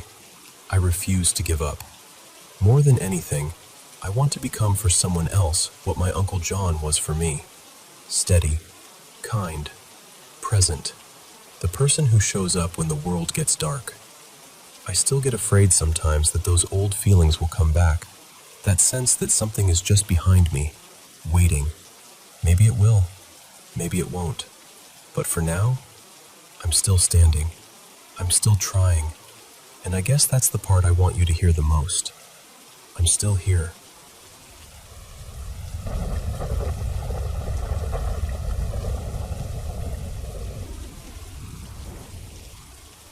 You know, I grew up in a very strict Southern Baptist family, and anything even remotely paranormal was not something we talked about. If somebody mentioned ghosts or strange experiences, the conversation got shut down almost immediately, like it had never happened. But even as a kid, I always felt like something about me was a little different. One Christmas, my great-aunt came to visit for the holidays. She was one of those people who always had a camera in her hand, snapping pictures of everything, all morning long. Later, I overheard her talking quietly with my mother while they were flipping through the photos. She said, "Look at these pictures of him, honey. You see them too, don't you?" I remember sneaking a look, and all I saw were these little balls of light floating around me in the pictures. To me, they looked like glowing bubbles. I thought they were beautiful. That night, my great-aunt tucked me into bed, and instead of reading me a normal bedtime story, she told me one of her own. It was about a boy who had a special gift, a gift that let him see spirits and help the ones who were frightened or lost. Right before I fell asleep, she kissed my forehead and said, "If you ever find yourself in a place where you feel afraid or trapped, or like something is trying to reach you, remember this. I'm like you. It's a gift, not a curse." I didn't fully understand what she meant back then, but I never forgot it. Years later, when I was a pretty rebellious teenager, I spent the night at my friend Harlan's house. We'd stolen a couple of beers, swiped some cigarettes from his mom's pack on the kitchen table, and decided we were very grown up, obviously. His parents were much older than most of our friends' parents, and their house was this huge old place built in the late 1800s in the historic part of town. They let us have the whole upstairs to ourselves. Late that night, we were taking turns smoking by the window, trying to blow the smoke outside without getting caught. Then all at once, I got that feeling. You know that feeling where the air changes? Like your stomach tightens, the room goes heavy, and every part of you knows you're not alone. I panicked and whispered, "Harlan, your mom knows. She knows what we did." And just as I said it, I saw a woman pass by the bedroom door. She was maybe 10 feet away. She wore an old house dress with an apron, and she moved like she belonged there. I said, "See? I told you." Harlan stared at me and said, "What are you talking about? What woman?" And then we both heard it. A soft humming sound, and then a baby crying. We ran into the hallway, checked every room, and there was no one there. Nothing. No woman. No baby. Nothing at all. We tore downstairs into the kitchen, breathless, and there was Harlan's mother standing at the stove making biscuits and gravy like it was any normal morning. Harlan blurted out, "Mom, what did you need? And who brought the baby?" She just turned, smiled at us in the strangest way, and said, "Breakfast, boys?" We never really talked about what happened. Not that day, not that night. We just went to bed and acted like maybe we hadn't heard what we heard, and maybe I hadn't seen what I saw. But that woman came to me in a dream that night. She was devastated, just grieving in a way I can't even properly explain. In the dream, she was crying so hard it felt like her sorrow was pouring into me.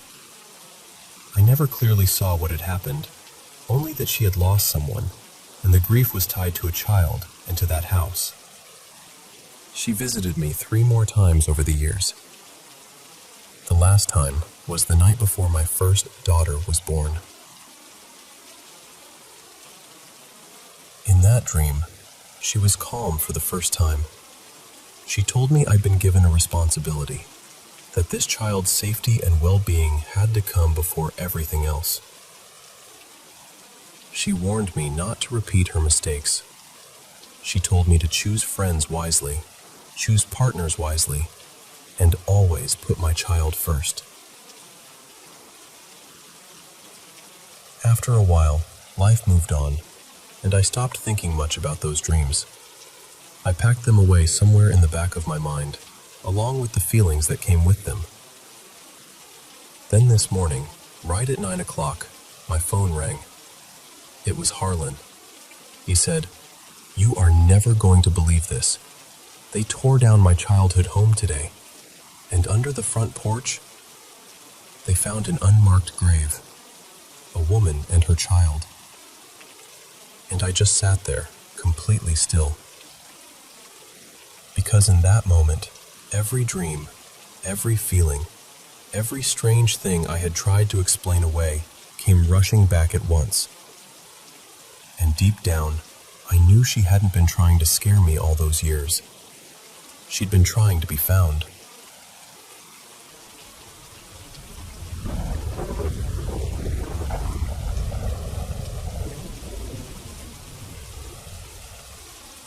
I've only told one other person this story before. And you know that look people give you when they're trying very hard not to say, "You've completely lost it." That was the look. Honestly, I couldn't even blame him. If someone told me this story, I'd probably struggle with it too. The strange part is, I'm not really the kind of person who goes looking for paranormal explanations. I never was. Back then, I was even more skeptical than I am now. I brushed off anything supernatural as nonsense people use to make sense of grief or fear. But this stayed with me. It still drifts back into my mind every now and then, and every time it does, I end up sitting with the same question all over again. A little background first. My father passed away almost 3 years ago. It was sudden, brutally sudden. He had a cardiac arrest on his way home, and just like that, he was gone. Earlier that same day, I'd had lunch with both my parents. Everything felt normal, ordinary, which somehow made it all even harder to accept. The night after he died, I stayed in my old room. There was a pull-out sofa in there by then, and that's where I slept. My mother was in the next room. We were both drained in that way grief drains you, where your body gives up before your mind does. So even though it was still pretty early, we both went to bed. The apartment was completely still. The windows were shut, the street outside was quiet, and there was that heavy silence that only seems to happen after something terrible. I was exhausted, but I couldn't sleep. I just lay there in the dark, staring toward the half-open door, thinking the kind of thoughts people think when their world has been split in two. Sometime close to midnight, I heard what sounded like the door shifting wider, like someone had gently pushed it and stepped into the room. Not rushed, not loud, just careful, quiet. I thought it was my mother checking on me, so I lifted my head and looked. There was no one there. I remember squinting into the dark, trying to make sense of it, and eventually convincing myself I was overtired and imagining things, so I settled back down. Then maybe a minute later, I heard it again. This time it was clearer. Slow, muffled footsteps on the wooden floor. The kind of sound someone makes when they're trying not to wake you. They moved across the room, steady and deliberate, until it sounded like they were right near the foot of the sofa. And then I heard it. A distinct knock. Actually 2 or 3 quick knocks against the wooden base behind me, sharp enough that I felt it in my whole body. If you've ever slept on one of those old pull-out couches, you know they don't just make that sound on their own. Not like that. Not unless someone actually hits them. And here's the part that still unsettles me most. I wasn't overwhelmed with fear. I should have been, right? But I wasn't. I felt strangely calm. Not happy, not exactly comforted, just calm. Like whatever had happened wasn't there to hurt me. At some point after that, I finally fell asleep. The next morning, I woke up and immediately thought about it. I remember telling myself, that was bizarre, but grief does strange things to people.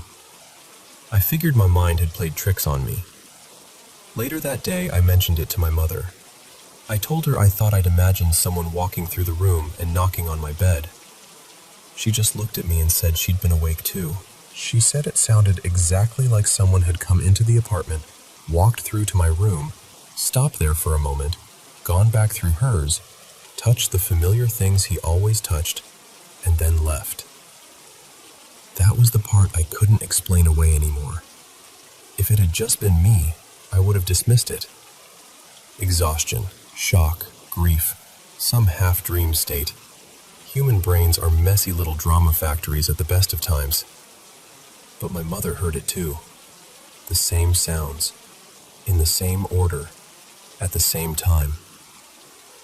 So I've turned it over in my mind more times than I can count.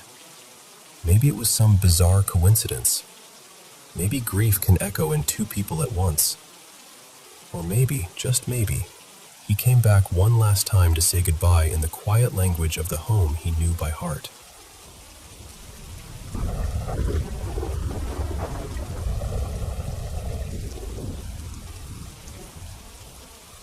I think the first time I realized something unusual was happening, I was about 7 years old. My mom had this habit of writing things down, and one morning she wrote down a dream I'd told her about.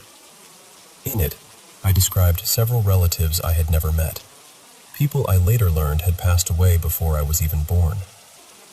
At the time, I didn't understand what that meant. I just knew I had seen them. As I got older, it stopped feeling like it was only happening in dreams. I started noticing things in everyday life too.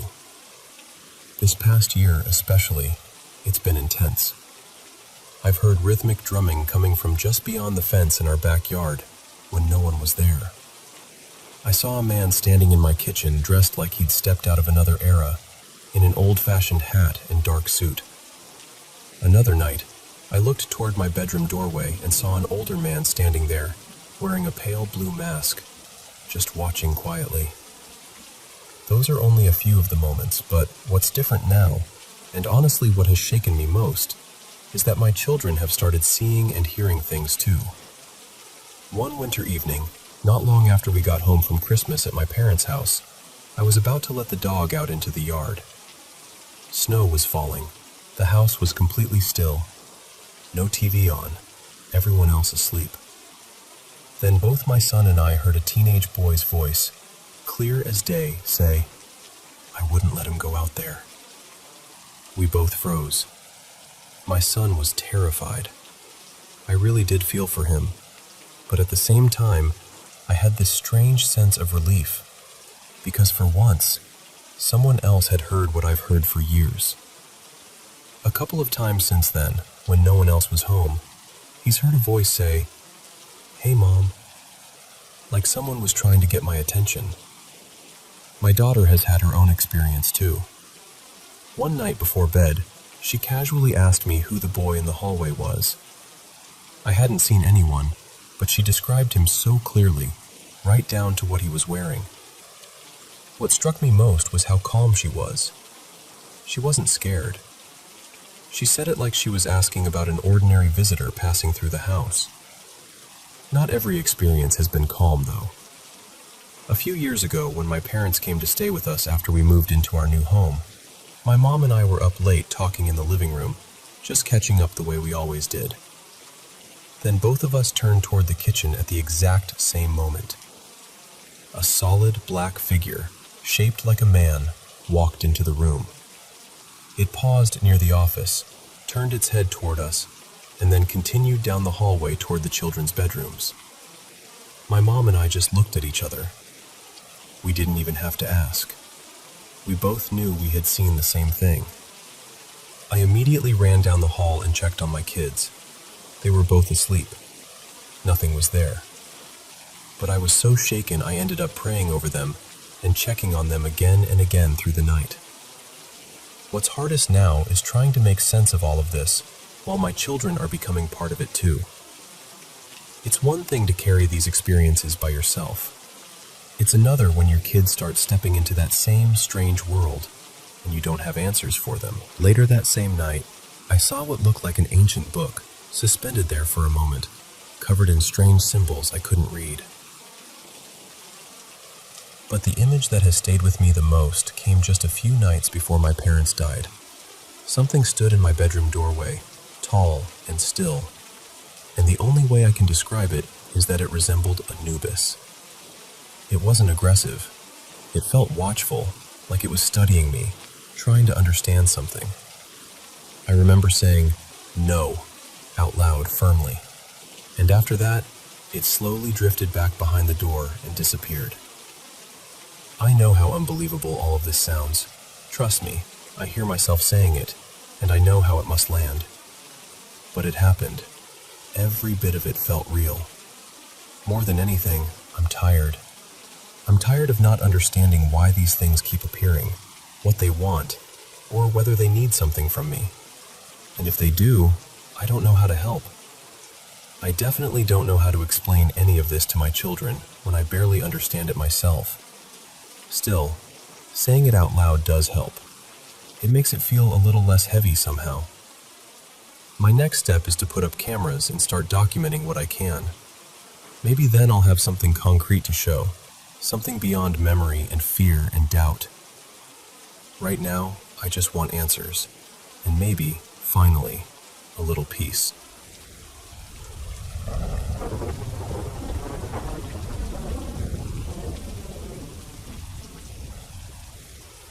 I want to tell you about something that happened to me a while back, and honestly, I still can't fully explain it.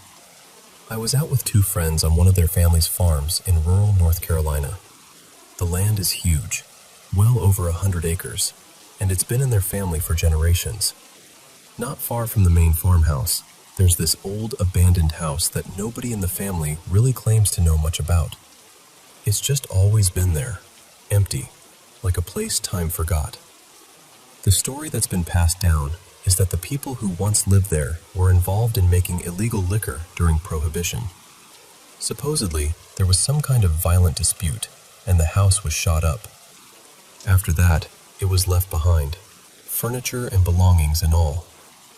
Nobody has paperwork or anything official to prove it, but there are old bullet holes in the walls, and even bullets still lodged in the wood. In the family, it's pretty much understood that something terrible happened there, and that nobody inside walked away from it. So with all of that in mind, here's what happened. It was a Saturday night, October 16th, and we were sitting around talking when the abandoned house came up. Both of my friends had been inside before, and I said I wanted to see it for myself. They agreed to take me, so we headed out. It was maybe a 15-minute walk from the main house. When we got there, the place looked rough. It was a small 2-story house, maybe 800 square feet at most, and even in the moonlight, you could see how badly it had fallen apart. Parts of the porch had collapsed, the walls were damaged, and the whole place just felt tired and broken. The only door we could get through was already standing open, which didn't exactly make us feel better, but we went in anyway. My friends told me that since their last visit, somebody had stapled tarps over a few of the interior doorways. We looked around the first room and took a couple of pictures. The stairs to the second floor were right there, and we shined a light up to take a look. But the floor above seemed way too unstable to risk it. So we stayed downstairs. Then we moved toward the room just off the entryway, on the left side. That doorway had one of the tarps hanging over it. I held the flashlight while one of my friends pulled back a corner of the tarp. The second he did, this puff of air came out from the room, and with it came the worst smell. It was a rotten, heavy smell, like something had died in there and been left too long. It hit us so hard that we honestly thought maybe an animal had gotten trapped inside and decomposed. We pulled the rest of the tarp down and stepped into what looked like it had once been the living room. But the strange part was, there was almost nothing in there. The room was mostly empty. Just a few old glass jars with fake flowers stuck in them, and then those same bullet holes all over the walls. Nothing else that really stood out. We took a few pictures anyway, including the one that ended up becoming the reason I still think about that night. After that, we checked the rest of the downstairs, a small kitchen, a utility room, a couple of other spaces, and then we headed back to the farmhouse. At that point, nothing especially weird had happened. Creepy, sure, but nothing we couldn't brush off. Later, we sat down at the kitchen table and started going through the photos on the phone. We were laughing a little, talking about how unsettling the place had been, until we got to the picture taken in that living room. And that's when everything changed. I was there when the picture was taken. I'm in the photo myself. I was standing right there with my friend Mason, who took it, from the moment he snapped it to the moment we looked at it less than half an hour later. Nobody edited anything.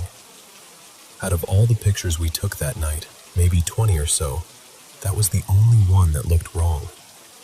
We were all shaken by it, and to be honest with you, I still don't know what caused it. Maybe there's some perfectly reasonable explanation for the image distortion. Maybe it was a camera glitch, bad lighting, digital corruption, something technical. I'd love for that to be true.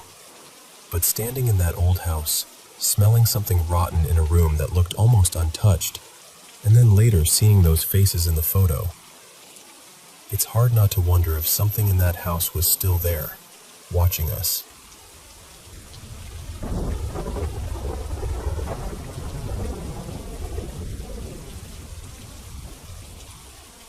I've always tried to keep an open mind about ghosts and anything paranormal, but I've never been the kind of person to believe things too easily.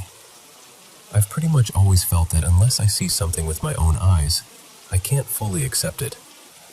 Even then, I've never really thought of ghosts as spirits wandering around in the present.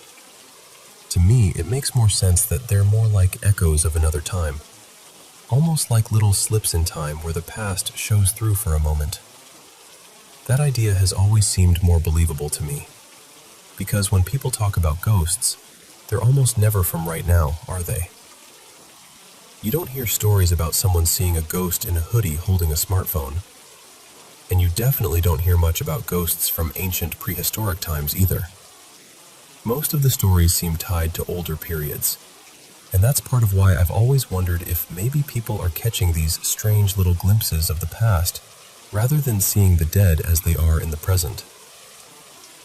Anyway, this story came from my grandmother, though I never heard it directly from her myself. She's passed away now, so I'll never be able to ask her about it in her own words, which honestly makes the whole thing feel even more haunting to me. My grandmother, Margaret, was a very quiet, reserved woman. She kept to herself, liked her routines, and was perfectly content sitting in her favorite armchair watching television for hours. She was also incredibly old-fashioned, very proper, and deeply honest. She had absolutely no patience for lying or exaggeration. On top of that, she was the only truly religious person in our family. She went to church every Sunday without fail and kept little religious items around the house. She really wasn't the sort of person you'd imagine telling ghost stories for attention or drama. In fact, she was probably the last person you'd expect. The story itself happened when she was around 40, living with my grandfather, my dad, and my aunt in an old cottage in West Wales. One day, everyone else had gone out, and she was home alone doing the cleaning, vacuuming her way through the house. She went into the living room, and there, completely unexpectedly, she saw a man sitting and looking straight at her. Not a shadow, not some vague shape out of the corner of her eye. She said it was a man, clear as day. What struck her most was the way he was sitting. She described it as odd, almost as if he were leaning against the wall in a way that didn't quite make sense. He just sat there, watching her. She froze in shock for a moment, and then, once that first stunned second passed, she panicked and ran from the room. When she gathered herself enough to go back, he was gone. Years later, the house was being renovated, and behind that very wall, they discovered an old staircase that had been boarded up and hidden away. It was exactly where she had seen the man. Suddenly, the strange way he'd been sitting made a kind of eerie sense. If the staircase had once been there, then perhaps he hadn't been leaning against a wall at all. Maybe he'd been sitting on one of the steps. That part is what stays with me. Out of all the details, that's the one I keep coming back to. And really, what reason would she have had to make it up, especially if she hardly ever spoke about it? Then there's that staircase. The fact that they later uncovered it in the exact spot where she'd seen him sitting. I mean, what are the chances of that? So that's the story. It's not the longest or the most dramatic, but it's always stayed with me. For me, it's one of those stories that gives just enough pause to make you wonder. I'm still on the fence, honestly. Part of me still wants my own experience, something undeniable that would settle it in my mind once and for all. Until then, I suppose I'll keep wondering.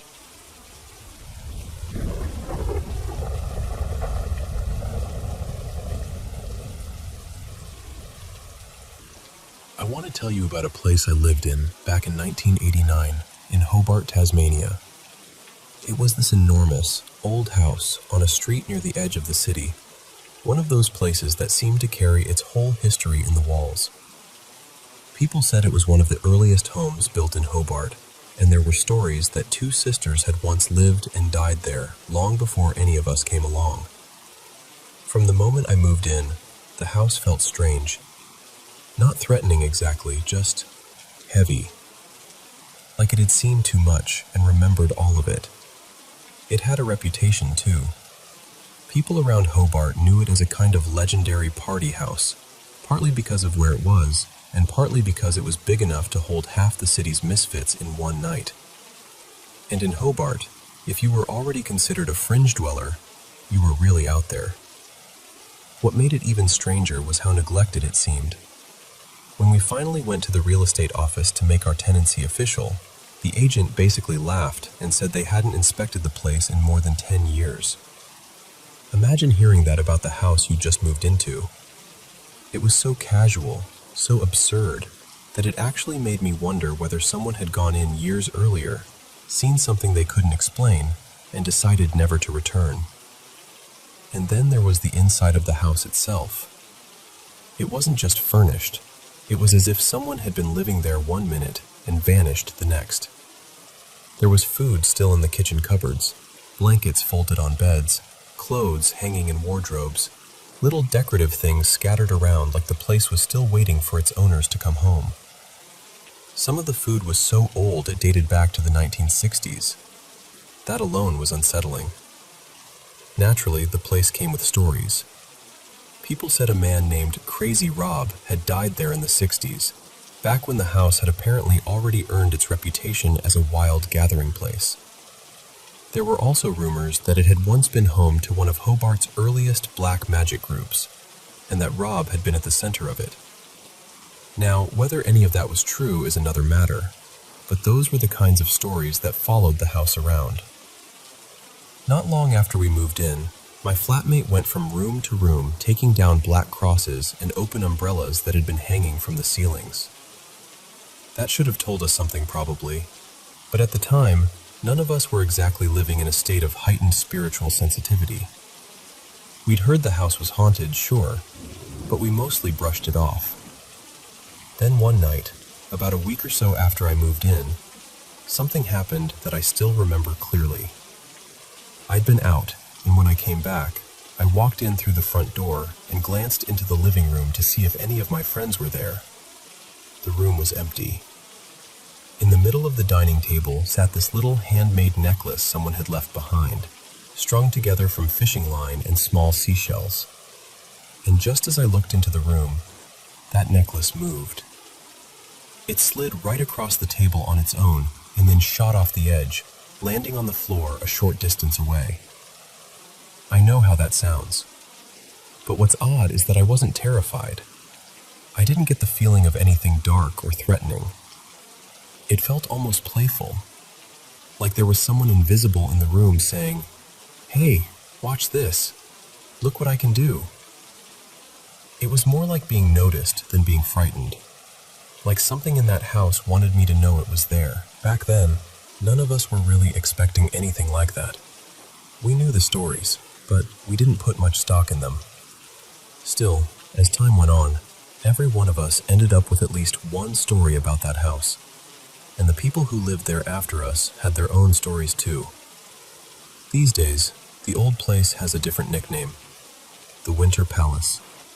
From what I understand, it's been used as a recording space for visiting musicians, which somehow suits it.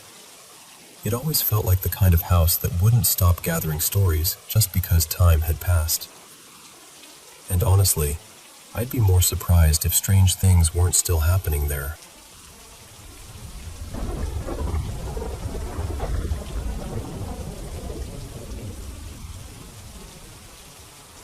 I want to tell you about something that happened to me years ago in Hobart, Tasmania, and to this day, I still can't fully explain it. This wasn't a ghost story exactly. There were no monsters, no haunted house, nothing like that.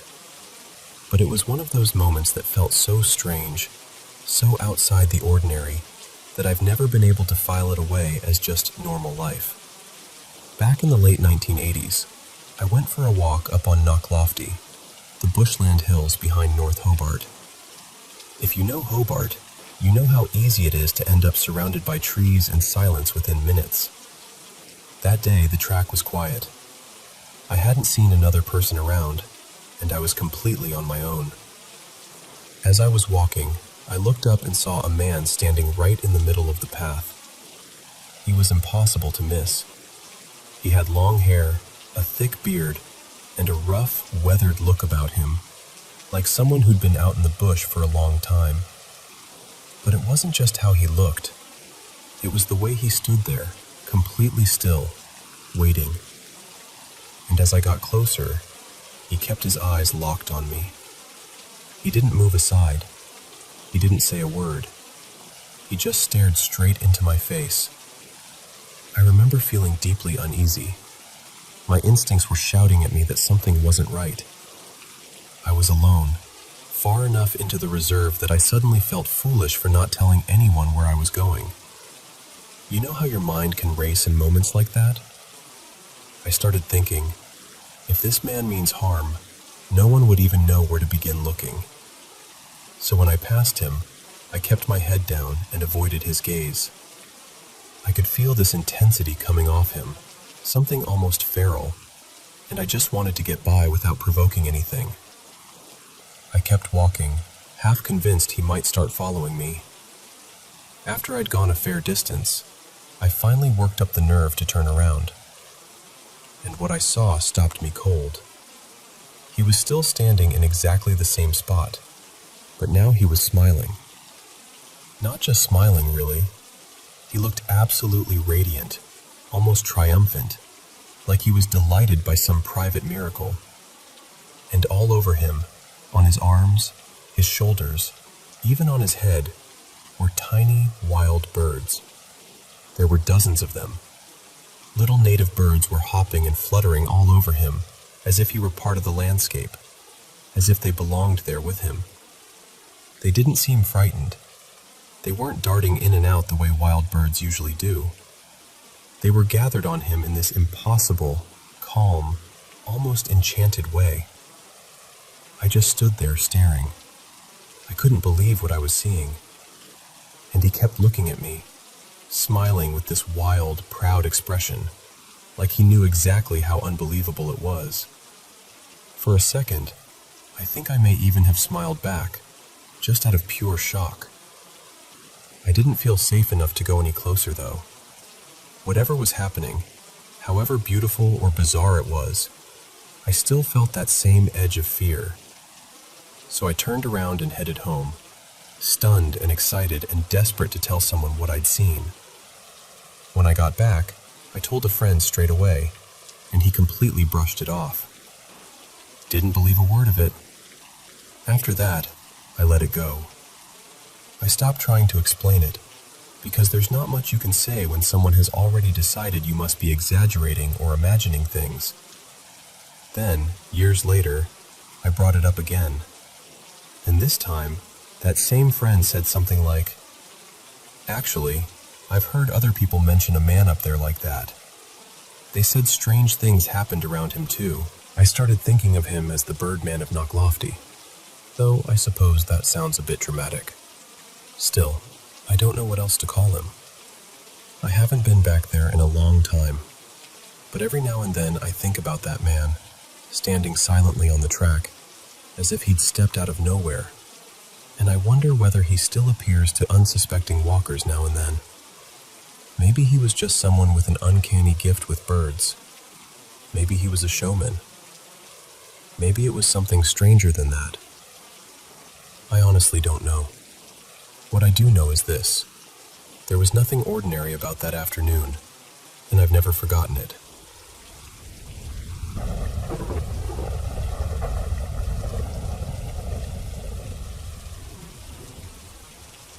You know, back when I was in art school in the early 90s, I had this terrible habit of leaving everything until the final stretch.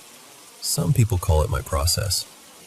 So before one big assessment, I stayed up for nearly 3 nights straight, completely wrapped up in finishing my work at the last possible moment.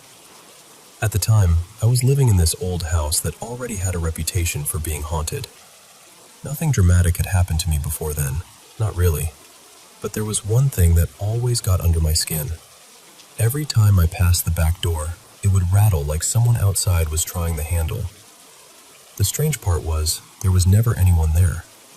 And the floor in that part of the house was solid concrete, so it was not as if footsteps or movement inside could have made the door shake.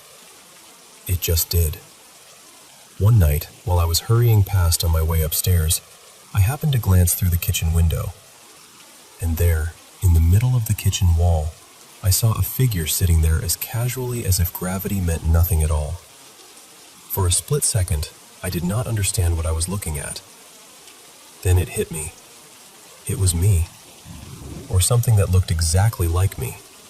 This figure was wearing a dark blue suit, with a crisp shirt and neat short hair, and it was staring straight at me with this unsettling grin, like it knew something I did not.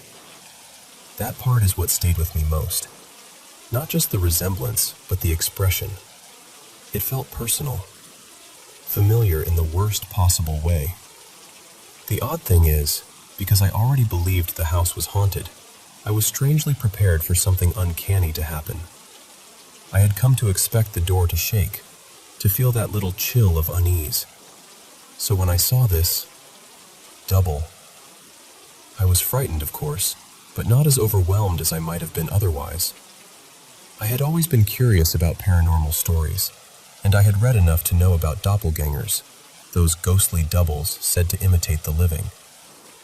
I also knew the folklore around them was grim, that seeing one was supposed to be a bad sign. So I made a conscious choice right then. I did not stop. I did not react. I did not give it any more attention than I had to. I just went straight back upstairs and buried myself in my work. Honestly, the deadline probably saved me. I was so obsessed with finishing that assessment that I pushed the whole thing to the back of my mind. I remember thinking I would come back to it later, when life felt quieter. Then, like people do, I moved on. I handed in my work, survived the chaos, and summer began. A couple of weeks later, in one of those aimless holiday afternoons, I ended up back at the house and had one of those strange, half-dreaming experiences where you are not quite asleep and not quite awake. I remember lying on my bed, feeling like my mind was drifting farther and farther out, as if I were trying to reach the edge of everything. At the time, I thought it meant something profound. Looking back, I probably just nodded off and dressed it up with imagination. Human beings do love giving sleep weirdness a spiritual branding. Not long after that, my mom, who was always kind in exactly the way I needed, offered to help me find a summer job. She knew I was broke, surviving on scraps, cigarettes, and artistic ambition, which is not exactly a stable financial model. So she took me into the city, and we spent the day going through secondhand shops looking for something smart enough for interviews. She found me this cheap but decent blue pinstripe suit, and then she paid to get my hair cut properly, and the second I looked at my reflection, my stomach dropped. Because standing there in that mirror, with my hair cut short and that blue suit on, I looked exactly like the figure I had seen weeks earlier sitting in the kitchen wall. Exactly. Same clothes, same hair, same overall look. I just stood there, staring at myself, and suddenly that night came rushing back in full detail. It was not just that I resembled the figure, it was that I had become it. Or maybe I always was it, and for one impossible moment, I had seen myself before I got there. I still cannot explain it to you in any neat or satisfying way.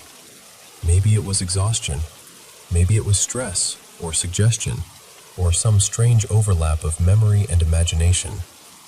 Or maybe, just maybe, I really did see something I was not meant to see yet. Whatever the truth is, I have never forgotten that feeling. That quiet shock of recognizing yourself in a place where you absolutely should not already be.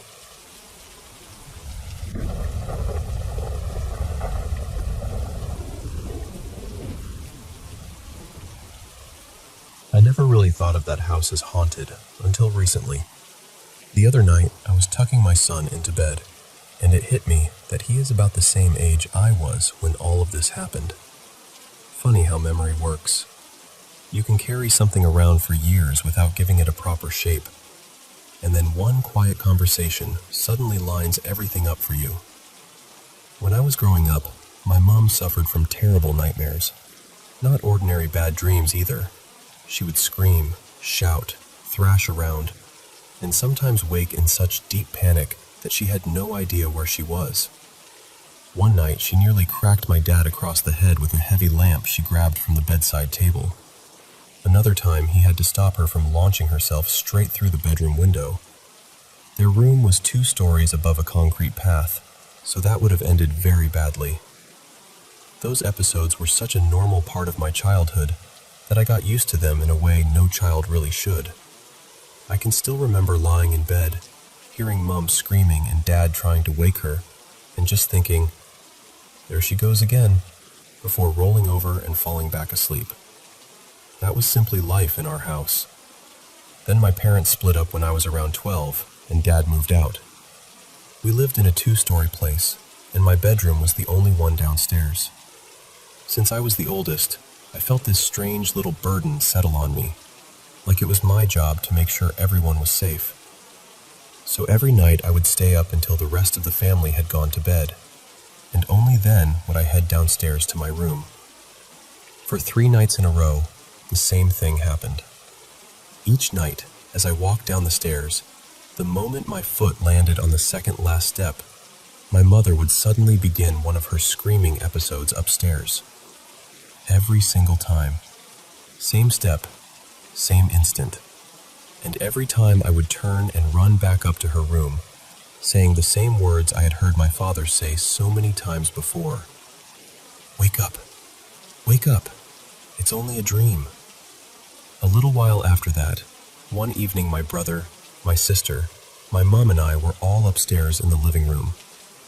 We had just finished watching television and were getting ready for bed when this loud banging started beneath the staircase. Not a little creak or plumbing noise. I mean proper banging, sharp and heavy, coming from the exact spot where my foot had landed on those 3 nights. There was nobody else in the house, and the space under those stairs was far too cramped for a person to be hiding in. The 4 of us just froze. Nobody needed to say a word. We all knew, instantly, that something about it was wrong. We sort of shuffled together into a tight little huddle in the middle of the room and stood there, staring, until it stopped. It lasted maybe 15 seconds, maybe a bit longer, but fear stretches time into something ugly. Even after it ended, none of us wanted to speak. It felt safer somehow not to give it language. Years later, I asked my mom if she remembered that night. She didn't, which honestly makes it worse somehow. Human memory, always performing its cheap little vanishing act. Not long before that, my mom had a few friends over one Friday night, and after some drinks, they decided it would be entertaining to hold a seance. Because apparently adults sometimes get bored and decide to invite nonsense into the house for sport. I joined in, put my finger lightly on the edge of a glass, and closed my eyes. I could feel it moving, and I assumed one of the others was pushing it. But when I opened my eyes, I saw that no one else even had a finger on the glass. Mine was the only one there. Sleeping downstairs by myself, I sometimes woke with this awful feeling that something was in the room with me. I couldn't have told you what it was. I never saw anything clearly, but I felt it, and I felt, with absolute certainty, that it meant me harm.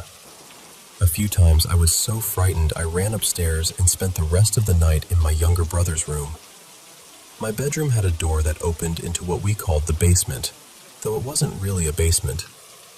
The house was built into the side of a steep hill, so underneath was this long, low storage space, with my dad's little workbench at one end. Beyond part of it, there was exposed earth and shadow, where the slope of the hill pressed in close. Even in daylight, that place had an atmosphere I hated.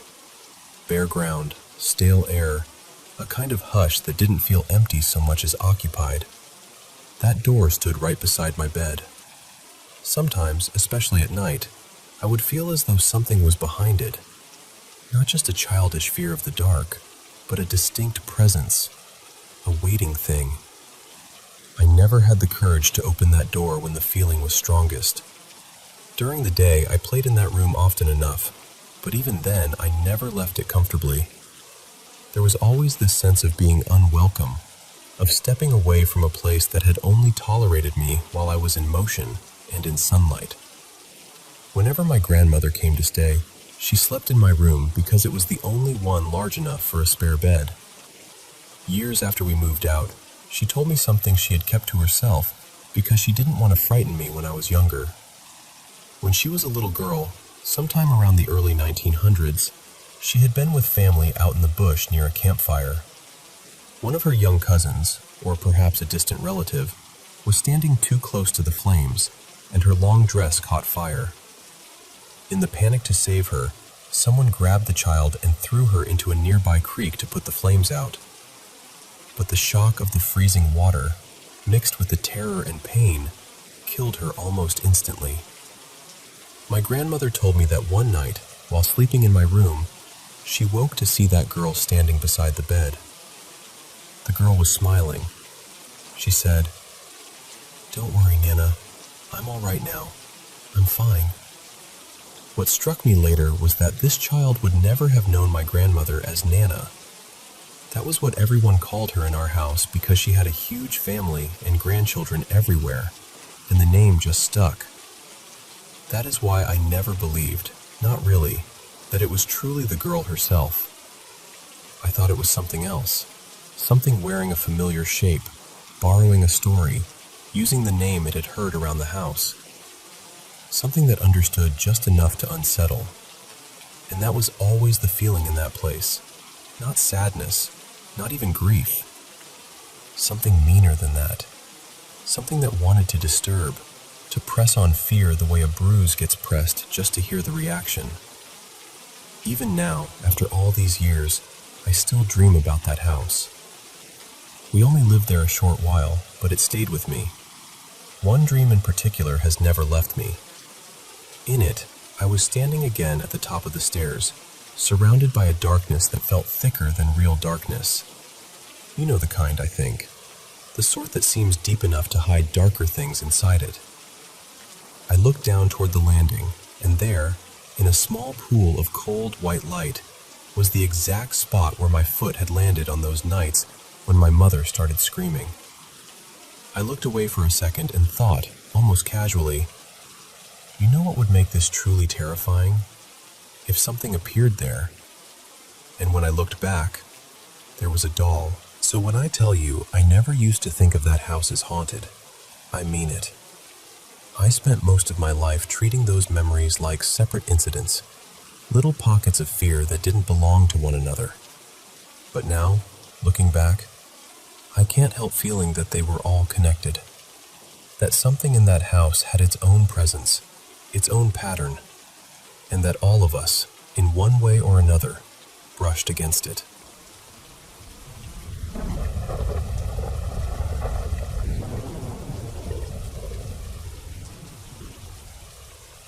Hi everyone, welcome back to tonight's video from Paranormal M channel. Before we start, if you like these stories, please leave a like, and if you have had any paranormal experience yourself, feel free to send it to me. The first story in tonight's video is about a house where strange things kept happening in the hallway until both the father and his son saw something they could not explain. Let's get into it. I hope you enjoy the video and have a good, restful night.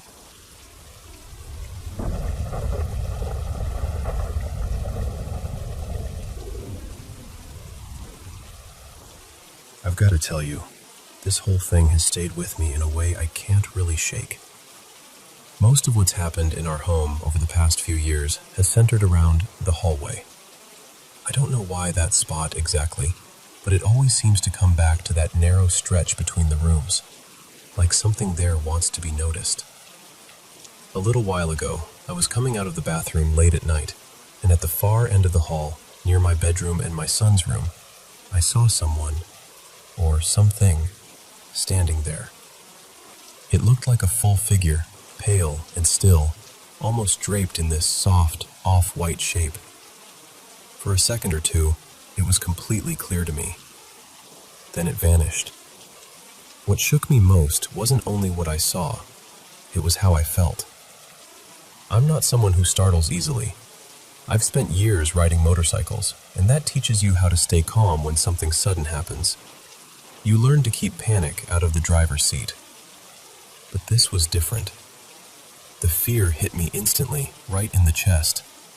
It was deep, physical, the kind of fear that makes your whole body go cold before your mind can even catch up. I stood there trying to steady myself, wondering why the sight of it carried that much dread. It didn't move. It didn't rush me. It just stood there, and somehow that made it worse. It felt aware. That's the only way I can put it. I caught my breath, waited for my heart to slow down, and then I went straight to tell my son what I'd seen. A few days later, I was out working, and right in the middle of the day, I got this strong, nagging feeling that I needed to check on him. It came out of nowhere. I remember thinking, I should call him right now. But the day got away from me, and I never made the call. When I got home that evening, we talked, and figured out that around that same time, he'd been sitting at his computer in the living room when he heard heavy footsteps moving down the hallway. Not light creaks, not the house settling. Heavy steps, clear enough to pull his attention away from the screen, which, honestly, is a small miracle in itself. After that, things went quiet for a bit, but only on the surface. The feeling never really left. You know that sensation of being watched, of someone just out of sight around a corner? It was like that. Not all the time, but often enough to wear on you. Then one evening, I went out to pick up a few groceries. It was dark by the time I got back. I pulled up outside, got off the bike, and while I was unstrapping the bags, I thought I saw a dark figure standing on the lawn, just watching me from a short distance away. I did what I usually do when something feels too strange to be true. I told myself I was imagining it and went inside. The moment I stepped through the door, my son told me he'd just seen a ghost in the hallway. He said it had been standing behind the armchair, beneath a novelty mask I keep hanging on the wall. He only saw it for a split second, but he knew it was there. He was sure of it, and the truth is, this wasn't the beginning. Before any of these sightings, we'd already had years of strange things happening. Small objects would disappear and then turn up again. Cardboard roll inserts would get flicked off the windowsill. A door once slammed over and over on a still, hot afternoon with no wind at all. There were other moments too, unsettling ones, the sort of things you try to explain away because the alternative is harder to live with. But now it feels like whatever was once just noise in the background has become more visible, more deliberate. That's the part I keep coming back to. It feels as though it's becoming clearer. First it was sounds, movements, impressions, then footsteps, then a pale figure, then another sighting with more shape, more color, more presence. That progression is what unsettles me most. Part of me wants to set up my phone overnight, maybe run an audio app and see if it catches anything. Another part of me really doesn't want to know. I've thought about getting a couple of cheap cameras just to see what happens when no one's around. I've even wondered whether there's anyone nearby, maybe here in Tasmania, who actually investigates these things properly. But for now, this is where we are. I'm telling you exactly as it happened, because once you've seen something like that in your own home, it's hard to pretend it's nothing. And when your son sees it too, that's when it stops feeling like imagination and starts feeling like you're living alongside something you don't understand at all.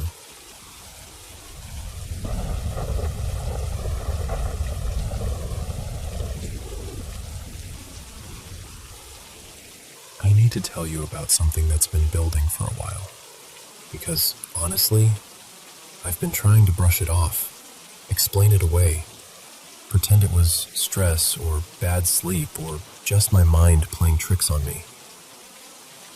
But after what happened tonight, I can't really do that anymore. For the past few years, there have been odd little things in this house. Nothing constant, nothing dramatic enough to make me feel certain. Just those strange moments that leave you unsettled afterward. A sound in the wrong place. A knock that doesn't fit. That sort of thing. But in the last couple of weeks, it's all felt stronger somehow. More deliberate. And tonight, I'm almost sure I saw something in the hallway. About a week ago, I was lying in bed, right on the edge of sleep, when I suddenly heard a woman's voice say, very softly, "Hello." It came from the space beside my bed, between me and the wall. It wasn't part of a dream. It startled me so sharply that I sat upright straight away and stared at the exact spot the voice seemed to come from. I was fully awake in an instant, heart pounding, just trying to make sense of it. Then there have been the knocks. A few loud bangs late at night, the kind that make you stop and listen because they're so clear and so out of place. A couple of them happened when the whole street was quiet. No traffic, no people outside, nothing obvious that could explain them. Once or twice my son, Leon, didn't hear them at all, even though they sounded loud enough that he should have. Then, 2 nights ago, I walked past Leon's room and noticed his bedroom door was wide open. He was asleep in bed, and I remember noticing the door because I nearly always clock little things like that.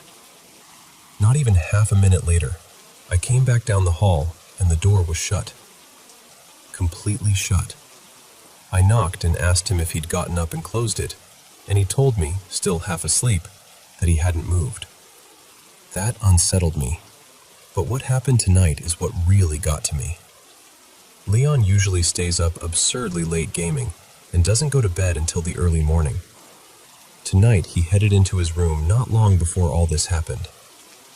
I was already exhausted because my laptop had been acting strangely all day, draining its battery over and over, even though it was plugged in and supposedly charging. It's not something it normally does, and by that point, I was already worn down and irritable. Then there was this fly. One of those relentless little things that just will not leave you alone, landing on my foot, then my cheek, then buzzing back again like it pays rent. I finally got fed up, reached down beside the bed, and dug out the fly swatter I keep tucked away. I managed to kill it, and right as I did, I caught movement out of the corner of my eye through my partly open bedroom door. I saw Leon come out of his room and head down the hallway toward the bathroom. It looked completely ordinary at first. The only thing that struck me as slightly odd was that he seemed to be wearing a dark blue oversized hoodie or blanket thing, which made no sense because his room gets so warm at night. A moment later, I stepped into the hallway myself because I thought there might be more flies out there. Sure enough, there was another one, and I swatted that too. While I was standing there, I called down the hall to Leon, joking that the fly swatter was doing a better job than bug spray ever could. He didn't answer, but when I opened the door, Leon was there in bed. Not standing up, not getting settled, not halfway across the room. In bed. Asleep. Or at least asleep enough that opening the door woke him. And that was the exact moment every bit of confidence I had in what I'd seen just fell apart. Because I know what I saw. I saw someone leave that room and walk down the hallway. I was close enough to recognize the shape, the movement, even what looked like the clothing. And yet my son had never left the bed. I just stood there frozen, and this awful cold feeling washed over me. It hit me all at once that whatever I saw in that hallway was not Leon. And that's what's shaken me so badly. I've tried to be rational about everything else, but this felt different. It felt clear, real, and I honestly don't know how to explain it away anymore.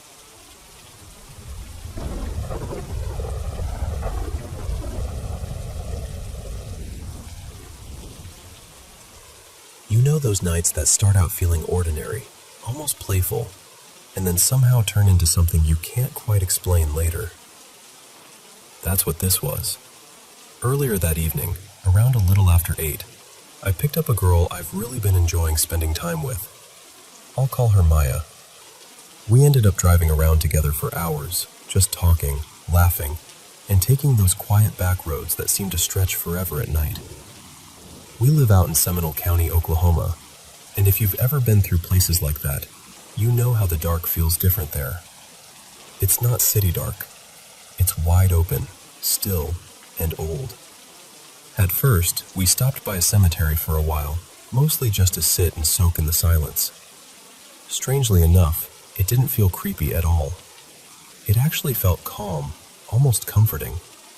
But after a bit, we both agreed we wanted something a little more exciting, so we drove out to this old place people around here call Whisper Bridge.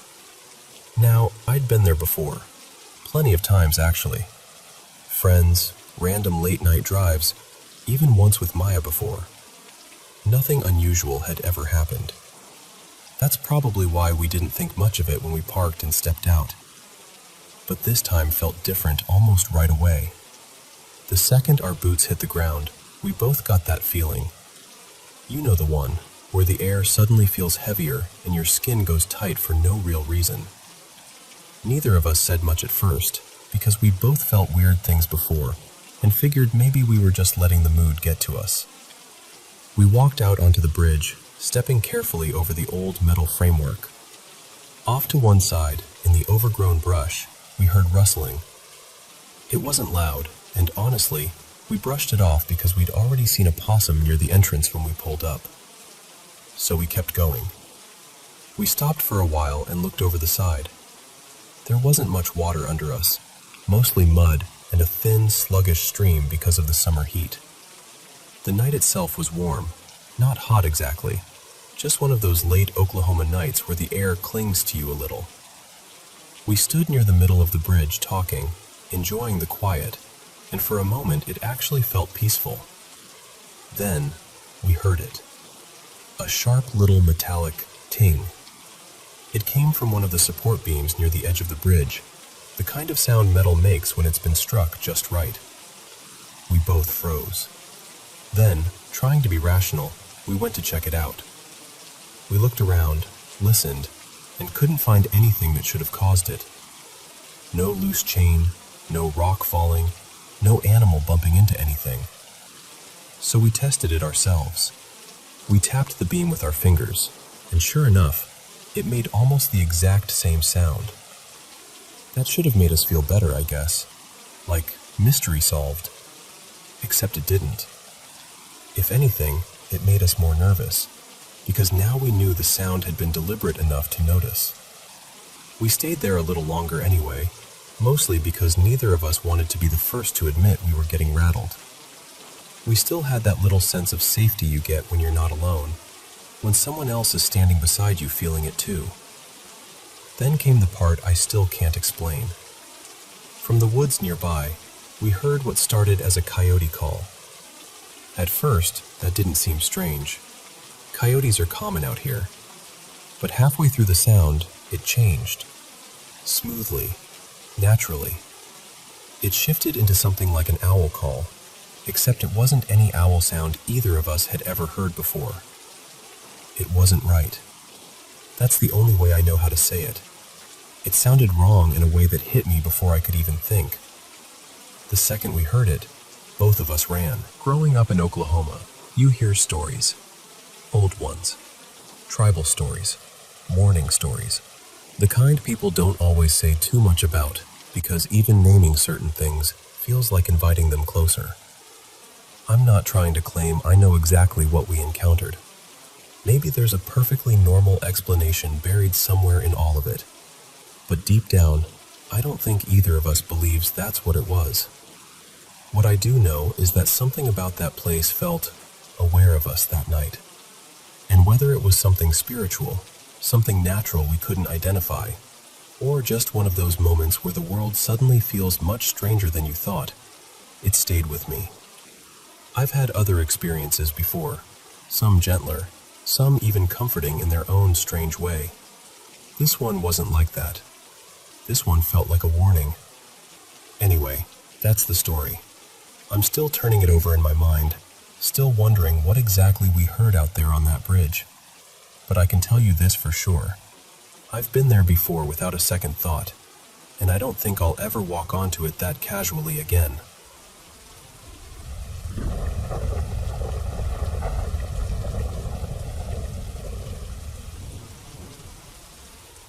You know, my friend Scotty Schaefer and I have been close since we were about 4 years old. We're both pushing 40 now, and even though life has done what life always does, moved us to different states, gave us wives, kids, jobs, all the usual chaos, we still make time to fish bass tournaments and go hunting together a few times a year. We've always shared gear, stories, and probably too many bad decisions. One thing we never agreed on, though, was the whole idea of ghosts and the afterlife. Scotty always believed there was more out there. I was the one who rolled my eyes and came up with practical explanations for every strange thing he ever told me. That was just our rhythm. So this happened during tournament season last spring. I had to miss one of the events because I was working late at the hospital during my pharmacy rotation. Since our big tackle box was in my boat, I told Scotty I'd swing by after work and leave it in his garage so he and the alternate guy could head out early the next morning. To picture the place, Scotty had this older ranch-style house with a big yard, and behind it, off the alley, there was a detached one-car garage. Right next to it lived his elderly neighbor, Merlin, who was one of those people you instantly liked. He was a veteran, loved good scotch, had a dry sense of humor, and always had something funny to say if you ran into him by the driveway or near his garden. I remember pulling in at 12:17 a.m. exactly. It was warm out, quiet, and honestly, kind of peaceful. I was tired, but I was in a decent mood. And just so I'm being clear here, because I know how stories like this sound, I was completely sober. I'd just come off a long shift. The second I stepped into Scotty's garage, something changed. I've never had an experience like it before or since. Every hair on my arms and legs stood up all at once, like I'd walked through some massive burst of static. My skin broke out in goosebumps so hard it actually hurt. And underneath that was this awful, crushing feeling of dread. Not nerves, not anxiety. I mean the absolute certainty that something was terribly wrong. It hit me so suddenly it felt like somebody flipped a switch in my brain.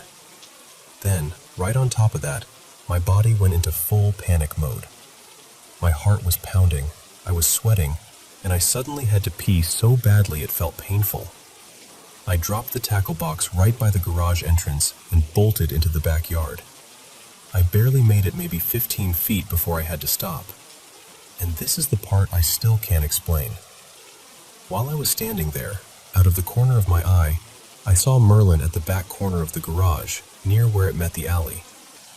At first I thought, oh no, this poor man just caught me peeing in the yard. But when I turned and looked at him, I knew something was wrong. It looked like him, I'm sure of that. But his face, I still hate thinking about it. His eyes looked huge and dark, like hollow black spaces, and he was gripping the corner of the garage with one hand, leaning around it like he was trying to hide. The expression on his face was pure terror. His mouth was half open, twisted downward, like he was shocked and frightened at the same time. It chilled me in a way I still can't really put into words. I finished up as fast as I could and ran toward him, calling his name. Part of me wanted to apologize. Part of me wanted to make sure he was okay. But when I got to the corner, nobody was there. I checked his side of the property, looked around the yard, the alley, everywhere I could in those few seconds. Nothing. So now I'm rattled, trying to keep it together, and I turn back toward the garage. That's when I notice the light is on inside, and there's this loud, aggressive knocking sound coming from in there. It sounded almost like a power tool stuttering or something mechanical slamming over and over. I went back in, half out of fear and half because I needed some kind of explanation for any of this. I found the source of the noise almost immediately. It was the foot-controlled trolling motor on Scotty's boat. It was somehow running hard while still folded up on the deck, and the prop was smacking against the plywood. The weirdest part was that the control still looked like it was in the off position. I had to disconnect the battery to make it stop. And the light? That wasn't a switch on the wall.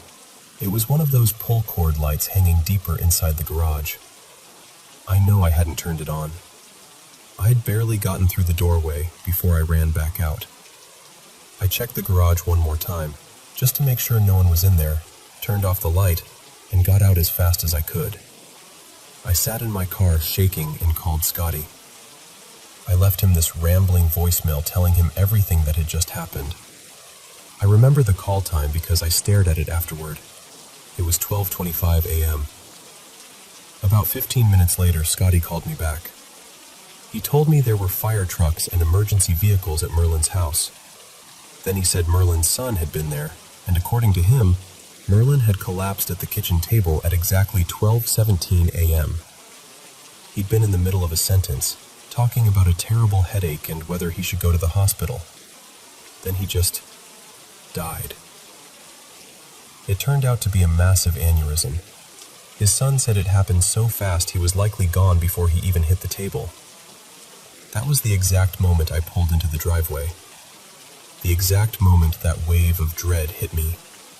The exact moment I thought I saw him standing behind Scotty's garage, looking more frightened than any face I have ever seen in my life. I spent years dismissing every ghost story Scotty ever told me. I always needed a logical answer, something I could file away and explain. But I've never been able to explain that night. And honestly, even now, telling it to you still gives me chills.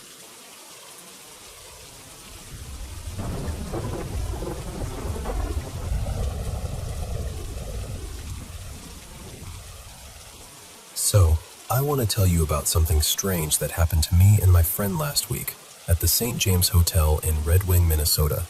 Not the one people always mix it up with, but the historic one. The old hotel that's been standing there since the 1800s. It's gorgeous, honestly. Very elegant, very old-fashioned.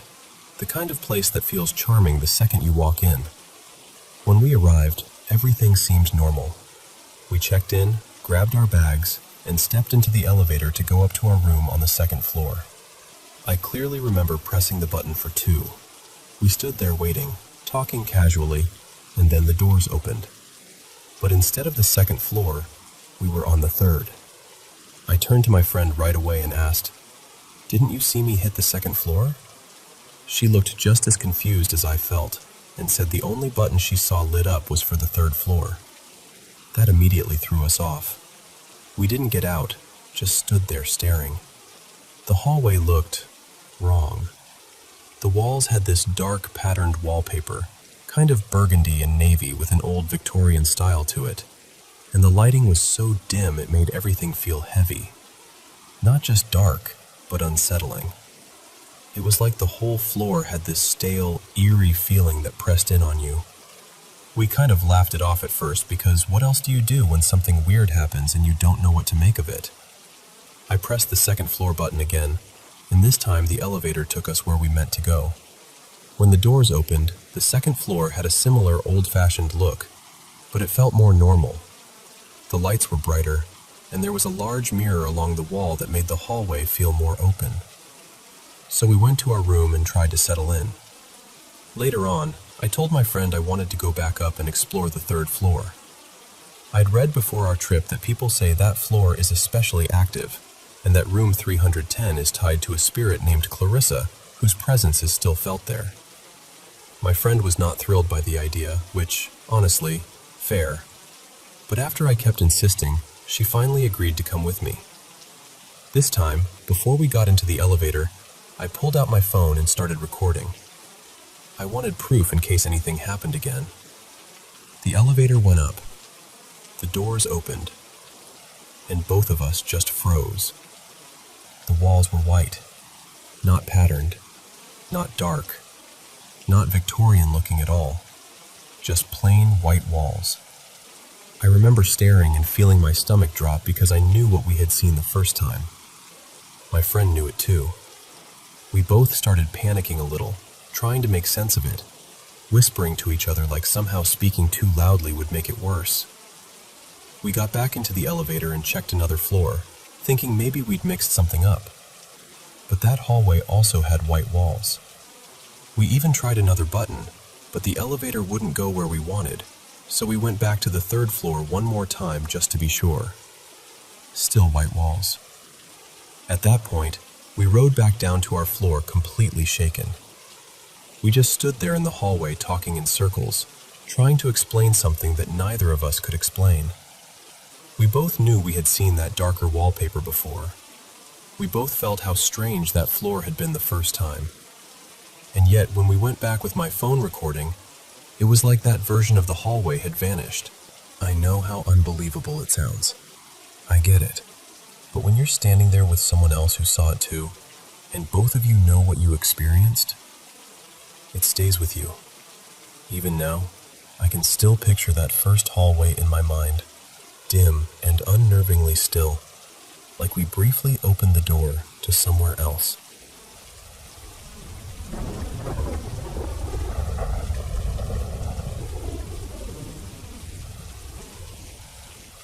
Let me tell you about the gym I work at, because honestly, I still can't quite make peace with what's happened there.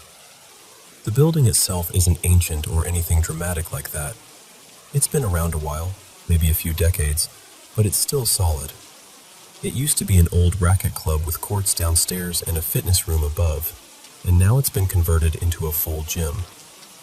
You can still see traces of what it used to be, especially in the downstairs weights area where the old court markings and wall angles are still visible. The pool, showers, and changing rooms are tucked off a side corridor, and the rest of the gym sits upstairs beyond this open wooden staircase. During the day, it feels completely normal, familiar even. But at night, it becomes something else. There have been a few moments that really got under my skin. The first one happened maybe 5 months ago. I'd already been home for a while when my manager called and said one of the alarms had gone off at the gym. I lived closest, so I went back to check it out. When I got there, I found the issue pretty quickly. One of the poolside doors hadn't latched properly. Before fixing it, I did a full sweep of the place, just to be safe. Reception was empty. Upstairs was empty. The women's changing room was empty. I went through to the pool area, shut the door properly, checked the plant room, checked the men's changing room, and glanced into the weights area too. Nothing. No one. Then, as I was heading back toward reception, I heard someone shout behind me. Not angry, not panicked, just like someone calling out casually to another person across the room. At the same time, I caught this dark shape in the corner of my vision, and then I heard the men's showers come on. I ran straight toward the sound. Adrenaline does that to you, I suppose. But when I got there, everything was exactly as I'd left it. No movement, no footsteps, no doors swinging. No one could have slipped past me without being seen. The corridors are too narrow, the layout too tight. I was completely alone. Then a couple of nights later, 2 coworkers had their own experience during closing. They'd checked every section properly, made sure all the members were gone, and started shutting things down at reception. That's when they heard voices coming from down the corridor, and then the sound of locker doors banging shut in the men's changing room. So they called out, thinking maybe someone had been missed. It happens. People linger. But when they checked, there was nobody there.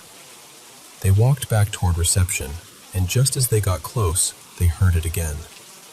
Same voices, same locker noise, same empty room when they checked.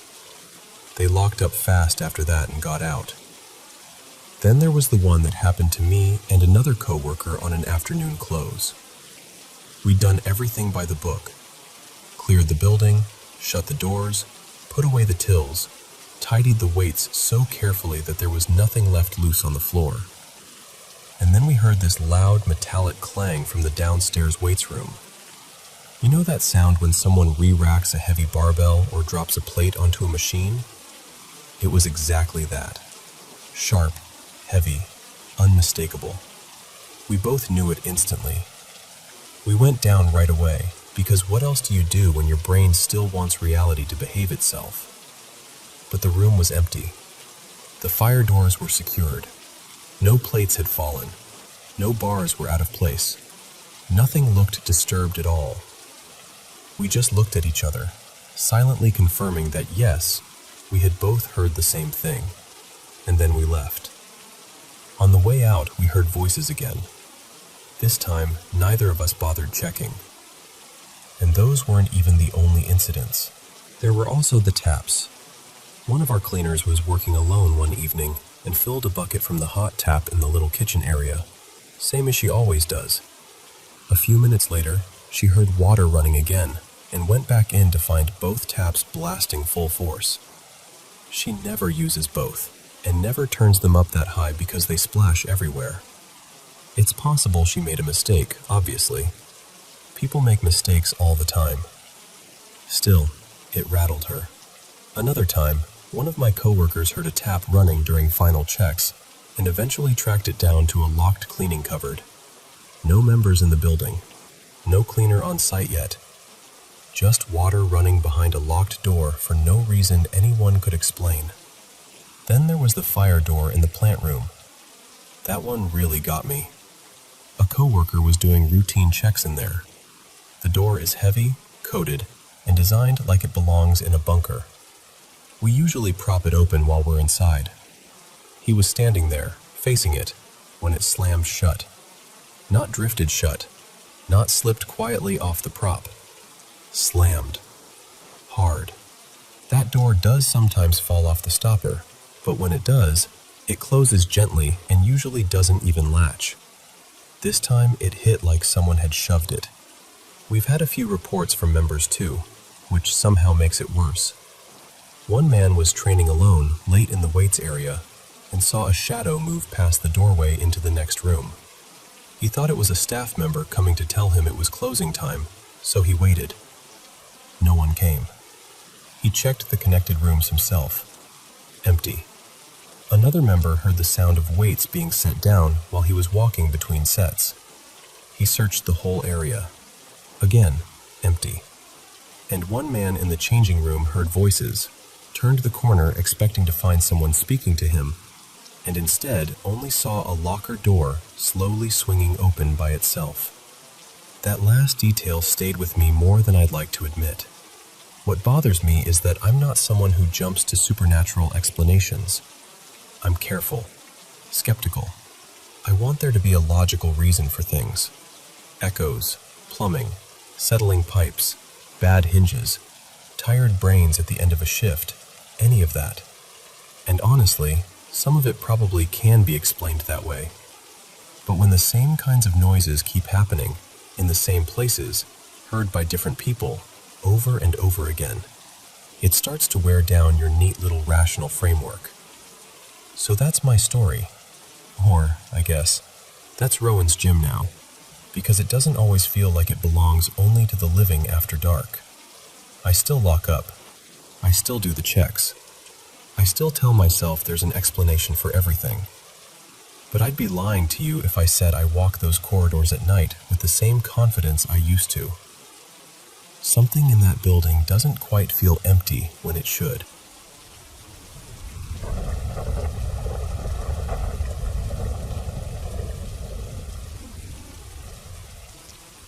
I need to tell you about a place I used to work, because to this day, I still cannot explain what was happening there. It was a small shop, and from the beginning, it felt off. Doors would open and close on their own. Items would get moved around when nobody had touched them. More than once, I heard knocking on the bathroom door, even though I was the only person in the store. One night, the security camera was somehow turned upside down after closing.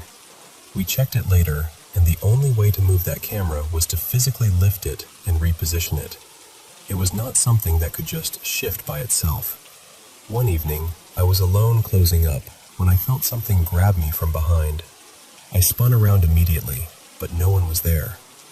Another night, I heard a loud crash in the gift room at the back of the store. When I went to look, a glass cross had been flung clear across the room and shattered on the floor. It had moved way too far to have simply fallen. My coworkers and I eventually started calling whatever it was, Errol, half joking, half not. A lot of strange things happened before the owners finally brought in a paranormal team. They said they made contact with several different entities, and because the owners were deeply religious, they had the whole store and property blessed afterward. Things did calm down a little after that, but they never completely stopped. The last thing that happened before I quit is still one of the clearest memories I have. I was alone again, closing the store. I knelt down to grab something from a cabinet, and I suddenly felt, and even saw, a dark figure lean over me.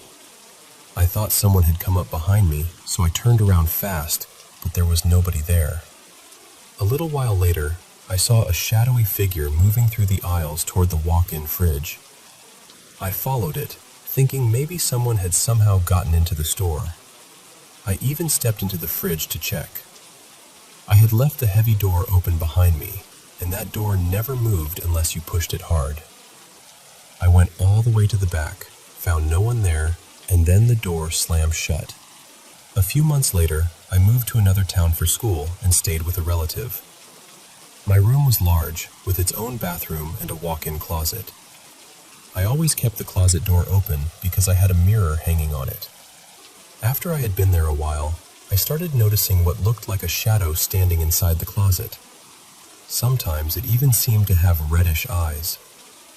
I kept telling myself I was tired and imagining it. Then one night, while I was driving home from work, I felt one of my braids get tugged sharply downward. I panicked and pulled over at a gas station as soon as I could. I searched the whole car, convinced for a second that someone had to be hiding in there, but there was no one. I even tried to explain it away by thinking maybe my hair had caught on the seatbelt, but it did not make sense from the side it was pulled. After that, the bathroom door in that house would open and close by itself.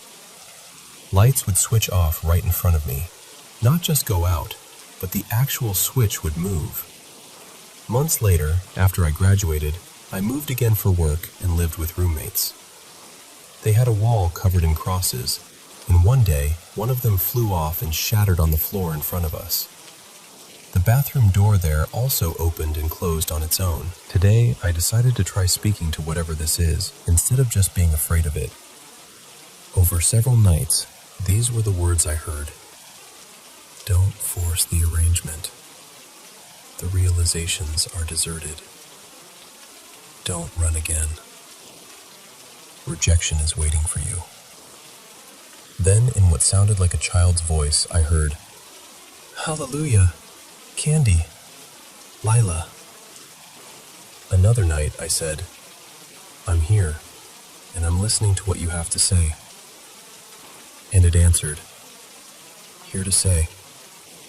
I said, Yes, I'm here and listening to you. It said, Yes. I told it, You can say whatever you want. I'm listening. And it answered, Here, listening, yes. I said, Yes. Then it said, I don't know. I asked, What don't you know? It replied, I like chocolates, about last night. So I asked, What happened last night? And it said, I'm cold. Then it made a sound like a dog barking, and after that I heard, I like dogs. Then, in that same childlike voice, it said, Pick me up. I still do not know what has followed me from place to place, or if it really is the same thing at all. I just know that for years now, I have kept seeing it, hearing it, and feeling it. And no matter how much I try to reason through it, some part of me still feels like something has been trying to get my attention for a very long time.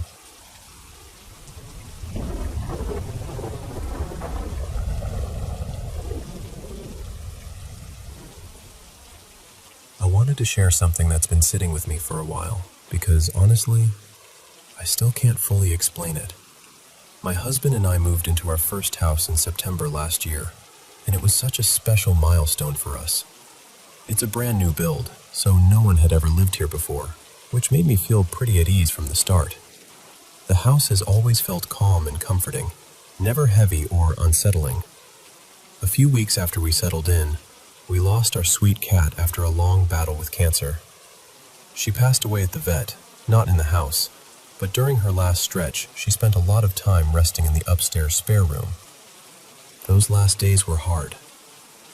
Not too long after she was gone, both my husband and I started catching these little glimpses out of the corners of our eyes.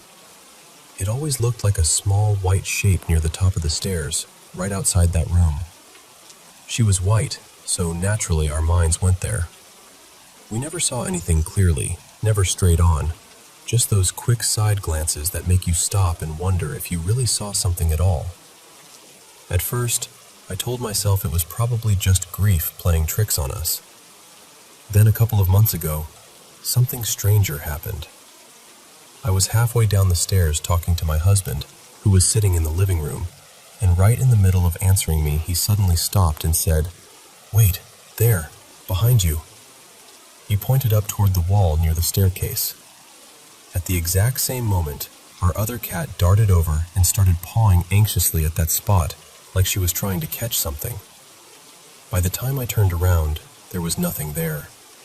My husband had goosebumps all over his arms and told me he'd seen a quick flash of light, almost like a sharp little wedge, shoot up the stairs.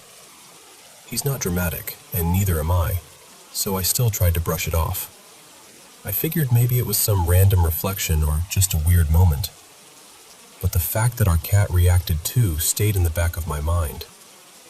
Later on, my mom admitted she'd seen something similar when she was visiting. She said she noticed a strange reflective light near the top of the stairs one afternoon, but she kept it to herself because she didn't want to scare me. Even then, I didn't let myself lean too far into it, mostly because I hadn't seen it with my own eyes. Until I finally did. A few nights ago, I was sitting on the couch reading while my husband was nearby playing a game. I happened to glance up toward the window shades, and suddenly, this flash of light appeared. It hovered there for maybe 2 or 3 seconds. It didn't look like normal light to me. It had this curved shape, almost like a crescent or a bent wing, and it seemed so distinct that I just froze. Then I looked at my husband, and the second I saw his face, I knew. It was the same thing he'd been trying to describe before. We checked everything we could think of afterward. Lamps, windows, cars outside, anything that could have caused some odd reflection. Nothing made sense. I'm still trying to be reasonable about it because that's just how I'm wired. But I can't deny that it felt real, and now I understand why everyone else looked so unsettled when they saw it. I don't know if it's connected to our cat, or if it's something completely explainable that we just haven't figured out yet. I only know that it happened, and I can't stop thinking about it.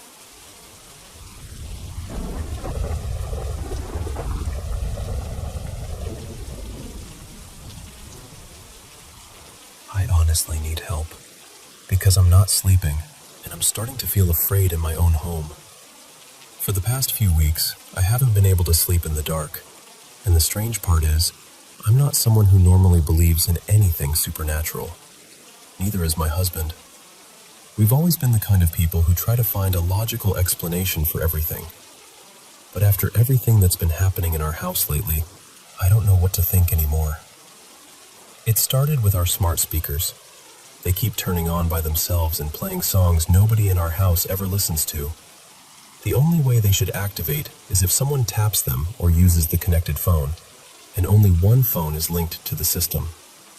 More than once, the speaker in our bedroom has started blasting music in the middle of the night, like around 2 or 3 in the morning, at a volume we would never even use. One night, a friend was over and said she heard footsteps upstairs when no one else was up there. We went to check, and there was nobody there, but the kitchen speaker had started playing music on its own again. Then there was the laundry room. A stack of hampers and plastic bins suddenly crashed over all at once. No one was in there. Nothing had bumped them. Later, we even tried setting them up the same way to see if maybe they were just unstable. But we couldn't get them to fall like that unless someone physically shoved them. We've also heard footsteps upstairs when the whole upstairs was empty. We've heard cabinets shutting too, like someone was moving around in the kitchen when no one was there. One of the moments that really shook us happened to my husband. He was already in bed one night before I came upstairs, and he said he felt something moving across the mattress beside him. Not just a vague feeling, but actual pressure, like footsteps pressing into the bed. He told me he stayed still for a minute because he was scared, but also trying to make sense of it. He said whatever it was seemed to get closer and closer until it was near his face. The second he turned on the lamp, it stopped. When he switched the light back off, he said he felt it again. Another weird thing happened when a friend was at our house. She unlocked her car from inside, left her keys on the counter, and walked outside to grab something. Just as she got close to the car, it locked itself and the headlights flashed. Her car is older and definitely does not auto-lock like that. Then there was the front door. My husband unlocked it to let someone in, then went back upstairs. By the time the friend reached the door, it was locked again. Not just locked, but deadbolted. We never used the deadbolt during the day, so that really freaked us out. We've had lights flicker in random rooms too, and there doesn't seem to be any clear reason for it. And the thing I keep replaying in my head happened one night when we were driving home. I looked toward the front of the house and could have sworn I saw a figure standing in the window. At the time, I told myself I was just tired or imagining things. But after everything else, I can't brush it off so easily anymore. I just know I can't keep living like this.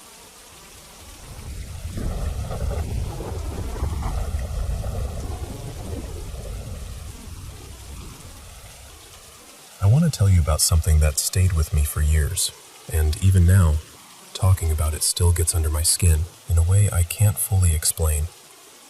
When this happened, I'd been living in that house for around 10 years, maybe a little more. By the time I'm telling this now, it's been close to 13. It was one of those narrow 3-story townhouses that tries very hard to look fancy from the outside, complete with those useless little balconies no one could actually step onto. The layout matters, unfortunately, because the feeling was always tied to one exact spot. When you walked in through the front door, there was a small bathroom off to the left, the kitchen on the right, and the living room straight ahead. Just beside that first bathroom, the staircase started. From the bottom, if you looked up, you could see a section of white painted railing near the upstairs bathroom door. The stairs curved near the top, and when you reached the last step, my bedroom was directly ahead. My mom's office was nearby, along with a cupboard and my dad's study. It was an ordinary enough house, really. Nothing about it should have felt strange. But for as long as I can remember, there was one place that never felt right. A few years after we moved in, when I was still pretty young, I started feeling this presence at the top of that first staircase. Not just once in a while, not only at night, but constantly. It always seemed to be standing near the upstairs bathroom door, just beyond the railing, as if it were leaning slightly forward and looking down. Sometimes it felt distant, almost blank, like it was there without really noticing me. But most of the time, it felt focused, intentional. Every single time I came out of my room, I'd glance toward that spot without even thinking about it. I'd start down the stairs feeling mostly normal, but the second I hit that curve and my back turned toward the landing, the feeling would come over me. That unmistakable sensation that something was watching me. Not imagining it, not just being nervous. Watched. And it worked both ways, going upstairs, going downstairs, daytime, nighttime, it didn't matter. Though I'll say this, at night it always felt worse, heavier, sharper.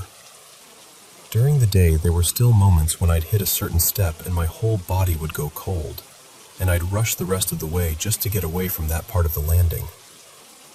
The strange thing is, I never told anyone, not once. Part of it was embarrassment, I think. It unsettled me deeply, but saying it out loud made me feel childish, like I'd sound ridiculous. My best friend and I were both the sort of kids who were always expected to be sensible, high-achieving, composed. The kind of girls who were supposed to have their heads screwed on properly. And even though, logically, I knew feelings aren't stupid, I still couldn't bring myself to say, something at the top of my stairs feels wrong. My best friend, I'll call her Jamie, used to stay over a lot when we both had free time. On the night I'm thinking of, we were probably 15, maybe 16, somewhere around then. We were having one of those really ordinary, happy evenings, talking nonsense, laughing, baking cookies, finishing the takeaway we'd ordered, cutting up fruit, half watching films in the living room.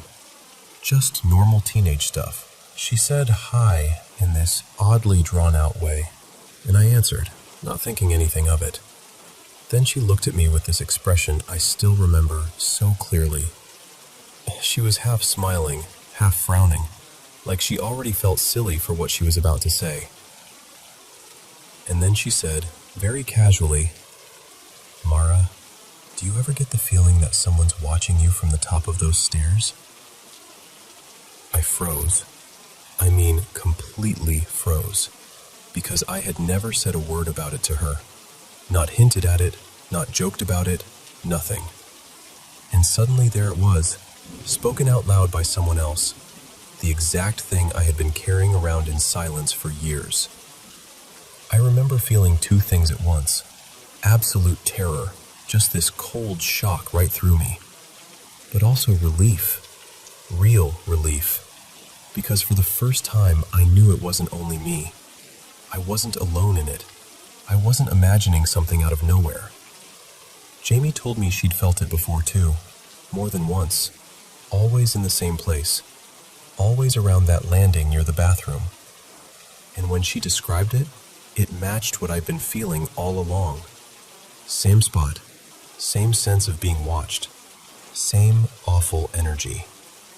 Even now, telling you this, I get emotional in a way that's hard to put into words. It's not just fear, though there's definitely fear in it. It's something deeper than that. The whole thing, the years of feeling like there was something standing there, something maybe angry, maybe hostile, has stayed with me in a very profound way. I still feel it sometimes, and I still look at that spot, every single time.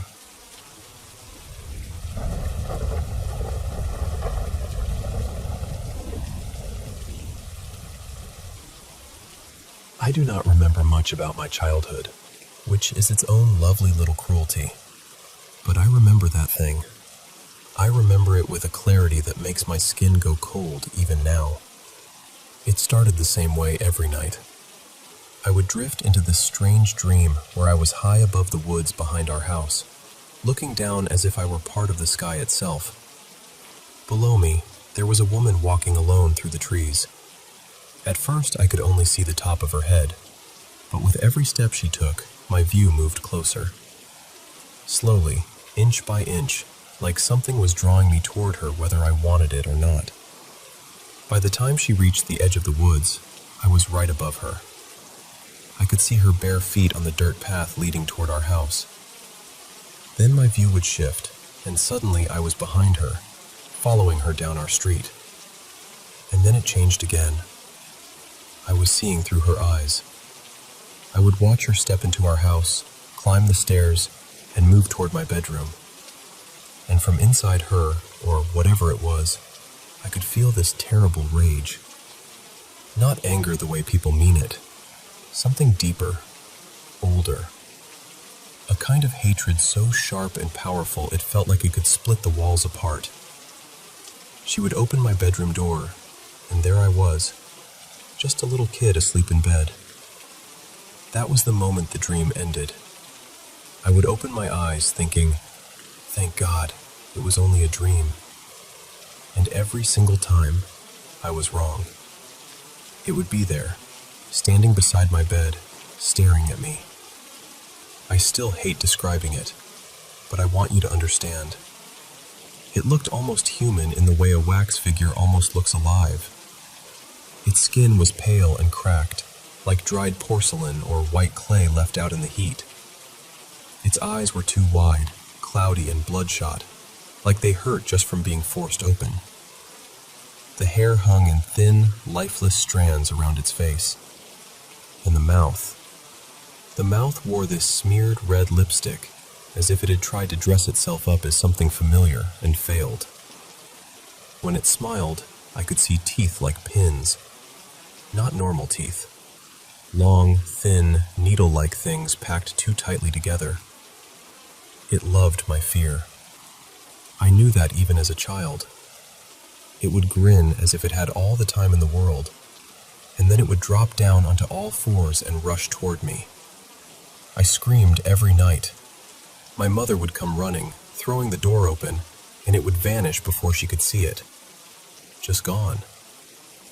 This happened so often that she tried everything. Doctors, counselors, sleep medication. She thought I was having night terrors. The neighbors heard me screaming so many times they called the police more than once. My poor mother was trying to keep the whole thing from becoming some family legend. But families are what they are, and the story spread anyway. By the time I was around 8, I was falling apart. My hair had started thinning. I barely ate. I did not laugh. I did not play. I was all nerves and bones and fear. Then my grandmother took me in for a night. She sat me down at her kitchen table without fussing, which somehow made it feel more serious. She put a bowl of soup in front of me, rested her hand over mine, and after a long silence, she said, very quietly, I used to call it sore eyes. I did not even look up, but I knew exactly what she meant. She said, do not give it anything to smile about. It is only made of mud and worms. And those needle teeth, they snap easy. She looked at the pieces and said, it breaks the same way. I asked her if she meant I was supposed to fight the thing, physically. She told me no. Then she explained it in a way only grandmothers can, as if she were telling me how to mend a shirt or salt a stew. She said that if I did not let it smile, it would break all on its own. The teeth sat too tight in its mouth. The eyes would swell. The whole thing would come apart. That night, for the first time in years, I fell asleep feeling safe. The dream came again, just as it always had. The woods, the woman, the walk to the house, the stairs, the bedroom. And then I woke to find it there. But this time, I remembered the shattered jar. I remembered the dirt and the worms. I remembered my grandmother's voice. And suddenly it did not look powerful anymore. It looked brittle. It lunged toward me a few times, trying to scare me, but I did not react. I just stared back at it. No tears, no screaming, no fear. I remember hearing my own little voice in that room, clear as a bell. I'm not scared of you anymore. It made this ugly sound, somewhere between a grunt and a hiss, and backed away. Then it left the room on all fours, moving in that awful, inhuman way. A moment later, my grandmother came in. She took me downstairs, wrapped me in a blanket, and made me drink a mug of warm goat's milk with cinnamon, which I thought was disgusting at the time. She kissed the top of my head, tucked me back in later, and after that, nobody spoke of it again. And for years, that was enough. I am 20 now. I moved to another city. I built a life I actually love. I have been with my partner Daniel for 3 years. We have a dog and a cat and a small, happy home. I have close friends, I laugh easily now. At 14, I told a therapist about what happened, and she thought it might have been stress, sleep paralysis, childhood trauma, all dressed up in nightmares. Maybe my grandmother just knew how to give me something symbolic to hold on to, and maybe that saved me. Honestly, for a long time, that explanation was enough too. Then, 2 weeks ago, it came back. The dream returned first. Same path, same house, same feeling. When I opened my eyes, it was in my room again, crouched low at the foot of the bed like a runner waiting for the signal to launch. I was not afraid, not at first. I remembered the jar. I remembered what my grandmother had taught me. So I looked at it and said, just like before, "I'm not scared of you." But this time it smiled wider than I had ever seen, wider than seemed possible. It gave this horrible, deep little laugh, and then it spoke. It had never spoken before. It said, "I know, not yet." Then it disappeared. The next morning, my mother called to tell me my grandmother had died during the night. I do not really have words for what that did to me. I am still grieving. Some hours I feel steady, and some hours I feel like the floor has dropped away. After the funeral, my mother and I went to clear out my grandmother's house. In the kitchen, there was spilled cinnamon on the counter, and a carton of goat's milk left open, sour and leaking onto the floor. It looked as though she had been in the middle of something, or preparing for something. She had already packed many of her belongings into boxes. Inside one, she had left me her rings, some old jewelry, a beautiful antique box I used to admire as a child, silver picture frames from her wedding, a little cash, and one white ceramic jar. Beside it was a sealed bag of dried soil and worms. It said, "Stronger does not mean unbreakable." Since then, that thing has not stopped. The dreams keep coming. The feeling of it keeps finding me. I can feel it waiting, taunting, like it knows something I do not. And I am telling you this now because I do not know what else to do. I wish this were just a story from a frightened child. I really do. But it is back. And I think my grandmother spent her whole life keeping it from reaching me.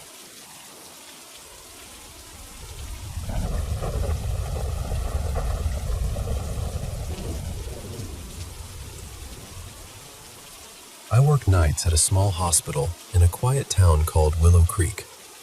It's the kind of place where a lot of older people come to spend their final years in peace. Most nights are simple. I clock in, get assigned a room, sit with a patient, and make sure they're comfortable and safe. A lot of the time, if they're sleeping, I'm just keeping watch while a video plays quietly on my phone. Easy work, at least on the surface. At first, nothing about the job felt unusual. Then one night, I was sitting with a patient who had been drifting in and out because of his medication. Out of nowhere, he looked at me and asked, very seriously, if I could hear the tapping. I took off my headphones and listened, but I heard nothing. He looked terrified. When I asked what he meant, he said someone was tapping on the window. We were on the second floor. There was no balcony, no ledge, nothing that would explain it. I told him I didn't hear anything, but he kept staring toward the glass like something was really there. A nurse eventually came in, calmed him down, gave him something to help him sleep, and the room went quiet again. The strange part was that it didn't happen just once. It happened again the next night, and the night after that. Always the same thing. He would hear tapping at the window, ask me if I heard it too, and panic when I said no. Not long after that, he passed away. I didn't think too much about it at first. In a place like this, death is sad, but it isn't rare. A few days later, I was called in again for another overnight shift. This time, I was assigned to an elderly woman who had just been admitted because her family could no longer care for her around the clock. She had dementia and drifted in and out of different memories. One minute she was telling me about being a girl in her family's garden, and the next she thought she was back in her own bedroom asking me to turn off the lamp. She was sweet, gentle, and easy to sit with. Around 2 in the morning, she woke up suddenly and sat straight up in bed. That alone startled me, because she'd been too weak to do that on her own earlier. She pointed toward the window and asked me, in this trembling voice, "What is that?" I turned and looked. Nothing. So I asked her what she saw. She said, "He's tapping. He wants me to open the window." The fear in her face was immediate, real. She started trying to climb out of bed, even though she'd already been given medication to help her sleep. She was in no condition to walk, and the nurse had to come in and sedate her before she hurt herself. By morning, she was gone. After that, I couldn't shake the feeling that something wasn't right. 2 different patients, different backgrounds, different conditions, different rooms, and both of them saw the same thing.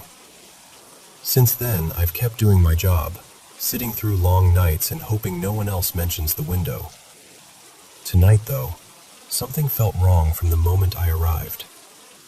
The hospital was unusually busy. Everyone seemed tense. Even one of the doctors made an offhand comment about the moon looking strange lately, like that explained the heaviness in the air. I'm not really someone who buys into things like that, and I try not to judge what other people believe, but still, the whole place felt off. My patient tonight was an older man named Harold. He had dementia too, but he was calmer than most and more aware than some of the others I've cared for. He'd also just had surgery, so by the time I started my shift, he was heavily sedated and resting. I settled in the way I always do, put on a video, opened a bag of snacks, cracked an energy drink, and got ready for a long night.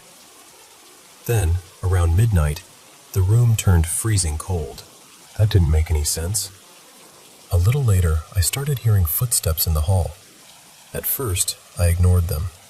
Nurses are always moving around at night, especially when the floor is busy.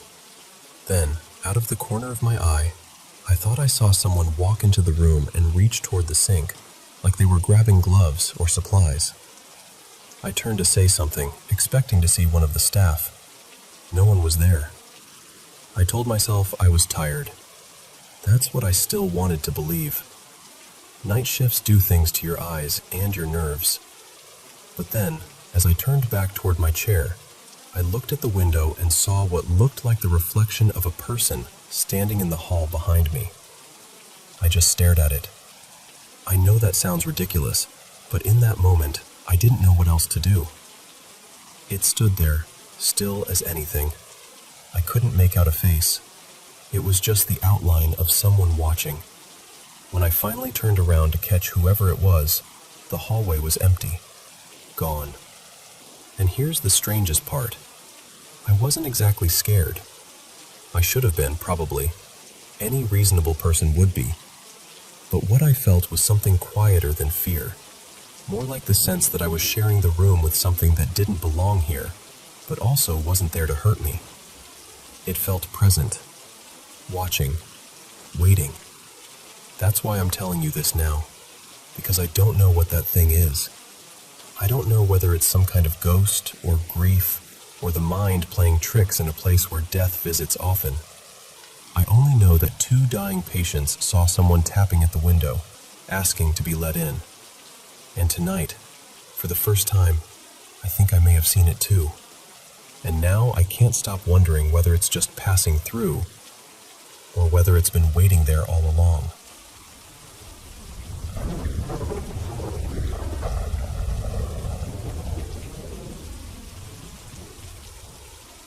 Let me tell you about something that happened to me one summer in July 2007, down in the south of England. Every year, my closest friend Malik and I would sneak away for one night of ghost hunting. That was the official excuse anyway. Really, it was our annual break from work, family chaos, and all the noise of ordinary life. We'd laugh, pack up our ridiculous gear, and go chasing stories neither of us fully believed. But this one trip, this one genuinely got under my skin. We'd done a bit of digging beforehand and decided to head out to a lonely stretch near Oxney Bottom, along the road between Deal and Dover in Kent. Before setting off, we stopped at a local pub for dinner, had a pint each, and mapped out where we wanted to walk that night. Now, whether it was because of all the equipment we were carrying, or because we obviously weren't locals, the barman suddenly looked at us and asked, "You two here for the ghost then?" We sort of smiled and admitted we were, and that was enough. The whole pub seemed to wake up. People who had clearly been listening in started leaning over, telling us bits and pieces about the famous Grey Lady. Most of it sounded like the usual handed-down local folklore, but one story really stayed with me. A man in his 40s told us that when he was a teenager, he and his mates used to stretch a washing line across the road and whip a white sheet from one side to the other whenever a car came past. He thought it was the funniest thing in the world, right up until the police got involved because too many terrified drivers had reported seeing a ghostly woman crossing the road. By then, we were in good spirits. It was one of those beautiful English summer evenings when the light lingers forever. We headed out laughing, not taking any of it too seriously. We spent a while sitting in a patch of woods, talking rubbish, listening to the quiet, half enjoying the silliness of it all. A few hours later, we decided to make our way back to the campsite. But just before leaving, we spotted a gravel track leading off the main road and thought, why not take one last look? There was still a faint glow in the sky, but under the trees it was properly dark. That's when I noticed it. Up ahead, maybe 20 yards away, I saw what I can only describe as a pale, white shape, almost like a narrow, human-sized column of mist. Not solid, not exactly floating, but there. What was strange was that I didn't feel frightened at first. I honestly thought there must be something smeared on my contact lens. I blinked hard a few times, even rubbed at my eye, but the shape stayed exactly where it was. I said, "Malik, can you see that?" He was looking off in another direction and just said, "See what?" I turned back and it was gone. So we kept walking. Then, a moment later, I saw it again. This time, it was closer to the path, moving at a slant, almost as if it was about to cross in front of us. Again, I tried to reason it away. Dirt on the lens, a trick of the light, low mist, anything sensible. And then Malik suddenly yelled, "What the hell is that?" That was the moment my stomach dropped, because now I knew it wasn't just in my head. I grabbed the huge torch we'd brought with us and switched it on, but he immediately shouted, "Turn it off! Turn it off!" So I did, and that made everything worse. For a few seconds we were blind, completely blind. The torch had wiped out what little night vision we had, and by then the last bit of light had disappeared from the sky. We were swallowed by darkness so thick it felt like it had weight. I remember standing there, barely breathing, listening to Malik breathing hard beside me. Eventually, our eyes adjusted, and somehow, reluctantly, I agreed. We carried on up the hill until we came across 3 people, a man and 2 women, very much real and very much alive. We told them what we'd just seen and asked what on earth they were doing out there at that time of night. They said they were paranormal investigators. Apparently the area had quite a reputation, and they were there to do some sort of vigil. I remember thinking they seemed serious, to the point of being unsettling. They were doing little rituals, talking about energies and cleansing the space. We left them to it and started the long walk back to our campsite, which was a couple of miles away. Every dark patch of trees, every rustle, every shadow had us on edge after that. But nothing else happened on the way back. There were a few odd things that happened to Malik later that night too, but I slept through all of that, and honestly, this part is the piece that has stayed with me anyway. So what was it? I still don't know. I come from a scientific background, so of course I've tried to explain it. Maybe it was marsh mist. Maybe it was some strange trick of temperature and low light and imagination. Maybe it just happened to form a shape that looked almost human. Twice. But I can tell you this honestly. Whatever it was, in that moment, I was truly scared. And for someone as skeptical as me, that's what has never quite left me.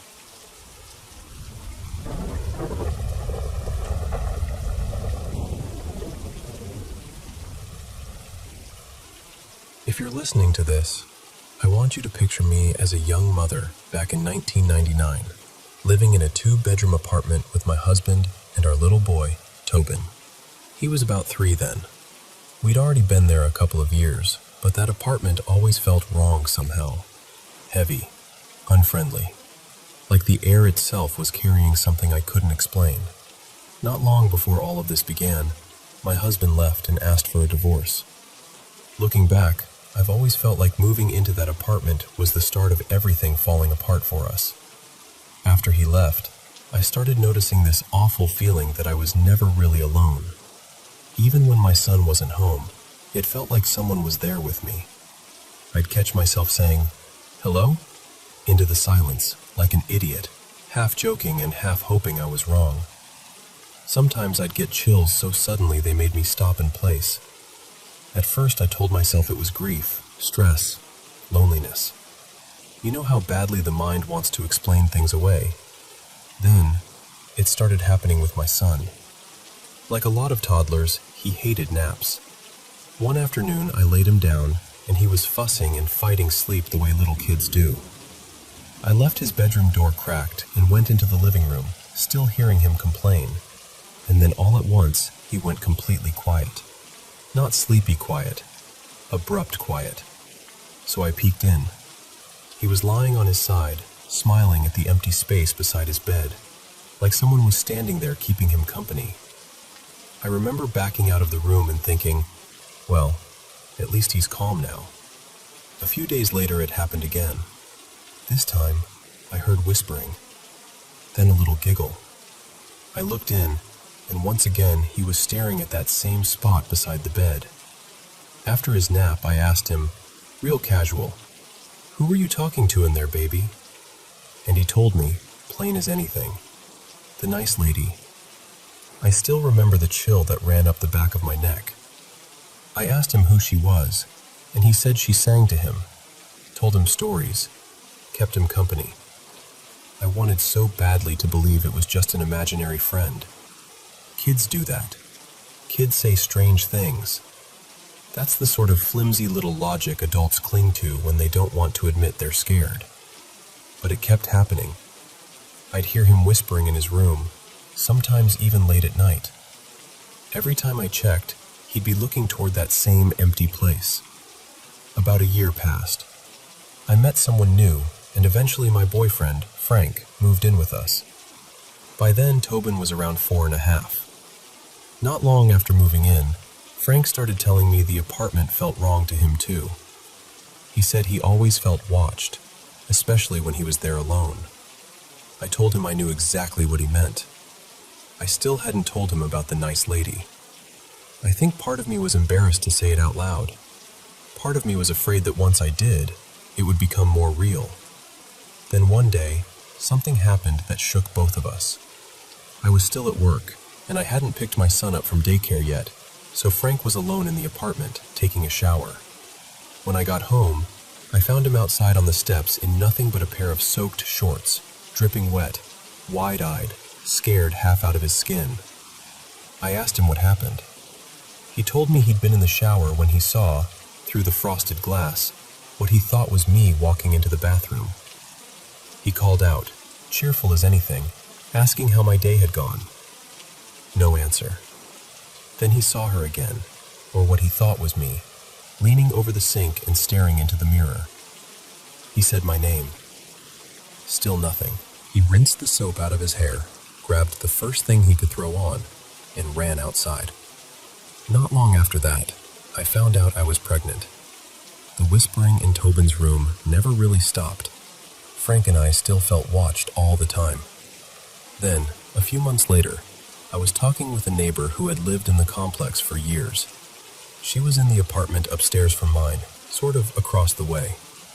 Somehow, we got to talking about drugs and the people in town who'd lost themselves to meth. Small town tragedy. There's always too much of it.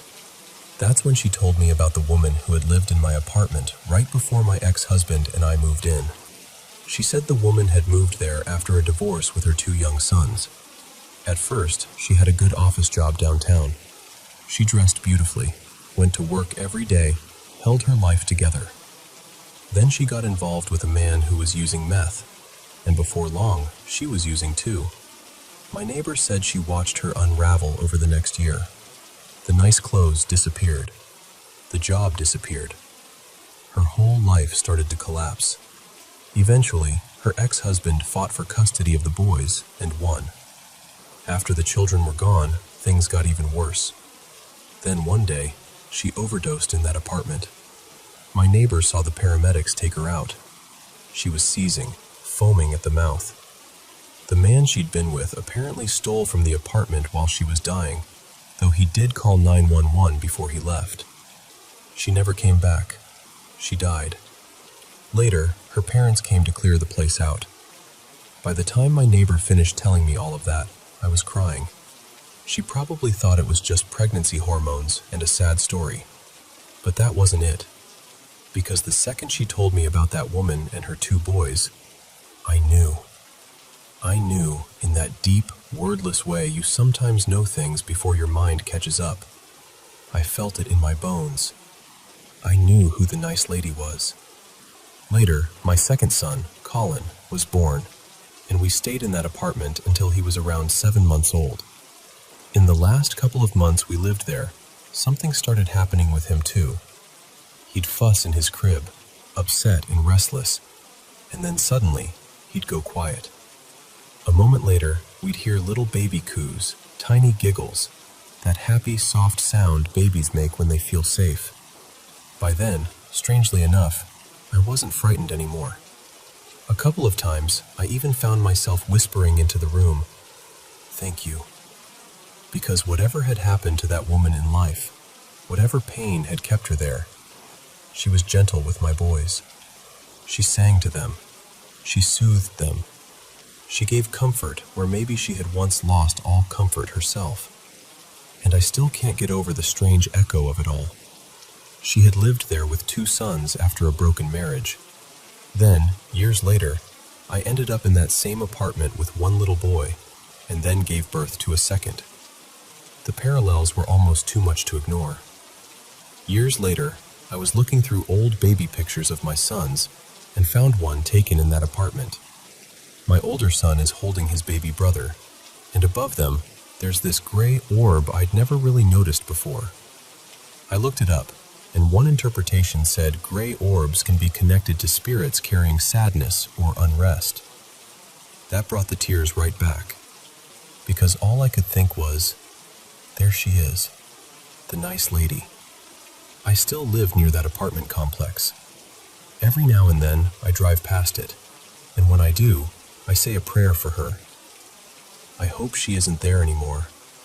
I hope whatever kept her tied to that place finally let go. I hope she found peace. And more than anything, I hope that wherever she is now, she's no longer grieving, no longer trapped, no longer reaching for the life she lost.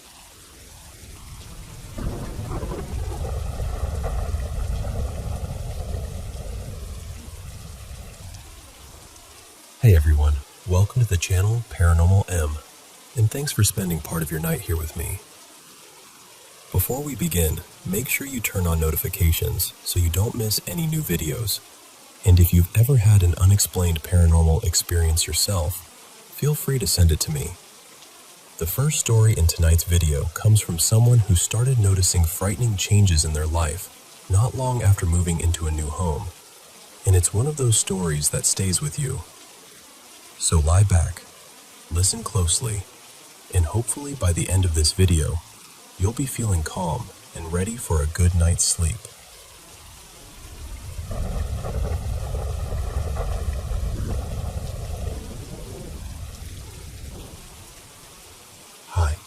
I want to tell you about a time in my life that still feels hard to explain, even now. I was a teenage girl living in London, and by then, I already felt like life had been cruel to me for as long as I could remember. I had gone through a rough childhood, a lot of loneliness, a lot of bullying, and things at home were never safe or steady. So when we moved from a cramped flat into a bigger rented house, part of me really thought maybe things would finally calm down. For the first few nights, they did. Then everything started to shift. It was late September 2022, the night before my birthday. I remember it so clearly because I suddenly felt this crushing tightness in my chest. I could barely breathe, and since I'd struggled with asthma before, I panicked. I thought something terrible was happening to me. After that night, my fear just spiraled. I became obsessed with my health. I kept checking my body, watching every little sensation, convincing myself something was badly wrong. It felt like I was losing control, not all at once, but piece by piece. And that was the strange part. It wasn't only anxiety. It felt deeper than that, heavier. I started acting in ways that didn't feel like me. I became angry, restless, defiant. I stopped coping at school. I stayed awake at night with this awful feeling that something was pressing down on my mind, almost like I was being pulled by an invisible force. My family saw the change too. Because of our religious beliefs, they talked about spirits, black magic, things like that. My mother even wondered if someone had brought something dark into our lives. I didn't know what to believe. I just knew I felt terrified of myself.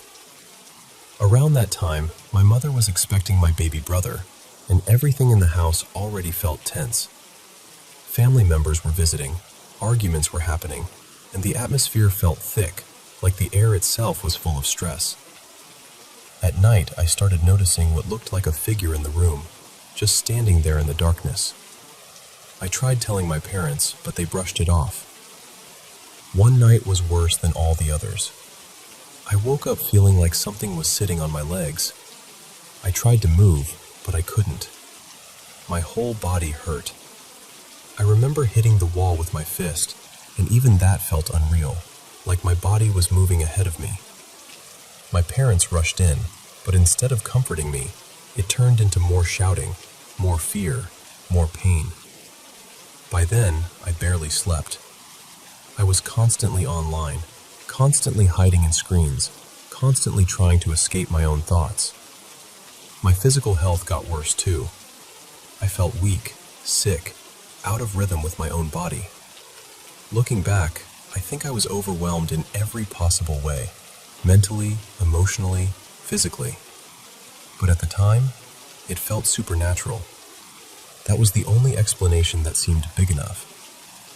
Then in spring 2024, we moved again, this time to a bungalow. And strangely, after that, the intense feeling in that old house disappeared. I still struggled.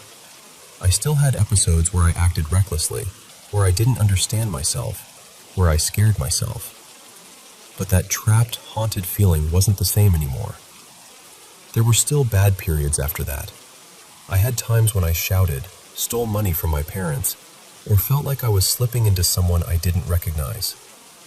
The last time I truly felt that old sense of being overtaken was early in 2025. Since then, it's been more like waves. Not gone, but different. Still, when I came home, things settled. So that's what I've been carrying. A period of my life where fear, trauma, family conflict, poor health, sleeplessness, and something I still can't fully name all collided. Sometimes I wonder whether it was a spirit, a jinn, something outside me. Other times, I wonder whether it was years of pain finally breaking through in the darkest way possible. I still don't have a perfect answer. I only know that, to me, it felt real. The fear was real. The heaviness was real. The sense of losing myself was real. And maybe that's the hardest part of all. Trying to understand whether I was being haunted by something unseen, or by everything I had already lived through.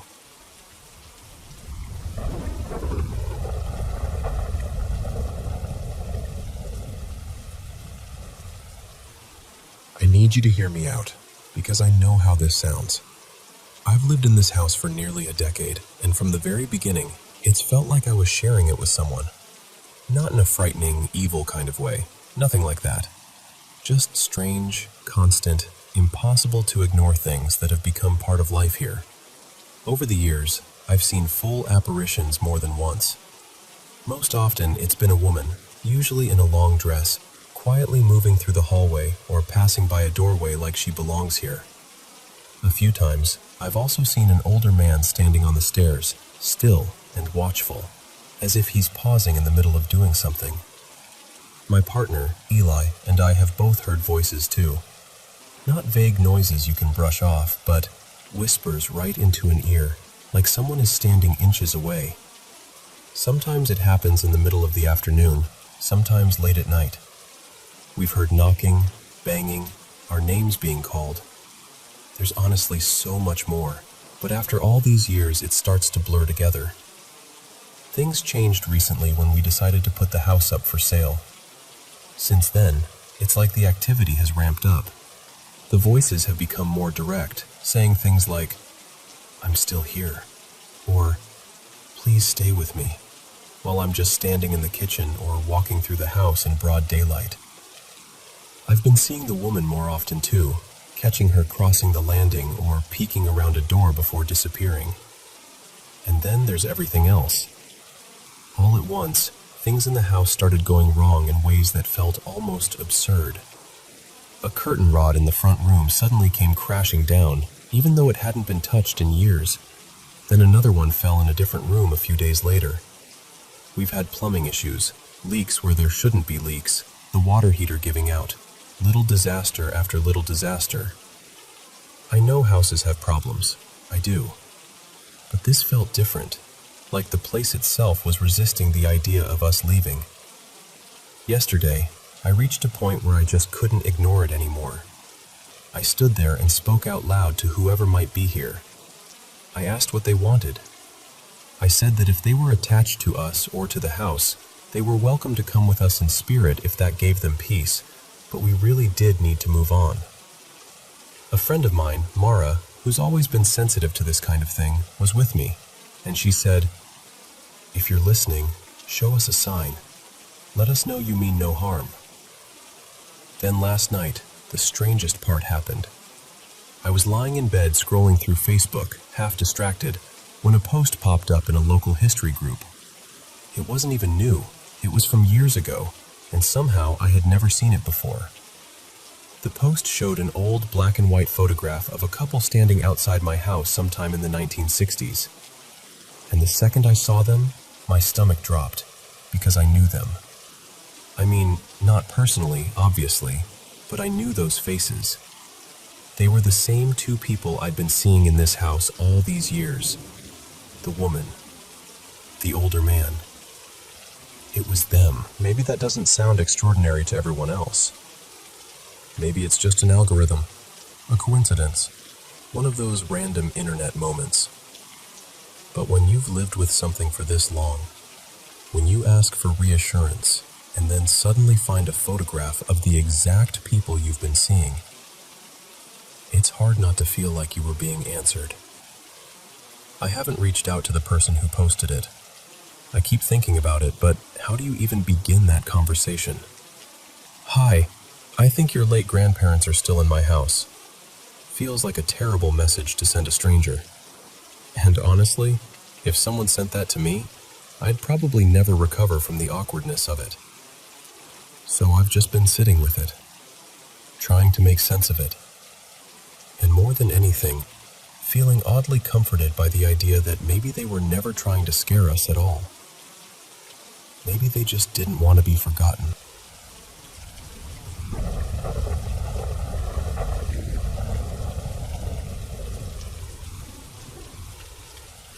Have you ever walked the quiet hillside paths at the Chinese University of Hong Kong after dark?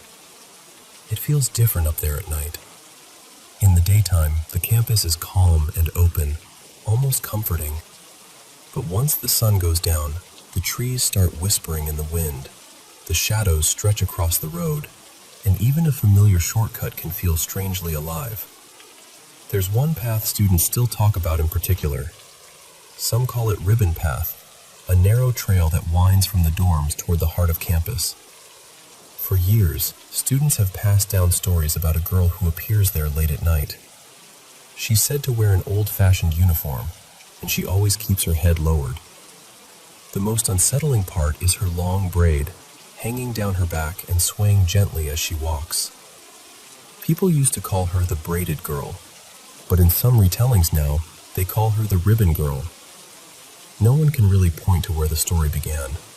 It seems to have grown quietly over time, from whispered dorm conversations, nervous late-night walks, and the sort of moments that feel small until you tell them out loud. An unfamiliar sound, a shadow that seems to move when nothing is there, a figure glimpsed just a second too long. Little by little, those moments turned into a legend that settled into campus life. One version says the girl met a tragic end many years ago. According to the story, she was trying to reach the Ma Lu Shui area by clinging to a train during a time when many desperate people crossed into Hong Kong however they could. As the tale goes, something caught in the train door, perhaps her braid, perhaps part of her clothing, and in an instant, everything went horribly wrong. She died before anyone could help her. Whether that really happened or not, the image stayed with people. A young woman, a lonely stretch of land, a braid left behind as the last thing anyone remembered. The story became even more vivid because people kept adding their own encounters to it. One of the most repeated is about a first-year student who stayed late studying and headed back to his residence well past midnight. As he walked along Ribbon Path, he noticed a girl some distance ahead of him. She moved slowly and silently, and in the weak light, all he could really see was the long braid down her back. Trying to steady himself, he called out to her and asked if she could turn around. She stopped. Then, very slowly, she lifted her head. And where her face should have been, there was only darkness and hair, as though the braid had swallowed every feature. He ran all the way back without looking behind him, and after that, people said he was never quite the same. Another story came from a student photographer who liked wandering campus alone at night, taking pictures for assignments. After one of those walks, he checked his camera and found a few photos he didn't remember taking. They were all time-stamped around the moment he'd passed along Ribbon Path. In one image, there was a blurred shape that looked almost like a twisted braid. In another, there seemed to be someone facing the lens, though the face was completely hidden. He deleted the pictures, thinking it had to be a glitch. The next morning, they were back. Maybe that's why the story has lasted so long. It's not just about a ghost. It's about what happens when people are tired, alone, stressed, and walking through silence that feels a little too deep. It's about how fear fills in the blanks. And it's about how a place can hold a story so long that the story starts shaping the place. Whether the Ribbon Girl is real or not almost doesn't matter anymore. She lives in the way students warn each other not to walk that path alone too late. She lives in the nervous laughter, the hurried footsteps, the glances over the shoulder. And maybe that's the most human part of all. Sometimes what haunts us is not a spirit in the dark, but the part of our own mind that cannot bear not knowing what's there.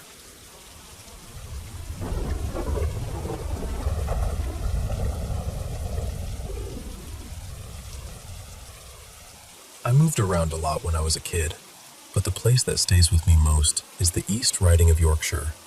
We were there for close to 8 years, and in all that time, I only had one experience that ever made me seriously wonder whether something paranormal had happened. It took place at Fort Paulson, a coastal fort and museum near the Humber, not far from Hull. I went there with my family when I was about 14. I've always loved history, so I was genuinely excited.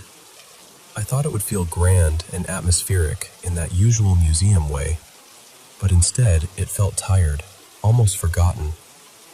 Parts of the place were shabby, some of the exhibits looked worn out, and the old mannequins in period uniforms were honestly more unsettling than educational. I remember one of the staff mentioning that the museum had seen better days and was struggling to stay fully maintained. At one point, I wandered off ahead of my family because they were lingering over the displays, and I ended up finding the entrance to an underground passage. I went down the steps on my own, and right away, the air felt different. The tunnel was narrow, with curved white walls, and every footstep bounced back at me in these harsh, empty echoes. It felt close and oppressive in a way I still remember clearly. What really got to me, though, was not just how the tunnel looked. It was the feeling. With every step, I became more and more sure that something else was down there with me. I know how dramatic that sounds, but it's the truth. I felt watched. I felt like if I kept going all the way through, something would be waiting at the other end. I hesitated for longer than I'd like to admit. The only reason I finally kept moving was because another visitor, an older man, came down into the tunnel behind me. His presence made it feel possible to carry on, but it didn't take away that horrible sense that we weren't alone. When I reached the far end, there was a small historical display there, something from the Tudor period, but I barely looked at it. I turned around almost immediately and hurried back up to the surface, trying not to panic. Years later, before I wrote any of this down, I looked into the history of the place to see whether anyone else had ever felt anything similar. That was when I found out Fort Paulson had a pretty strong reputation for hauntings. Paranormal teams had apparently investigated it, and there were all sorts of stories attached to the site. People talked about an airman seen near one of the old aircraft exhibits, and there were stories about a woman in Victorian dress appearing near an old railway carriage. The story that unsettled me most, though, was the one about a soldier. According to local accounts, he had once been locked in an underground cell after some kind of offense while stationed there. Staff and visitors had reported hearing heavy boots in the corridors, and some claimed to have seen a dark figure moving through the underground spaces. A few even said they'd caught faint voices telling them to leave. What really stopped me, though, was reading that other people had described that same tunnel the way I remembered it. They talked about feeling crushed by the atmosphere, hearing voices, seeing shadows, even feeling as though unseen hands had reached for them. I can't prove any of that is real, and I'm not going to pretend I know exactly what happened. I only know what I felt that day. Standing in that tunnel, deep under the fort, I was absolutely certain I was not there by myself.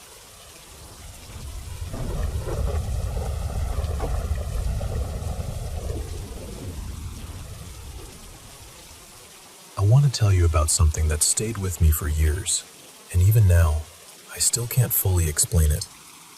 Back in late winter of 2018, not long after my family moved into a small cottage in the Irish Midlands, the whole area was hit by this massive snowstorm. It wasn't just a bit of bad weather either. The snow came down so heavily that all the little country roads in and out of our village were completely blocked. Everything just stopped. School was called off for nearly 2 weeks, and because we were still new to the area, I spent a lot of that time wandering and getting a feel for the place. Our village sat right beside the Bog of Allen, this huge stretch of raised bogland, wild and open and eerie in its own way, especially under snow. One afternoon, I decided to head out there with my dog and explore. We made our way across the snowy ground and eventually found a narrow trail that led toward a patch of planted forest. The place was quiet in that strange way snow makes everything quiet, like the whole world is holding its breath. My dog stayed close as we followed the path deeper between the trees, and that's when I noticed the hoof prints. They were deer tracks, clear as anything in the snow. From the size of them, I guessed they probably belonged to a young deer, maybe not fully grown yet. But what caught me off guard was not just the tracks themselves. It was where they were. They began right in the middle of the trail, not from the woods to the side, not crossing over from one patch of trees to another. Just there, as if the deer had dropped straight down onto the path from nowhere. I stood there staring at them, trying to make sense of what I was seeing, and then followed them farther along. A short distance later, they stopped. Just stopped. There was nothing beyond them, no broken pattern, no sign that the deer had bounded off, no drag marks, no disturbed snow, no deeper impressions that would suggest a leap into the brush. The prints were neat, even, and almost identical all the way through. Then, suddenly, nothing. I remember standing there with this weird mix of curiosity and unease, telling myself there had to be a simple reason. So I checked the trees beside the trail, thinking maybe the deer had jumped into the woods, and I just wasn't seeing the next set of tracks properly. I even walked into the forest a bit to look around, but I couldn't find a single continuation. I thought maybe drifting snow had covered part of the trail, but there really weren't any obvious drifts where I was. Then I wondered if fresh snowfall had softened or hidden some of the prints. But even that didn't quite fit, because the tracks that were there looked crisp enough. As best as I could tell, they simply started on the path and ended on the path. I still remember how strange that felt. Now it's been years, and I still don't know what I was looking at that day. I'm the kind of person who's open-minded about things I can't explain, but I'm not eager to jump straight to something paranormal either. I honestly think there's probably a logical explanation buried in there somewhere, one I just haven't been able to land on. Still, in my own head, I've always called them the phantom deer tracks. I've heard people talk about odd deer encounters before, and stories where something about them just feels wrong. But this wasn't even seeing a deer. It was just the evidence of one, appearing and disappearing in a way that didn't make any sense. I know that doesn't exactly help my case. Still, I'm not trying to prove anything to anybody. I know what I saw, or at least, what I found. I saw those tracks beginning in the middle of that snowy trail and ending just as abruptly. And to this day, I can't explain it in a way that feels complete. So that's the story. Maybe there's a perfectly ordinary answer I missed. Maybe there's not. But whatever it was, I've never forgotten that walk through the snow, or the feeling of standing there in the silence, staring at prints that seemed to come from nowhere at all.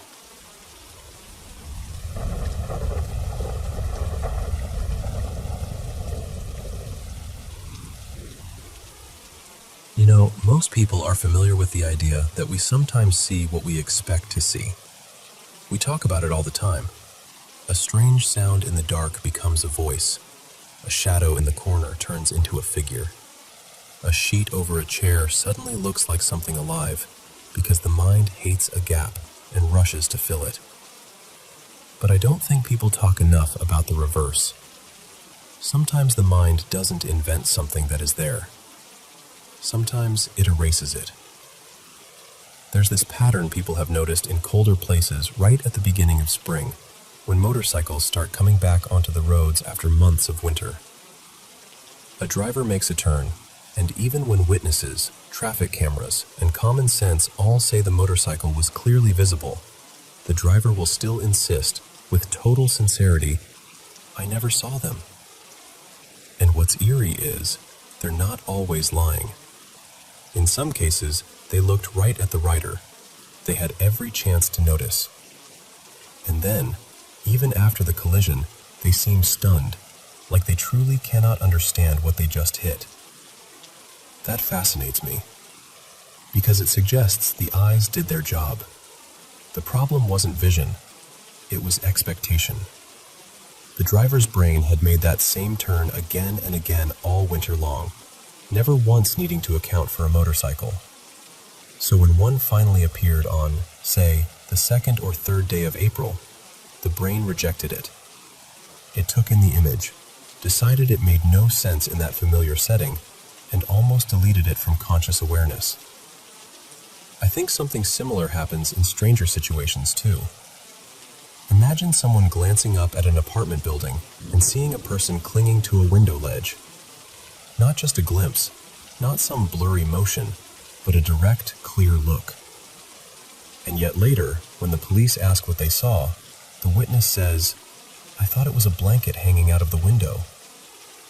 People hear that and assume the witness was careless or confused or didn't really look. But maybe they did look. Maybe they stared right at a human being in a place the mind could not accept a human being would be. And so the mind softened it, reshaped it, turned it into something ordinary, something explainable. A blanket, a curtain, anything but a person in danger. That's the part I keep coming back to. We always talk about imagination as the thing that adds. But what if imagination also subtracts? What if it smooths over the impossible so we can keep moving through the world without stopping dead every 5 minutes in shock? That's why I think this could happen with ghosts too. Not just people imagining ghosts where there are none, but people genuinely encountering something strange and having the mind immediately rework it into something harmless. A disembodied voice becomes wind through a crack. A figure at the end of the hallway becomes a trick of the light.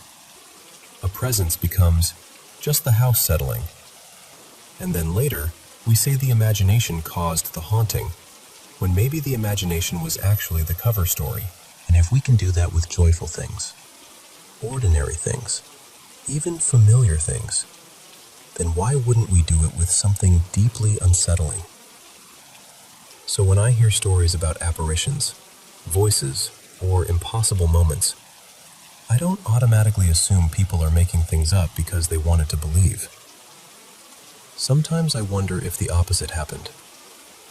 Sometimes I wonder whether they really did see something extraordinary, and their mind worked desperately, lovingly, almost protectively, to turn it into something else. Not because they were foolish, because they were human.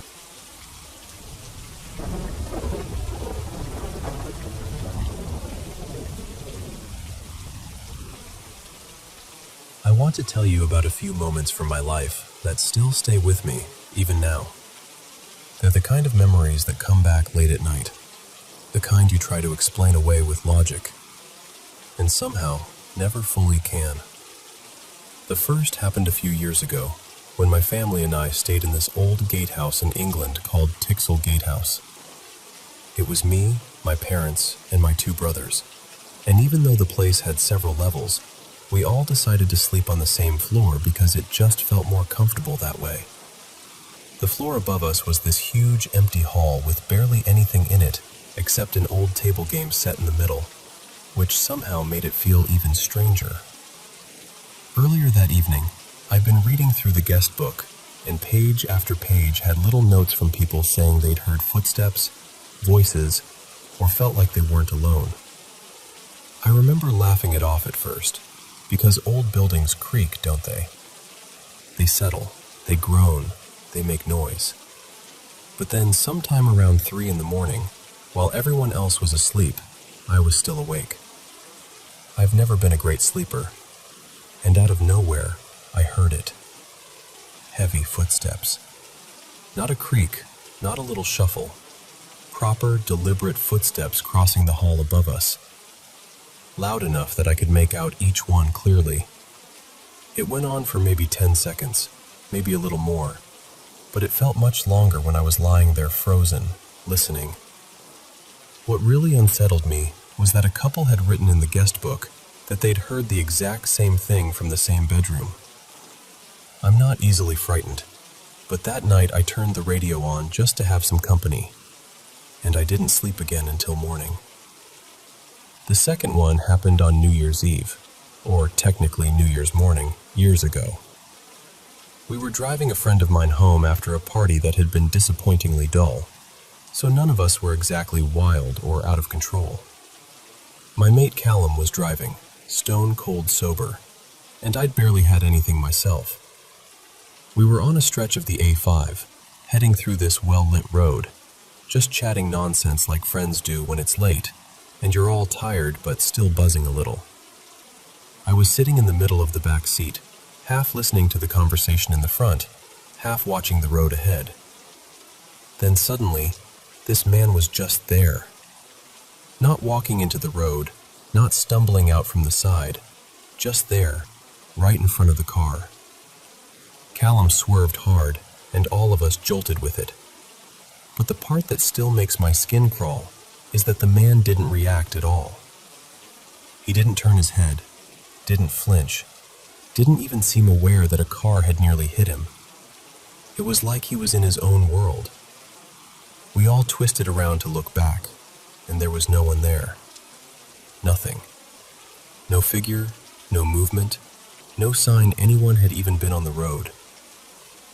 We still talk about that night now, all these years later, because none of us has ever come up with an explanation that feels right. The third story goes back to when I was 16, just after finishing my exams. A friend of mine lived in a village where everyone talked about this one abandoned house out in the fields. Locals swore it was haunted. I'd heard bits and pieces, then looked into it, and found out it had once been kennels, and a woman had died there alone. It was so isolated that nobody found her for quite some time. You can imagine what that sort of story does to a group of bored teenagers. That night, though, everything changed. Sometime around 3 in the morning, I woke up needing the toilet. The others were asleep, and I remember stepping out of the tent and glancing toward the house. In one of the upstairs windows, there was a light. A soft, flickering light, like a candle. And behind it, I could see the shape of someone moving slowly across the room. I honestly thought there must be a person in there, so I shook my friends awake and told them to look.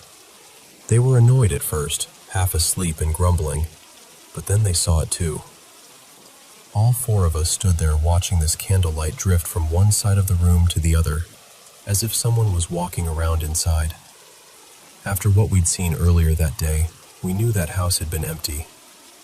I was terrified, properly terrified. In the end, I rang my dad in the middle of the night and told him I was leaving the tent and waiting somewhere else until daylight. I didn't care how ridiculous I sounded. I just needed to be away from that field. The last one is the story my family still talks about the most, because it felt personal. My granddad had passed away a couple of years earlier, and one weekend my parents were meant to be going away for their anniversary. They were heading to Paris, and my older brother and I were staying with my grandmother. I was about 6 at the time, and my brother Ryan was a few years older than me. In the middle of that first night, I woke up suddenly because I felt a firm push on my shoulder, strong enough to jolt me awake.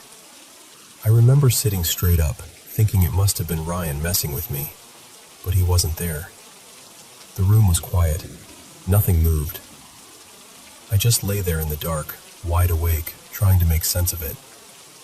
A little while later, maybe 10 minutes, maybe more, I saw my grandmother hurry past the bedroom door and rush downstairs.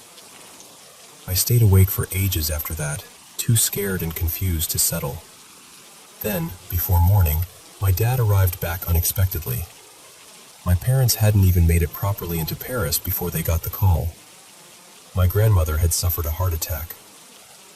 The strangest part came the next morning, when my brother told Mum and Dad that he'd also been woken in the night. He said someone had pushed his shoulder and whispered in his ear, but when he looked around, there was no one there. Neither of us had said anything to each other before that. We were just children, and we both described almost the same thing. People always say they think it was my granddad, somehow warning us, somehow waking us up. I don't know what I believe, not completely, but I do know that every person in my family remembers that night clearly, and none of us has ever forgotten how it felt. I can still explain away bits and pieces of these stories if I try hard enough. Old houses make noise, roads play tricks on your eyes, teenagers scare themselves, children dream strange things. But even with all that said, there's still a part of me that remembers exactly how real each moment felt. And that's the part I can never quite reason away.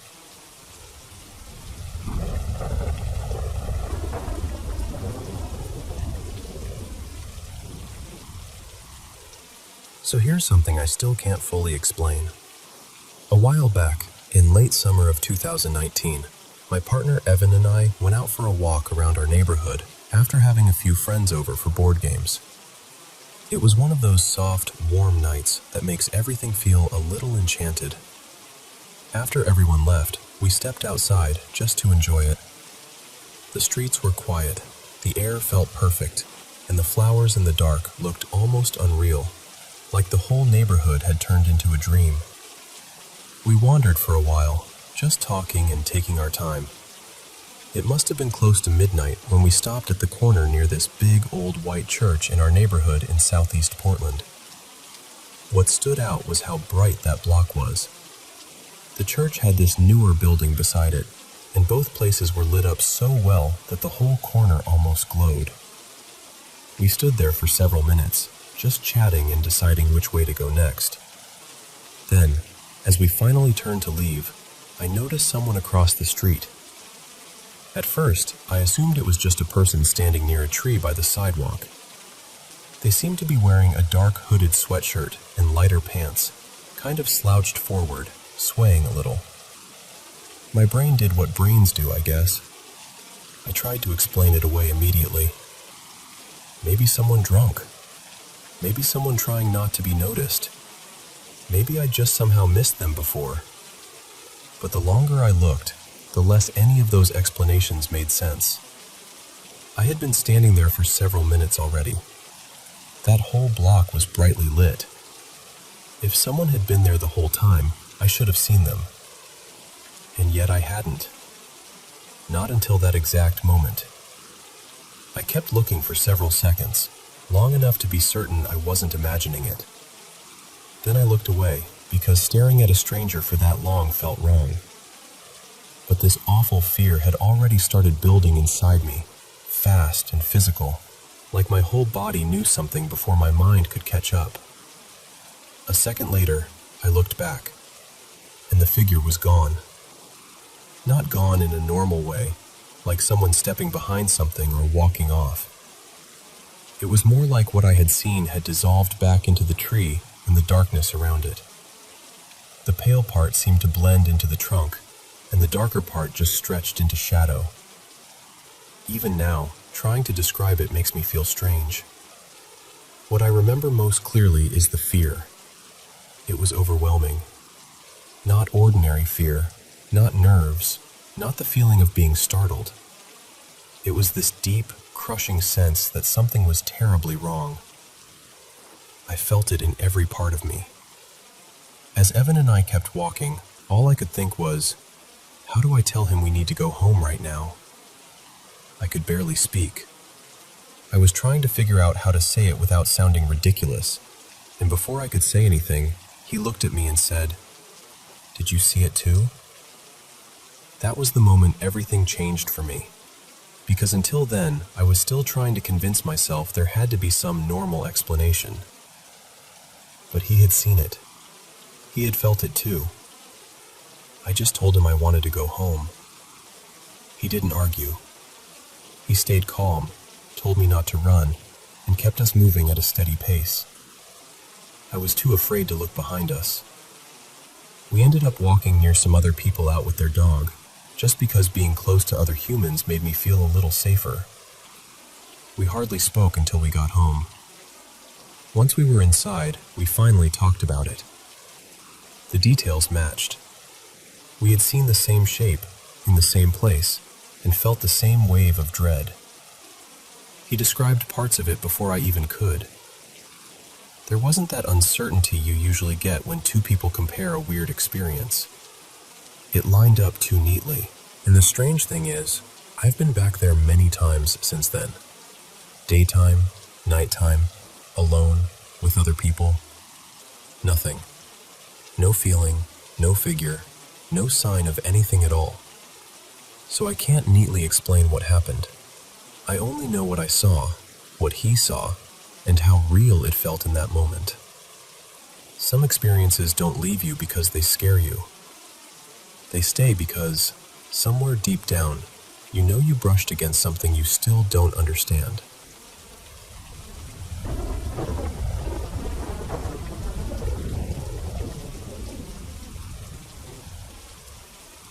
few weeks ago, I went on a tour of the old Charleston jail in Charleston, South Carolina, and something happened that I still cannot fully explain. I'm a nanny, I'm 24, and I had traveled there with the family I work for. During the day I was with them, but my evenings were free, and even though I'm not usually the kind of person who explores a city alone, I wanted to push myself a little and do something different. So I signed up for the tour. Not even 20 minutes in, the guide started telling us the story of a woman named Lavina, this infamous figure people say used to lure men in, rob them, and have them killed.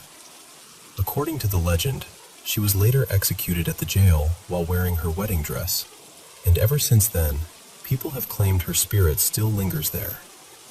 The guide said she's especially known for scratching visitors. While he was talking, I suddenly felt this intense heat rising in my head and neck. Not just warm, but burning. My skin started tingling, and I got so lightheaded that I had to ask where the restroom was. The guide looked at me strangely and asked if I'd had a red mark on my neck before the tour started. I went into the bathroom, looked in the mirror, and just froze. There was a raised scratch along my neck, thin and sharp, like the mark from a fingernail. I know for a fact it had not been there before. I had checked myself in the mirror not long before the tour began, and I would have noticed something that obvious. The guide even took a photo and said it was one of the clearest marks he'd seen. As the tour continued, it only got worse. Hotter, redder, more painful. It honestly felt like something was still bothering me the entire time I was there. By the next morning, it had nearly disappeared, faded down to a soft pink line near my collarbone. But the scratch is only part of what's been bothering me. About a year ago, I went through a serious medical emergency. It was the closest I have ever come to dying, and it shook me in a way I still don't think I've fully recovered from. Before that happened, I could visit haunted places, hear ghost stories, go on tours like this, and maybe I'd get a few chills or that uneasy feeling people talk about. Nothing more than that. This time was completely different. From the moment I stepped into that jail, I felt overwhelmed by this heavy energy. And after the scratch appeared, it became emotional in a way I wasn't prepared for. It was like being forced back into the memory of that medical crisis again and again, even though the stories on the tour had nothing to do with me personally. I could not stop crying. I mean really crying. I'm sure I looked unwell, or unstable, or both. But it felt as though something in me had opened, like I had let down some invisible barrier, and suddenly everything on the other side could reach me. The guide told me that sometimes spirits are drawn to people who seem vulnerable, and he suggested that being a young woman out alone might have made me stand out. But honestly, I can't shake the feeling that what happened to me last year may have changed something. I don't know whether that means emotionally, spiritually, psychologically, or something else entirely, but I have not felt the same since. I've tried to explain all of this away. I really have. I thought maybe the mark came from my bag strap, but it was hanging on the other side of my body. I wondered if it could have been some kind of rash or skin reaction, but I've never had anything like that happen so suddenly, and definitely not with timing that strange. I'm still naturally skeptical, and part of me keeps trying to find a logical answer. But then something else happened last week, and that's what pushed me from unsettled into genuinely scared. Since then, I've been trying to make sense of everything. With the anniversary of that near-death experience getting closer, I've started wondering if this is all connected to stress or trauma. If maybe my mind is dredging things up in ways I don't understand.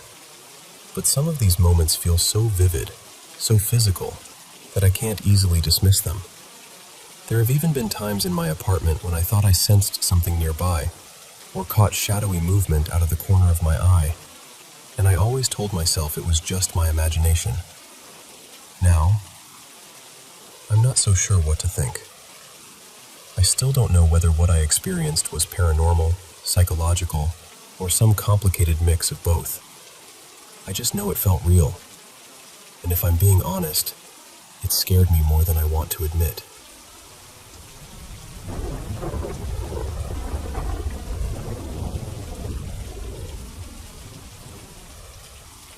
When I was about 8, my mom and stepdad moved us to a rural part of Missouri because they thought life would be better there and the work would be steadier. The house they bought sat near a very old cemetery, maybe a little over half a mile away across a stretch of open land, and there was this weathered little church nearby that had been abandoned for years. Me and the neighborhood kids used to wander through it all the time, just treating it like some mysterious old place to play. Back then, it didn't scare me at all. That changed around my 10th birthday. My mom had me invite a bunch of girls from school for a sleepover, and after cake, presents, and all the usual birthday stuff, we were sent outside to play before it got too late. I wanted to show everybody the old church, so that's where we went. One girl in the group, kind of quiet and off on her own most of the time, drifted away from us and started walking through the cemetery. My mom had always told me never to mess around in there, so when I saw her stepping over graves and acting disrespectful, I got upset. We argued, and I ended up running back to tell my mom. Not long after that, since evening was settling in anyway, she made all of us come back inside. Later that night, all of us were in my room getting ready to sleep, still whispering and giggling the way kids do, when suddenly the bedroom door slammed shut on its own. Every one of us jumped. We screamed, and my mom came rushing in, irritated and half convinced somebody was fooling around.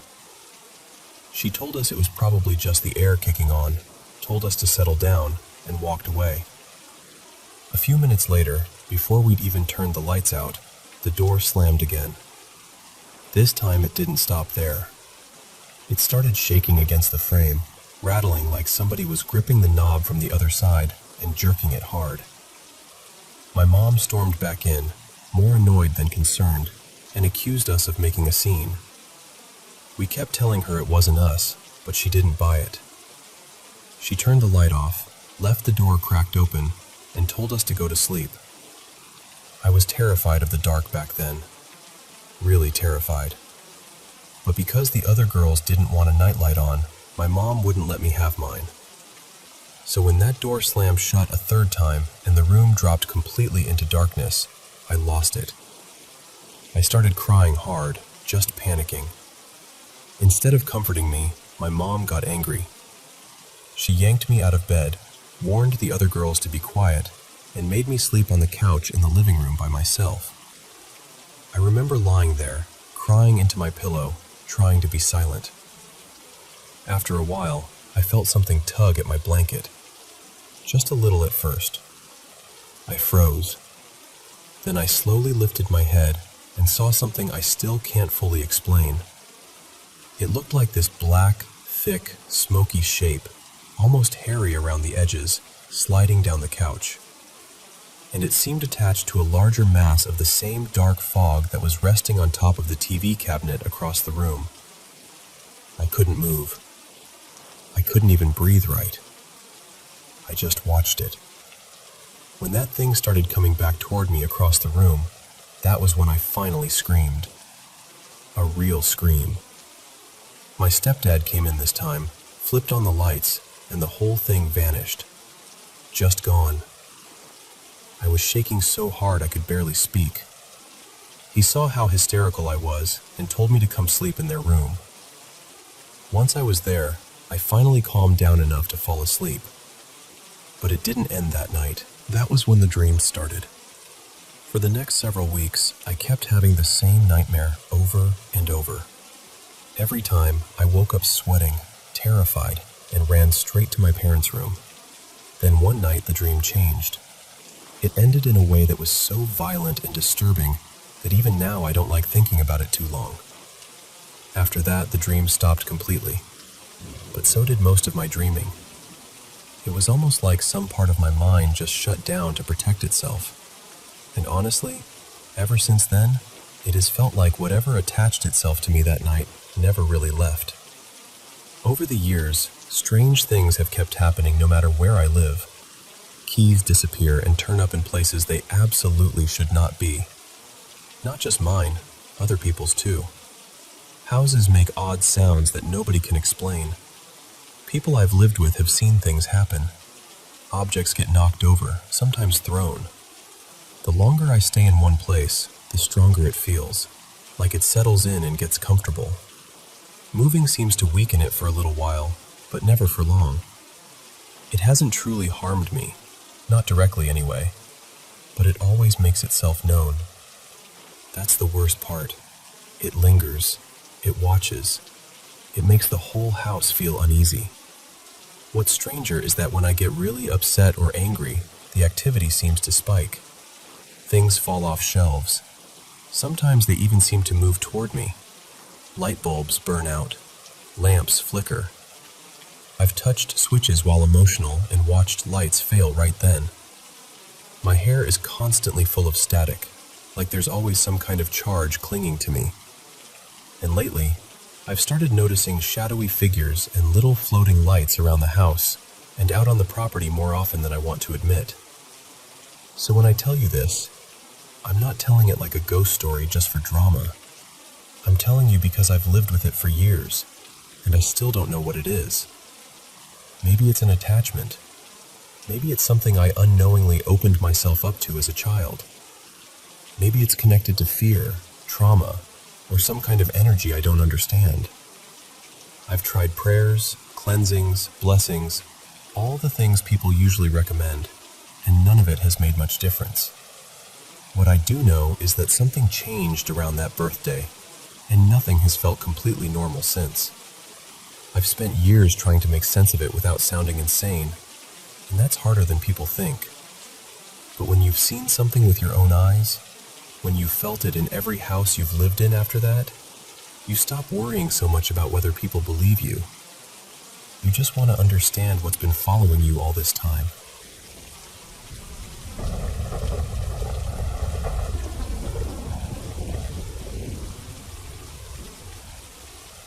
You know, this happened in the early 1990s, and on the surface, it was not some huge cinematic ghost story. It was quiet, almost ordinary. But I still believe something in that old building was paying attention to me. At the time, I had just come out of a relationship that really wore me down. My ex had a way of making me doubt myself constantly, and by the end of it, I felt fragile and exhausted. I did not want noise or drama or people telling me what I should do next. I just needed a place where I could breathe, be alone, and slowly feel like myself again. So I found this lovely little apartment in a small mill town in New Hampshire. It was on the second floor of a brick building that had been there forever, probably more than a century. A cafe sat downstairs, and right across the road was the police station. The best part, though, was the river. Just outside my windows there was a short dam, and the water spilled over it day and night.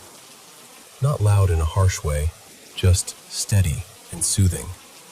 The ceilings were tall, the windows were huge, and the whole place felt full of light. Even though it was only a one-bedroom, it felt open and airy, like it had room for me to start over.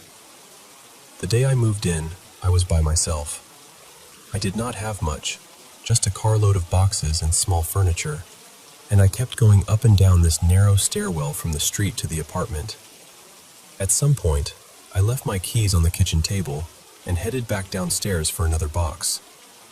When I came back up, balancing it in my arms, I turned the knob and the door would not open. The strange part was this: the knob itself did not lock. The only way that door could be locked was if the deadbolt had been turned from inside, or locked with a key from outside. It could not just click shut on its own. There was also a wide peephole in the door, with a little cover on the inside. I managed to slide it open with my fingers, and tried reaching in, hoping I could flip the deadbolt back. My arm was nowhere near long enough. And this was before cell phones, because apparently human beings once enjoyed raw inconvenience as a lifestyle. I did not have my landlord's number with me. The cafe was closed. The apartment next door was empty. So the only thing I could think to do was walk across the street and ask the police for help. There were 2 officers inside, and they looked about as busy as you would expect in a tiny town on a quiet day. I explained what had happened and asked if they knew how to contact my landlord. They did not. Then I asked, half embarrassed, whether they could help me get into my own apartment. One of them looked at the other and said, "No, but I know somebody who can." That was not the most reassuring sentence I had ever heard. One of the officers drove me a short way up a hill to a small house. He knocked, and a young man answered. He was in his 20s maybe, and he was a little person, not even 4 feet tall. The officer clearly knew him. After a bit of chatting, he explained my situation and asked whether he could help. The young man said yes, like this was not remotely unusual. So the 3 of us drove back. We climbed the stairs to my apartment, and the young man opened a closet in the hallway and looked inside. Then he said, "Huh, there used to be a crate in here." The officer asked, "Need a boost?" He nodded. I invited them both inside to thank them. We talked for a few minutes, and that is when I learned the young man, whose name was Marin, had once lived in that very apartment. Then one of them, I think the officer, said very matter-of-factly, "This building's haunted." No smile, no joke, just stated like the weather. He added that the building across the street had stories too. I had already heard rumors about an old tavern nearby, about kitchen staff seeing a man in an old-fashioned hat, about dishes moving for no reason. So hearing that did not even scare me as much as you might think. It was more like, all right then, good to know. I never even asked what they had seen. I still do not know why. Life settled after that. A woman moved into the apartment next door later that year, and we became friendly. One day she told me, completely out of nowhere, "My apartment is haunted. I know it is." I had never told her a word about what happened on my move-in day. Not one word. She could not explain it exactly. She just felt it. Her cat kept staring into empty corners and reacting to things she could not see. Mine did that too. Then again, cats are little weirdos on the best of days, so who knows? Still, those years in that apartment were some of the happiest, healthiest years of my life. I got stronger. I rested. I picked up hobbies again. I made new friends. I even started dating a kind, steady man who treated me like I was not some puzzle to be broken apart and rearranged. And through all of it, that waterfall was there in the background, every day, every night. Much later, I remembered something a psychic had told me years before. She had said I needed to live somewhere I could hear moving water. I had forgotten all about it until then. But the moment it came back to me, I just knew that apartment had been part of my healing. And the funny thing is, nothing else ever really happened. No flying objects, no shadowy figures, no cold hands on my shoulder in the dark. Nothing. Not until the day I moved out. That day looked almost exactly like the day I moved in, only backward. I was carrying boxes down to my car, going in and out, doing the last of it. Then I came back up the stairs, reached for the knob, turned it, and the deadbolt had locked itself again. This time, though, I had my key in my pocket, so I just stood there for a second and laughed. Then I unlocked the door and said, out loud, "Nice try. You almost had me again." And that was it. It was never a violent feeling in that apartment. Never dark. Never threatening. Honestly, it felt more like something in that place wanted me to notice it. Like it was aware of who came and went, and for whatever reason, it had taken a particular interest in me. Maybe it was just mischief. Maybe it was timing. Maybe it was coincidence wrapped in a place that carried a lot of old energy. But I still think about it. I still wonder what a new tenant would say if I knocked on the door and asked whether anything odd had ever happened there. Maybe one day I will.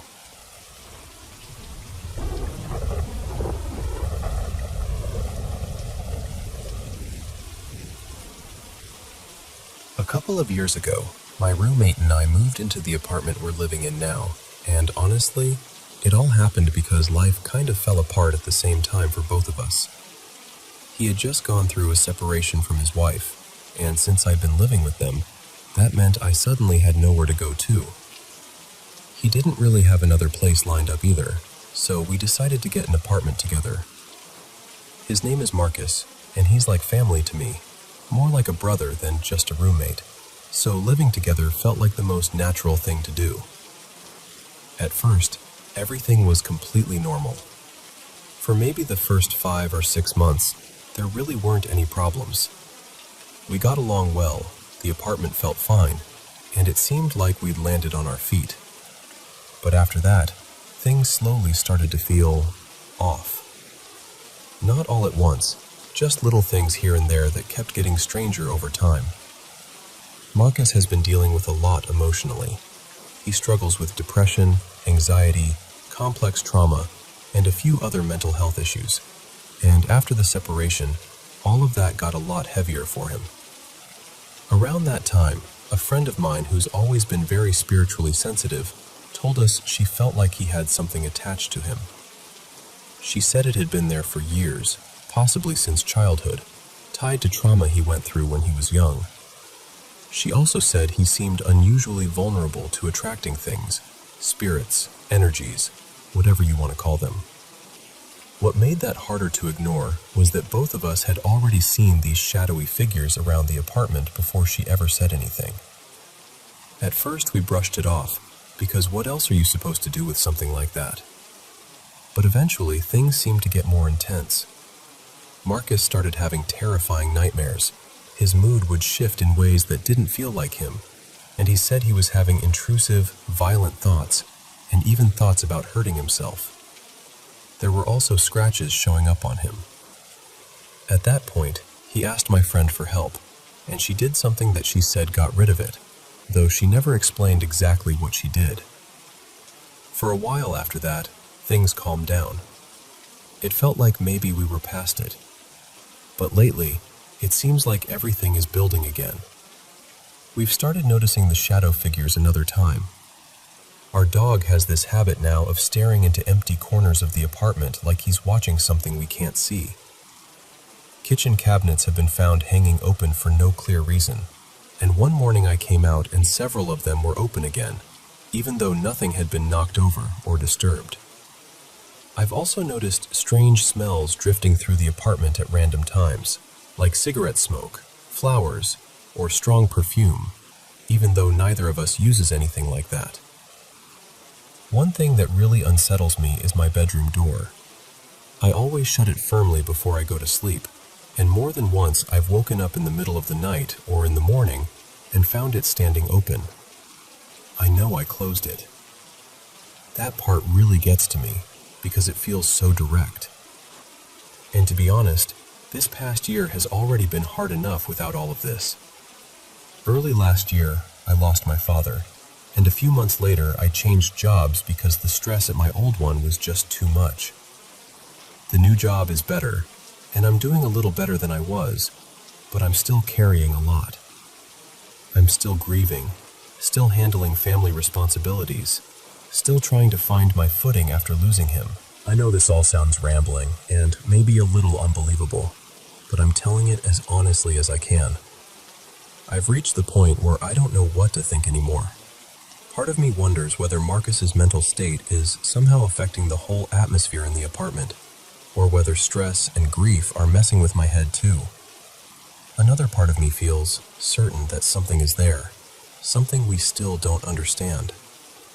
At one point, I even said out loud that whatever it is could stay, as long as it didn't hurt anyone and kept the peace.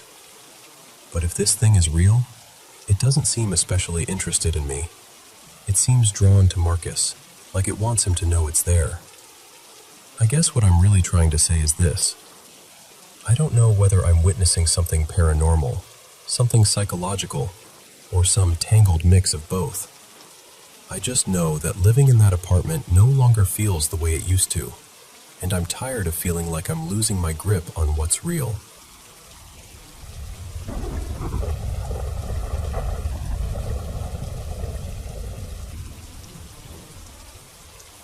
want to tell you about someone I met when I was very young, someone I've never really been able to forget. Her name was Marisa. Even now, the clearest memory I have is of sitting across from her in a hallway, both of us facing each other so quietly, like the rest of the world had disappeared. I remember reaching toward her hand, or at least wanting to. That moment has stayed with me all these years. Back then, I was only 4. My mother was told by one of the daycare workers that I was always talking to someone who wasn't there. She actually told my mom she thought I was talking to a ghost. My mother was terrified, especially because I kept coming home withdrawn and upset, and no one could explain why. Marissa's face is something I still see in flashes. One side of it looked badly burned, raw in a way that no child should ever have to witness. But what I remember even more than that was the sadness in her uninjured eye. It was the kind of sadness that made me want to cry just looking at her. If you're wondering what she looked like beyond that, the closest thing I can compare it to is this soft, glowing figure, almost bluish-white, not fully solid, but not invisible either. She was there. I could see her. There was this faint shimmer around her, like light moving at the edges. The nearest thing I can compare it to now is the glow of the northern sky. The strangest part is that we didn't really speak the same language, at least not in any normal sense. I only understood one spoken word from her. No. But somehow I understood everything she meant. It wasn't like ordinary conversation. It was more like feeling her thoughts, or having them placed gently into my mind. Sometimes we would sit together without speaking at all, and somehow I still knew exactly what she was trying to tell me. I remember that when she first came to me, I was carrying something painful inside myself. I'm not going to describe that part in detail, because even now it feels too heavy. But I remember crying, feeling deeply unsettled, like I was holding something no child should have had to carry. And somehow, she comforted me. She calmed me down. She distracted me from whatever hurt had wrapped itself around me. Looking back, I sometimes think she may have helped me survive that period by giving my mind somewhere else to go. Then, little by little, she showed me what had happened to her. I need to explain this carefully because even now I don't fully understand it. It wasn't like watching a movie. It wasn't even like remembering something. It was more like stepping inside her experience. I felt what she felt. I sensed her fear, her pain, even the smell of smoke and heat. I saw a house, though the details are blurred now. I knew she had just woken up. I knew the fire had already started. And for some reason, I had the strong sense that a man had caused it. I can't explain how I knew that. I just did. The fire spread quickly. She was trapped. I remember the panic, the confusion, her trying to figure out how to get out. I remember the horror of realizing there was nowhere to go. Her hair caught first. After that, everything became sharper and fuzzier at the same time, the way terrible things do in memory. I remember her falling. I remember her screaming. I remember the unbearable feeling of heat, though not like touching a flame yourself. It was something stranger, like carrying the echo of her pain inside my own body. And then it was over. After that, Marissa and I were together a few more times. Sometimes we spoke in that strange, wordless way. Sometimes we just sat together and shared quiet. Once, I think we simply looked at each other for a long time, like neither of us wanted the moment to end. In my mind, she became my first real friend. That may sound strange, but it's the truth. She comforted me when I was frightened, and somehow she trusted me with her story too. Eventually, I left that daycare after my mother realized something was very wrong. Later in life, I had other experiences I can't fully explain, but I chose not to keep opening that door. It brought too much into my life, and in time I stepped away from it. Still, I've never forgotten Marissa. People can say what they want about imagination, about being 4 years old, about memory being slippery. Maybe some of that is fair, but I know what I experienced felt real. I know her face has never left me. I know the sorrow in her eyes was real to me, and I know that, in one of the most confusing and painful seasons of my childhood, she brought me comfort. That's why I'm telling you this now. Not to convince you of anything, really. Just to tell it honestly. Because some memories don't fade, no matter how much time passes. Some people, even the ones who come and go in ways we can't explain, stay with you. And Marissa stayed with me.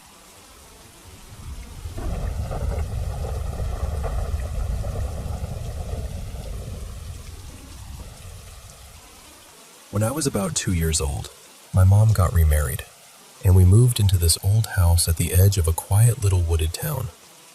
Even now, just thinking about that place makes my skin crawl. A few summers ago, I brought my fiancé there just to show him where I grew up, and the second we drove away, he looked at me and said the whole house in that part of town felt deeply wrong.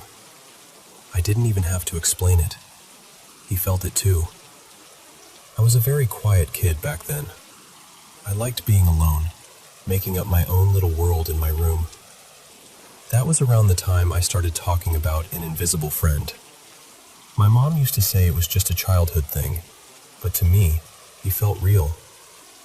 I called him Jasper, and I used to say he was a little boy who lived in the walls, and sometimes in my closet. My mom would hear me talking to him all the time. Then when I was 5, something happened that I still haven't forgotten. I was downstairs with my mom in the basement. It was only partly finished, with this small sitting area, a workbench room, a couple storage spaces, and my parents' bedroom down there too. At one point, my mom asked me to run into the bedroom to grab something. The light was off. I remember standing in the doorway, reaching for the switch, and then I saw it. There was something standing on the far side of the bed. It was huge, maybe 7 feet tall, maybe taller. It looked draped in fabric, or maybe like it was wearing some kind of hood. It wasn't solid exactly, more like pale smoke shaped into a person. White, almost transparent. But what I remember most clearly was the feeling. It felt heavy, ominous, like something I absolutely should not be near. I panicked, completely. I ran back to my mom, screaming that there was something bad in the bedroom. She held me while I cried and tried to calm me down, told me maybe it was the dog. But our dog was this tiny terrier, so even then I knew that explanation didn't make any sense. After that, I refused to go into the basement ever again. That was when the night terrors started. I became absolutely terrified at night. I mean, truly terrified. I would curl up as tightly as I could under the blankets and stay frozen there, even when I was uncomfortable, even when I felt like I couldn't breathe properly. I was too scared to move, too scared to even peek out. And when I did finally fall asleep, I'd wake up screaming.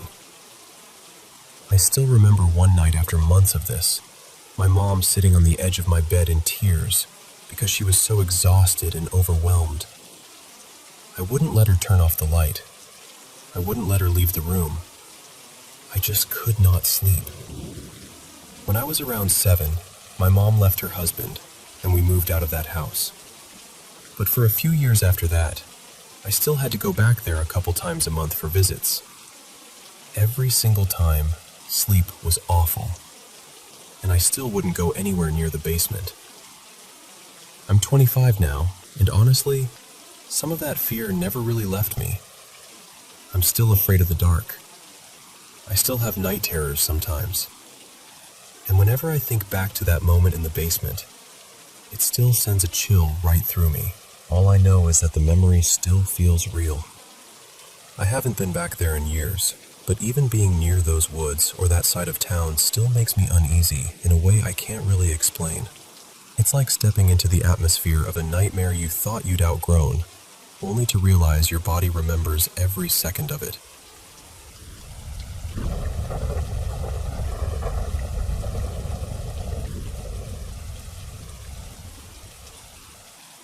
I've been drawn to ghost stories for as long as I can remember. Even as a kid, anything mysterious or unexplained had my full attention. I was around 11, maybe 12, and my parents took my sister and me to stay at the Hotel del Coronado. That was nearly 20 years ago now, but I still remember the feeling the place gave me the moment we arrived. It was beautiful, of course, but there was something else in the air too. Something heavy. Not exactly bad, just unsettling in a way that made my skin prickle. At the same time, I was thrilled. The old-fashioned elevators were still running then, with an attendant operating them, and downstairs there were little shops and long hallways that felt charming and eerie all at once. I especially remember one lower-level corridor that gave me the strangest feeling, like I wasn't supposed to linger there too long. I kept asking my parents if the hotel had any ghost stories attached to it, or if anyone had ever seen anything unusual there. They didn't really know, so we went to the front desk and asked. The staff handed me a brochure about a woman said to haunt the hotel grounds. Her name, according to the story, was Katie Morgan. She had come to the hotel many years earlier, sometime around the turn of the century, and she was supposedly waiting for a man she loved. After several days alone, she died from what people believed was a self-inflicted gunshot wound. I remember reading that it happened somewhere near the steps leading from the hotel down toward the beach. I was completely hooked. I must have read that brochure 5 or 6 times. Later, back in our room, my family was settling in for the evening. My dad decided to go down the hall to get a bucket of ice, and when he stepped out, he left the door cracked open. My mom, my sister, and I were each lying quietly on the beds, reading. Then, all at once, the whole atmosphere changed. I remember feeling this sudden chill move through the room, sharp enough that I actually looked up. And before I could say anything, the door slammed shut with this violent bang. Not a soft swing, not a draft nudging it closed. It slammed. Hard. Loud enough to make all 3 of us jump. A few seconds later, my dad came back and found the door shut, and the 3 of us just staring at it, completely shaken. He laughed and said something like, "What happened in here? Did a ghost stop by?" And the second he said it, my stomach dropped. I was a pretty logical kid, even then, and I wanted there to be a normal explanation. I got up and tried pushing the door myself to see if maybe it had just caught the right angle, but it only drifted gently. I checked for windows, for air coming through somewhere, for anything that might explain that kind of force. But everything was closed tight. It was winter, and I remember there being a huge Christmas tree in the lobby, so there wasn't some ocean breeze blowing through the room. That night, while everyone else slept, I stayed awake, turning it over in my mind again and again. I went through every possible explanation I could think of, and none of them quite fit. I couldn't understand how that door had shut so suddenly and so hard. I still can't explain it, honestly. Maybe there was some perfectly ordinary reason, and I just never found it. But part of me has always liked to believe it was Katie, just making herself known in the gentlest way she could manage. Whatever it was, that moment stayed with me. It scared me, no question, but it also filled me with this strange excitement I've never forgotten.